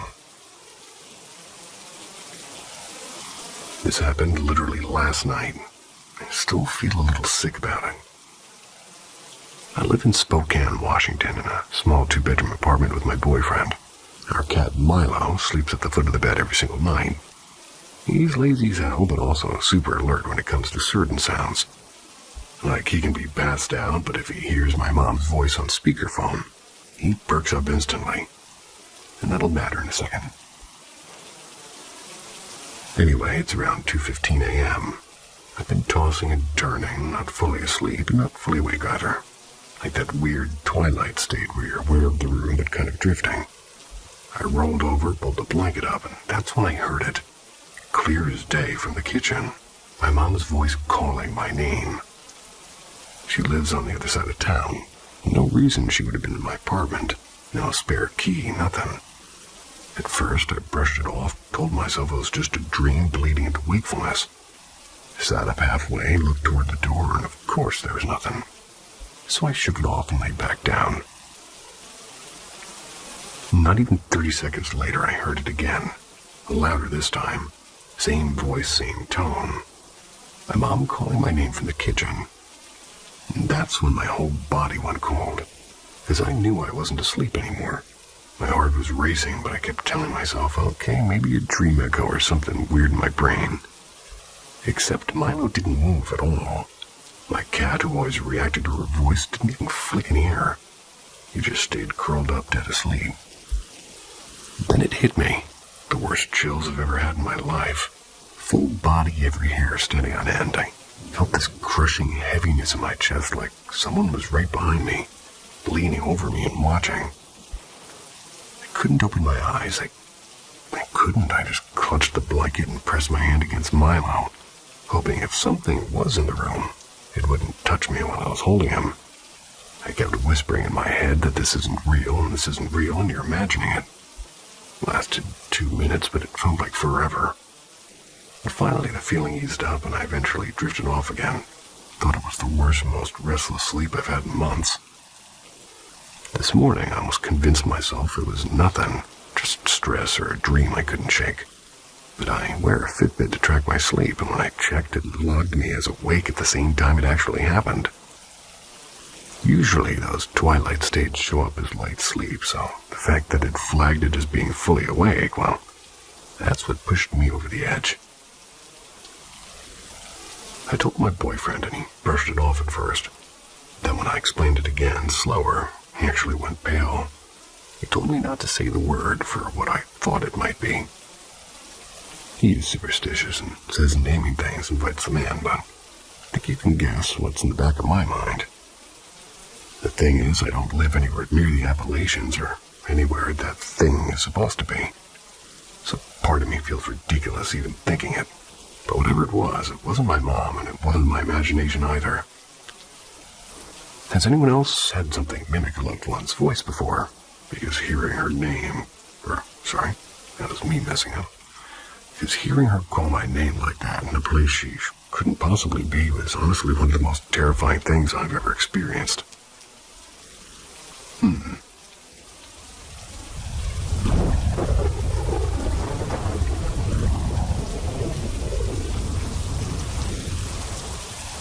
The shadow behind the curtain. This happened to me when I was a kid, and even though it was years ago, I can still picture it like it happened last night. I grew up in a town outside of Veracruz, Mexico. Back then, blackouts were super common, especially in the summer. Whole streets would just go dark for hours, and everybody had to rely on candles or flashlights. It wasn't even a big deal for the adults, but for me, though, being like 7 years old and terrified of the dark already, felt like the end of the world every time the power went out. One night, the lights cut out like usual. My dad headed down the street to this corner store where the guys would play dominoes. The place had a generator, so it stayed lit even when the rest of the block was dark, and my mom stayed home with me. It got late and she told me I needed to take a bath. I hated bathing during blackouts. The bathroom had no window, just this heavy old curtain that covered the doorway. With no electricity, it was pitch black, except for a single candle she placed on the edge of the sink. I was in there with the candlelight flickering, already nervous, when my mom suddenly said that she had to run down to the store to talk to my dad. She told me she'd be back in a few minutes just to finish up. So now it's just me, alone, naked, and wet, and standing in this dim little bathroom with one candle. That's when I felt it, a breeze. Not strong, but just enough to make the flame bend. There's no windows open and no draft, and the air felt heavier too, like the room itself was pressing in. Then the curtain moved. At first, I thought it was just the breeze again, but then I saw it. A shape blacker than the darkness around it. Tall, standing right behind the curtain. I froze, and I remember holding my breath, convinced if I stayed still, it wouldn't notice me. But the shadow stayed, almost like it was waiting. Finally, I snapped. I grabbed the first thing I could, a wooden brush, and I think it started screaming, or I did. I said, "Go away and get away from me," and I was crying so hard I could barely see. I was pounding the side of the tub with the brush, yelling loud enough for the whole neighborhood. One of my neighbors must have heard me, because she came over and peeked through the little bathroom window from outside. She asked me what was wrong, and between sobs I told her there was something or someone behind the curtain. She told me to stay put and kept talking to me through the window until my mom came rushing back a few minutes later. By the time they pulled the curtain, nothing was there, and I don't know if it was my imagination or fear playing tricks on me or something real, but I swear I know what I saw, or at least what I felt. The curtain wasn't just moving. Something was standing there. And to this day, it's one of the most terrifying moments of my life. And what gets me is that feeling, that presence, like the dark itself was alive and waiting for me to notice it. Has anybody else ever seen something like that during a blackout?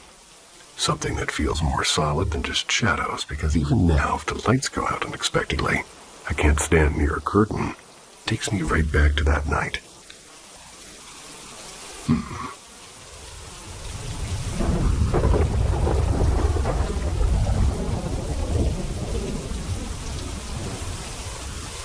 The house that knocked back.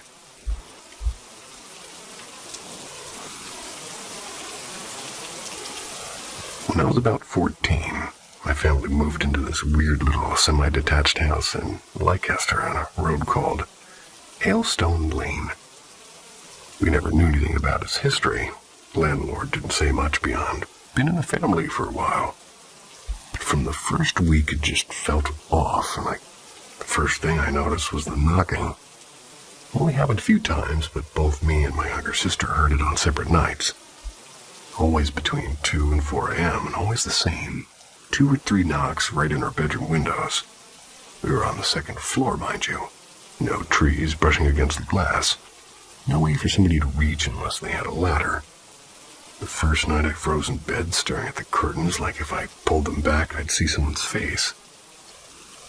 Finally, I got the courage to check and... Excuse me. I got the courage to check. I got the courage to admit I'd lost my spot.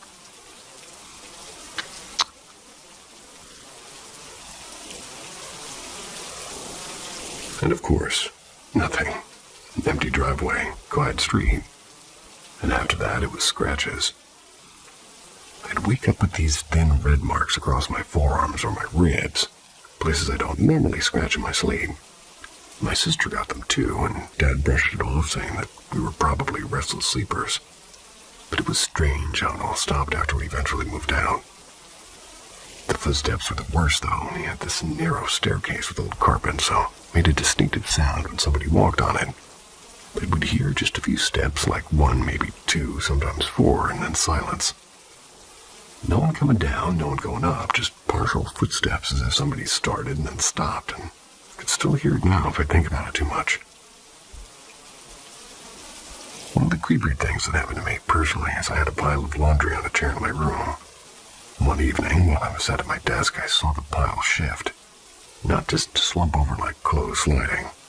No, they moved and dragged slightly to the side like somebody was rifling through them.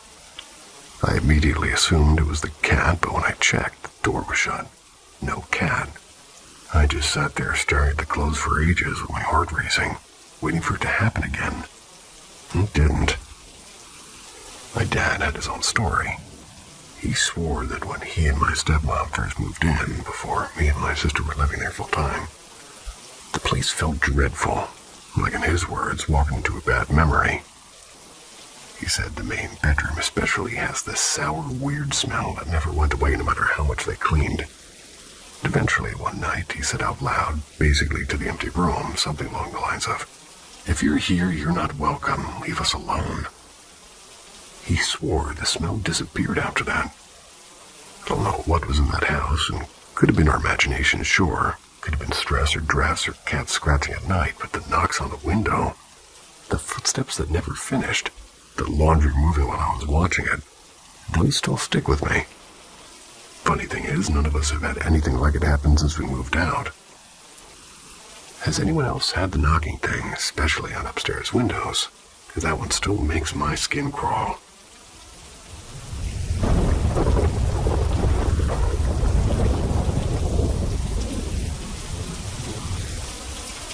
The 12th floor. This was about 2 summers ago. My sister surprised me with a trip to Chicago for her birthday, or for my birthday. She got us tickets to see Hamilton at the CIBC Theater and was over the moon about it.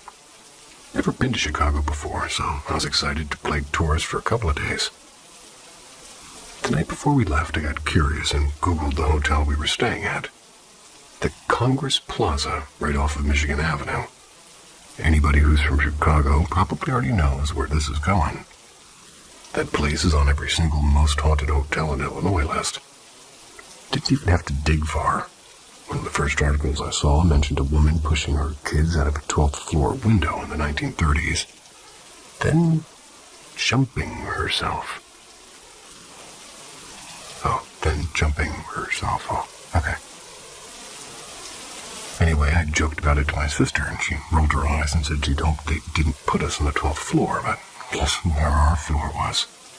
Yep, the 12th. The front desk lady even said it was the only floor left with a double room available, so we didn't have much of a choice. My sister groaned, but honestly, I was kind of thrilled. I've always been into paranormal stuff, even if I've never really had a in-your-face experience. We checked in and dragged our suitcase on, and the room itself looked normal enough. A little bit dated, but most old hotels are, and my sister passed out for a nap right away. I just laid in my bed scrolling my phone, and that's when I first noticed the tapping. It was soft, like somebody tapping a fingernail against the wall every couple of minutes. At first, I thought maybe it was pipes or something mechanical. But it kept happening, not rhythmic, not steady, just every so often, right as I was starting to ignore it. My sister woke up from her nap and heard it too, and kind of laughed about it. But neither of us could figure out where it was coming from. We left for the show, had an amazing time, came back late.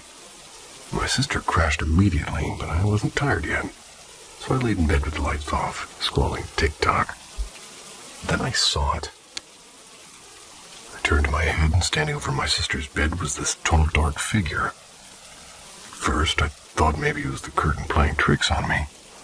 But no, the curtains were on the other side of the room, nowhere near her bed. It was a man. I couldn't make out any features, just this solid, shadowy shape. He didn't move, he didn't lean down, just stood there watching.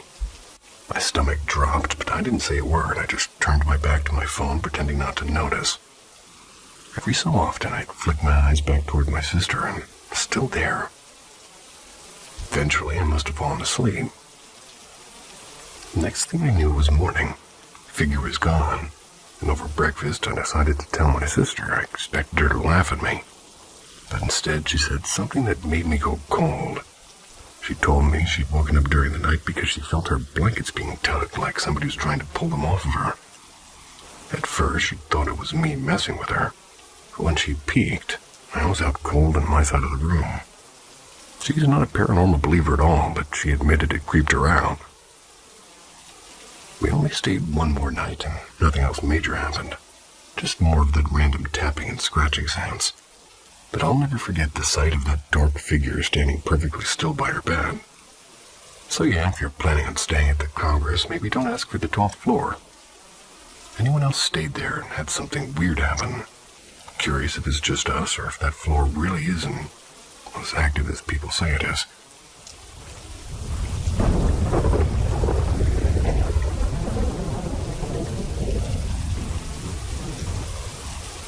The Whisper on the Stairs.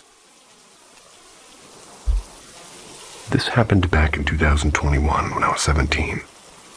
I was at my buddy Tyler's apartment in Dayton, Ohio. That place has popped up a couple times too. He'd just moved into this place near Belmont. Kind of run down, but big enough that he could throw a couple get-togethers without the neighbors caring. That night, there were maybe 6 or 7 of us hanging out, playing music too loud, just talking and eating garbage food. At one point, I realized I'd left my hoodie upstairs in the spare bedroom. And since it was freezing outside, I figured I should grab it before I forgot. Told everyone I was running up real quick, and I asked this girl, Ashley, who was kind of sort of talking to at the time, asked if she wanted to come with me. She laughed, but came anyway. Now, I swear the staircase in that place was way longer than it needed to be. Like you'd think you were at the top, but then it just kept going. When we finally got up there, it opened into this dark hallway with a couple of doors on either side. The bedroom with my hoodie was at the very end. We'd only taken maybe 3 or 4 steps down the hall when it happened. I heard my name. Not my nickname, not, "Hey dude." Not anything casual, like my full name whispered clear as day right into my left ear. And here's the kicker. Ashley was walking on my right. I stopped dead and Ashley grabbed my arm at the exact same time. Didn't even have to ask if she heard it. I did anyway. Just gave me this wide-eyed look like, are you serious right now? Can't describe the feeling. It wasn't like hearing somebody yell from across the room. It was like whoever or whatever it was, their lips were practically touching my ear. My whole body went cold, like the chill started at the top of my spine and slid all the way down. I forced myself into the bedroom, yanked my hoodie off the chair, and we practically ran back down the stairs. When we got back, I asked Tyler if any of his roommates were home, or maybe one of his neighbors had come in. He shook his head and said no, and it was just us. We told everybody what happened, but of course nobody believed us. A couple of them laughed it off and said we were just trying to freak each other out. But that fear, God, that wasn't just startled or spooked. The kind of fear that feels like it's in your bones, the kind you can't laugh away. I haven't felt anything like it since, and honestly I hope I never do. But has anyone else here ever had their name whispered like that, right into your ear, when no one's actually there? Because that's the kind of thing that sticks with you.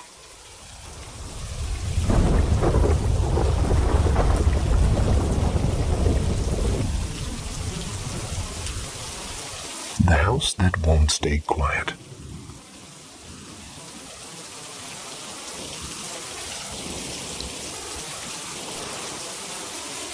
So, my folks have lived in the same house in Des Moines for about 20 years now.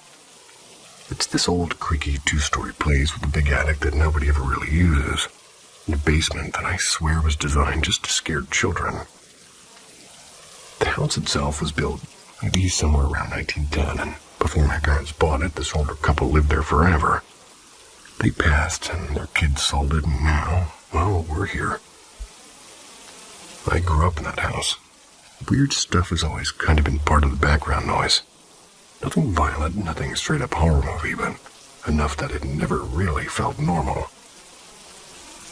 When I was a kid, I'd hear footsteps upstairs when everyone was in the kitchen, or the old doorbell would ring and no one would be at the door.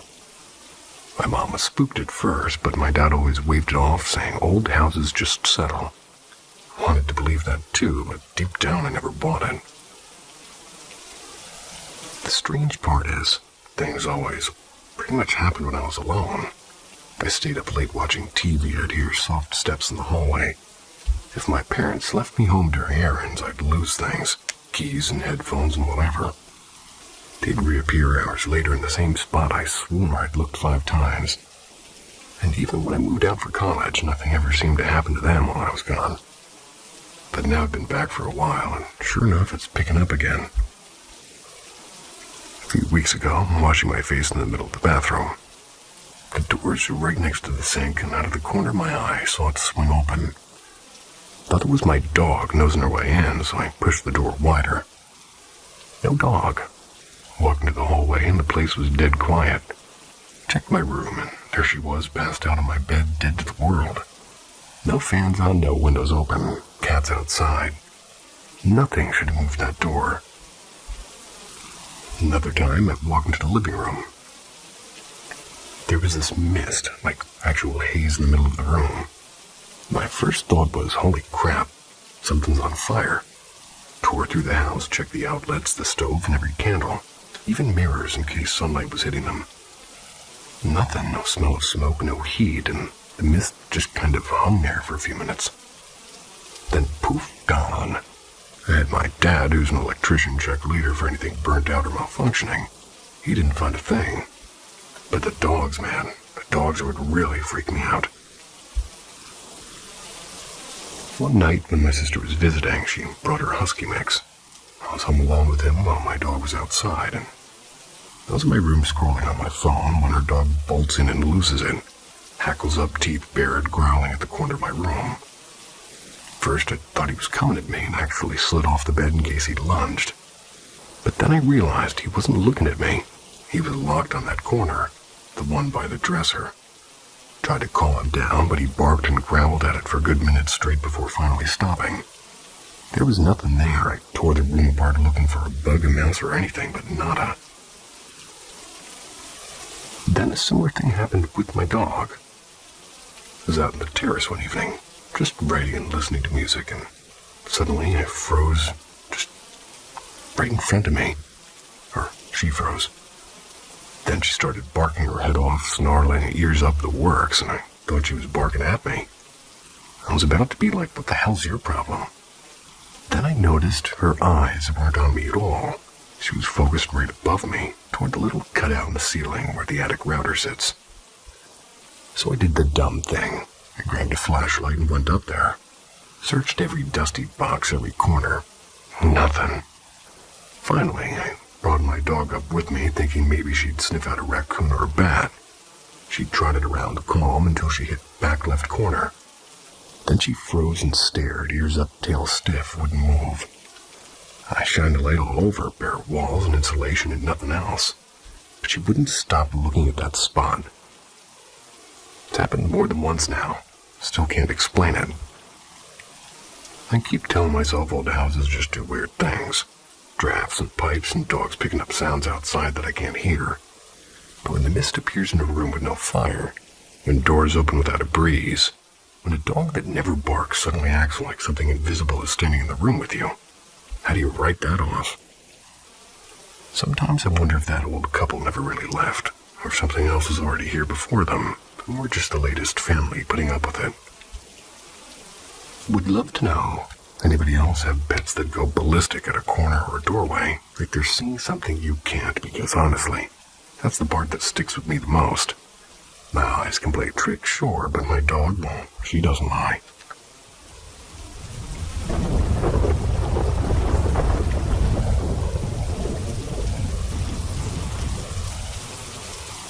The deck that wouldn't burn.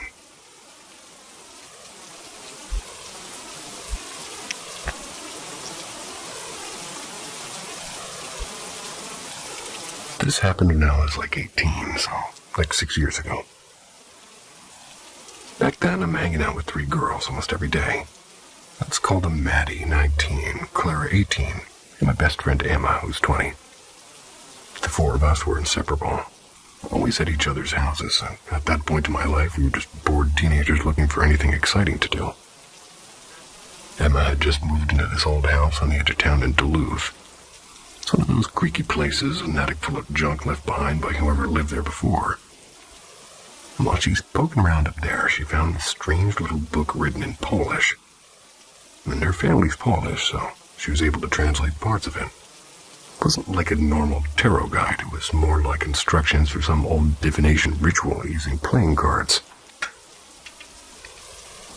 The rules were super specific. The cards had to be wrapped in cloth and only touched by the quote-unquote reader, and the person asking the question. You could only do 1 reading per person per day, or else the answers would be wrong.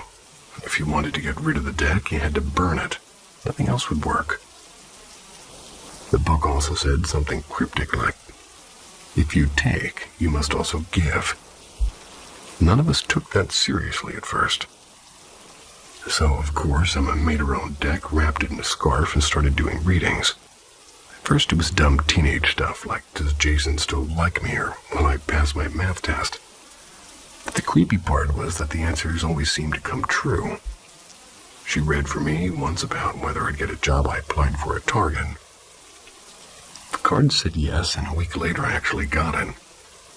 And after a couple of times, though, I started to hate the way it made me feel, like to leave her house with this knot in my stomach, like something was following me home.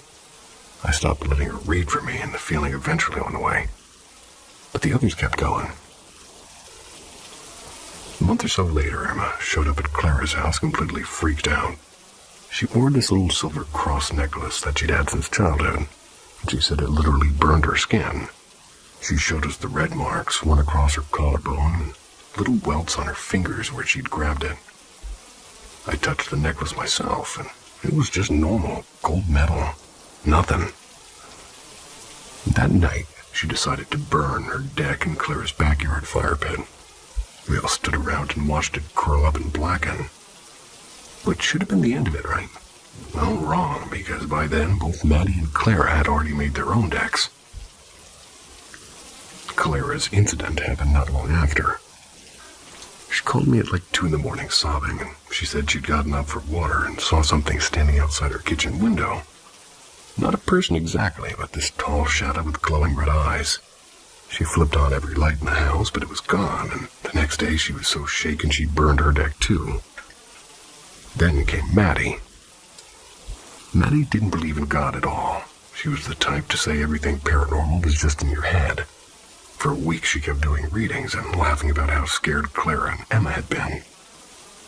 Then one night she called me whispering into the phone, begging me to come over. When I got there, she told me the wildest story I've ever heard from her mouth.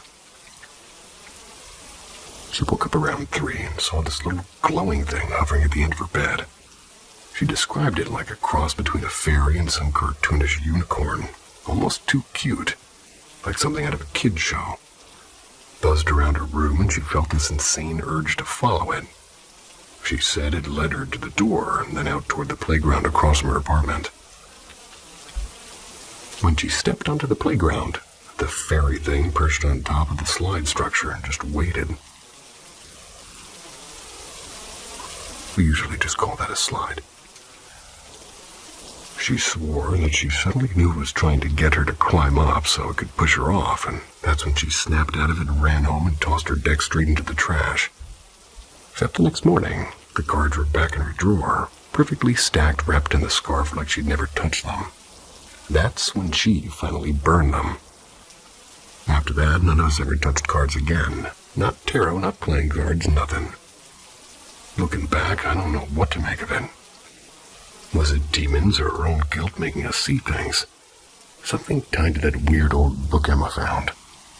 All I know is every single one of us had a different kind of encounter, and it always started with those cards. To this day, I won't put a deck of tarot cards in my house. Doesn't matter if it's just for fun. I don't want to take that chance.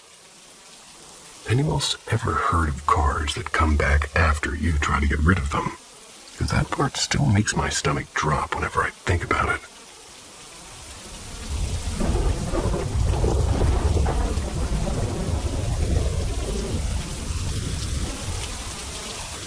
The car that wasn't there.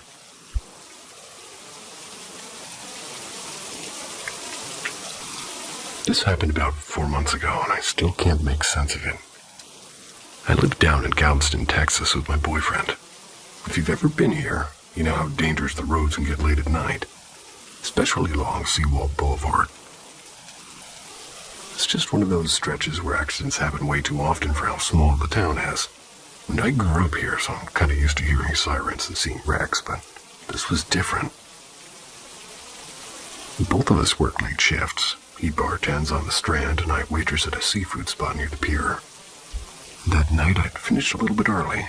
Walked over to wait for him outside the bar. We were both sober, and he hadn't had a drink, and I never drink while working because I have to drive anyway.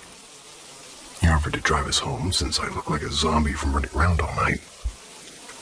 We decided to take the quote-unquote long way, meaning along the seawall, just because it's quieter that time of night and you can sometimes hear the waves if you roll the windows down. It's close to 2 a.m. and basically no traffic. Just us and the occasional set of headlights in the distance. After a while, we caught up behind this little white car. It looked like a Corolla or maybe an older Civic.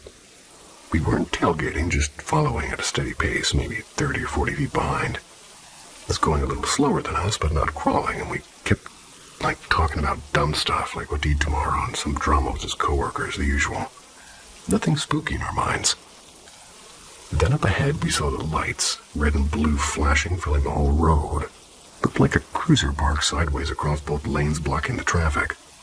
At first, I thought, okay, maybe it's road work or maybe a DUI checkpoint or something. But then I saw the yellow tape. The car in front of us slowed down as it approached, and then this is what gets me. It looked like it just veered slightly and went around the cop car, like it had space to pass on the right shoulder. I remember thinking, oh, okay, we'll just follow them now. Except there wasn't any space. As soon as we get close enough, my boyfriend had to slam on the brakes hard. The cruiser was completely blocking both lanes, bumper to bumper. And beyond it, maybe 20 yards up, was a wrecked SUV flipped on its side. Cops and EMTs were milling around, and I swear I could hear the scrape of a shovel on asphalt as they picked up broken glass. The whole road was sealed off, end to end.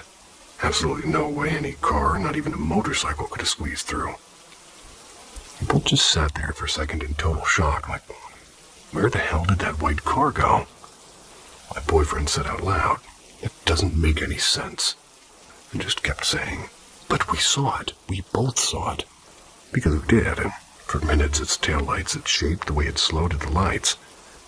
There's no side street, no turn-off, no hidden driveway, just the ocean on one side and a row of empty shops on the other. The only option was behind the cop car, which was blocked, or in front of it where the accident was, and yet it was gone. We had to back up, do this awkward reverse turn, and go all the way around the block. The whole time, neither of us said much, but the hair on my arms was standing straight up. Later when we got home, we both sat in the car for a bit before going inside, and finally I asked him, "Do you think we saw a ghost car?" He just kind of shrugged, but he looked pale. He's not the type to believe in paranormal stuff, but he admitted there was no logical explanation for what we saw. Honestly, the scariest part wasn't even the car disappearing. It was the thought that if he hadn't slammed the brakes when he did, if we had just assumed we could go around like that car apparently did, we might have plowed straight into the wreck. Still don't know what to make of it. Maybe it was a trick of the lights. Maybe we were both tired and our brains filled in the car that wasn't there. Doesn't explain why we both saw it, clear as day, headlights, taillights, the whole shape of it for minutes before it disappeared. Has anybody else ever seen something like that? A phantom car? Maybe connected to a crash, because it's one thing to hear about ghost hitchhikers. But this was, well, I don't even know. Felt like we were watching a replay of something that already happened. Kind of feel you on that.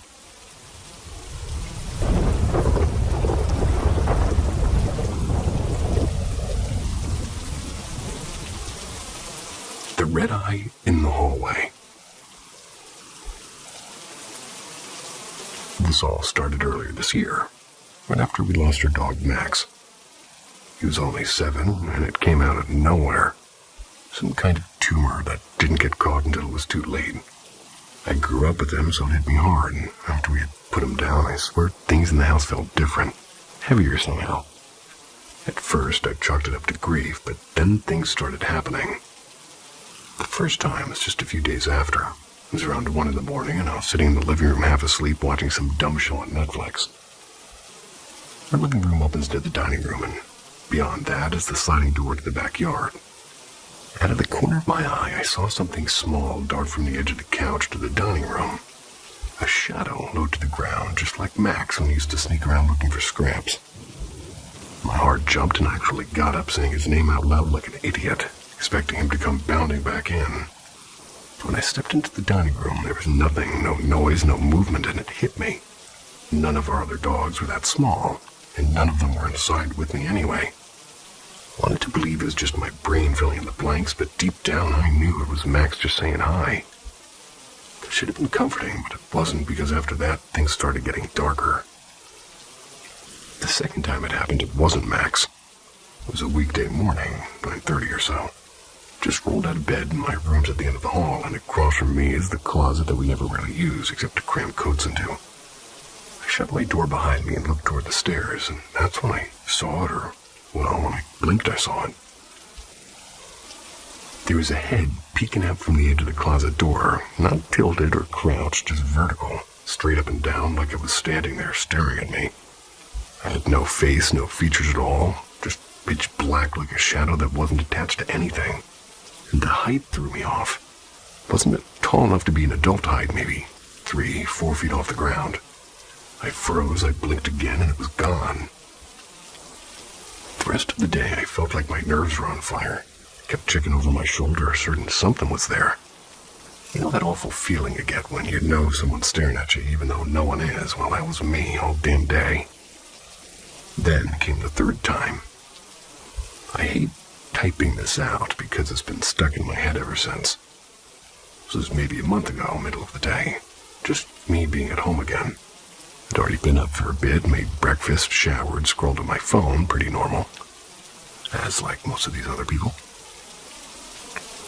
I'd left the light on above the basement stairs because it's dark down there and I always worry about tripping over one of the dogs. So I'm coming back through the kitchen toward the basement, and I stop dead in my tracks. At the top of the basement stairs, way up by the threshold, maybe 8 feet off the ground, something's leaning out.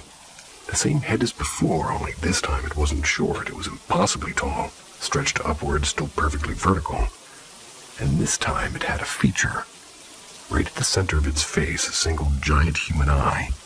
No other facial details, no nose, no mouth, just one huge eye staring straight at me.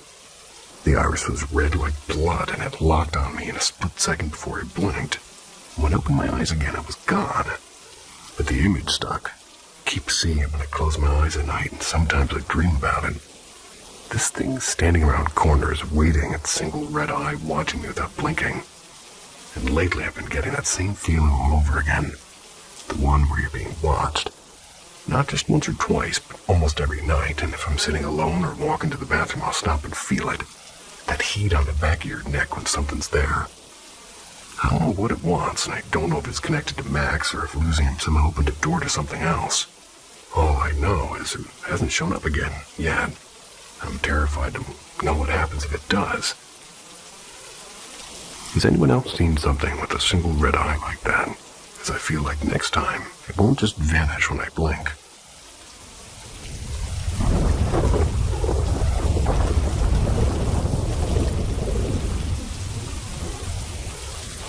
The tree in the empty lot. This happened a couple of years back when I was visiting my girlfriend's family in Mexico. I'd heard plenty of ghost stories before, but honestly, I'd always chalked them up to exaggerations. That trip is when I started thinking maybe people aren't exaggerating at all. Her family lives in a little town outside of Oaxaca, real quiet where everybody knows everybody. They've got this huge open lot at the edge of the town. Nothing in it except for one tree. Just one big old tree. Looks out of place with all the space around it. We were walking our dogs one evening just before it got fully dark and the sky was orange. The kind of twilight where shadows start to stretch weird. The dogs were fine until we got near the empty lot. Suddenly, both of them stopped in their tracks. One of them started whining and tugging to go the other way. The other stood there, fur bristled, growling low in its throat, staring at the tree. I laughed and said maybe there's a squirrel or something. My girlfriend didn't laugh. She grabbed my hand hard and said, "Don't look too long, just keep walking." And she was pale, like she'd seen something I hadn't. Later, back at her parents' place, I asked what that was all about. She told me flat out, if a dog won't go near it, we don't go near it. Then she told me about the time she'd seen things there. The first was when she was younger, like 16. She was walking home after hanging out with friends, and it was close to midnight. And as she passed that lot, she saw her neighbor's husband just standing under the tree. He was an older man, kind of frail, and looked weird that he was out there alone so late. She called out to him, "Senor Alvarez, are you okay?" Then he turned to her and smiled and said, "Yes, my wife is coming with the car. We have somewhere to be." And she said something felt wrong immediately, like ice in her veins. "Why don't you wait with me?" he asked, mentioning for her to come closer, and she panicked and muttered a goodbye and hurried home. When she told her parents what she saw, her father immediately called their neighbor's house. The wife picked up half asleep and swore her husband was in bed snoring beside her. He'd never left the house. But the second encounter was worse. It was after her uncle's funeral, a few years later, and their tradition everybody wears white to the burial. She'd stayed late at her cousin's place, and around 4 in the morning she started walking home, and she had to pass by the same lot. This time she saw 2 people sitting under the tree, both dressed in white. At first she thought maybe some relatives had stayed out after the funeral, but then one of them called her name and she froze, and it wasn't a voice she recognized. Both figures stood up and started walking toward her. One kept saying her name over and over, and she said the closer they got, the colder the air felt around her. She didn't wait to see who or what they were. She bolted and ran the whole way home, locked the door, prayed until the sun came up. When she finished telling me all this, she leaned closer and said, "I've never seen anything there during the day, only at night. That's why I pulled you away so fast, because the dog saw something when the sun was still up." I still don't know what to think. I grew up rolling my eyes at ghost stories. but I swear on my life I saw those dogs react like something was there in that field.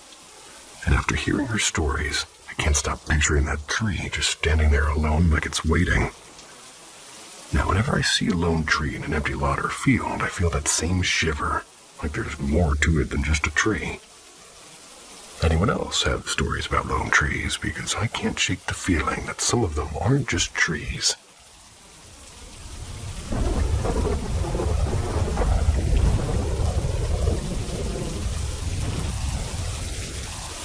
The presence behind me. This happened when I was about 11 or 12, back when we lived in our old house in Spokane. Spokane again. It was the middle of summer, one of those days when all the neighborhood kids were outside playing basketball in the street. My sister was running through the sprinkler with her friends, and everyone was out except me. I was inside, glued to our old desktop computer in the corner of the living room. It was one of those big, chunky Dell monitors that hummed if you turned the brightness up too high. The desk sat against the wall, so my back was completely exposed to the rest of the room, and basically if somebody walked in, I wouldn't know until I heard them. And that's the weird part. I didn't hear anybody. I just suddenly got this absolutely overwhelming sensation that somebody was behind me. Not right on top of me, but a few feet back, slightly off to my left. Like when you can feel eyes on you, even if you don't look up. My first thought was that my sister had snuck back inside to watch me play games.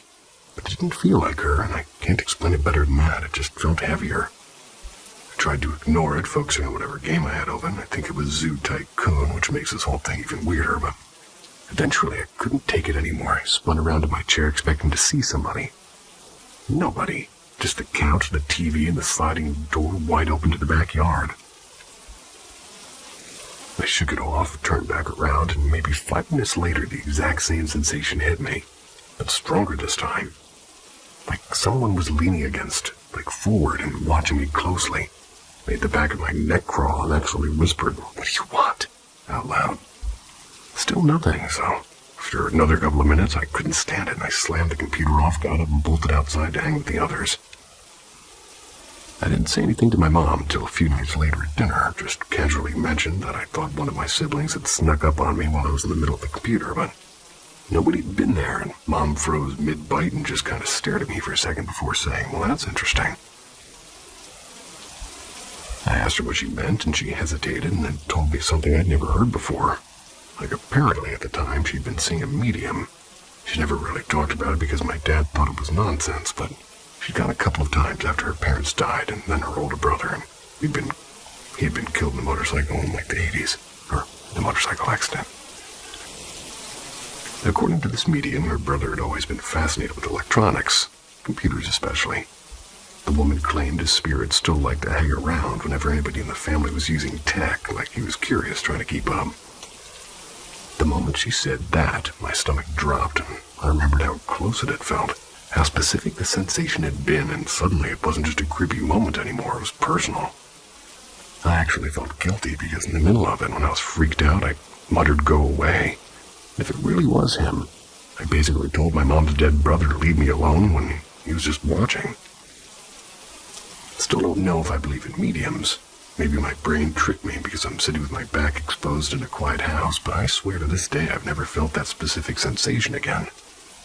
And what freaks me out more is that my mom had never told me anything about her brother liking technology. That detail came after. So whether I was going nuts or I really did have something standing there watching me play Zoo Tycoon. Has anybody else ever had something like that? That strong, somebody's right behind you feeling that turns out to maybe connect to somebody you've never even met?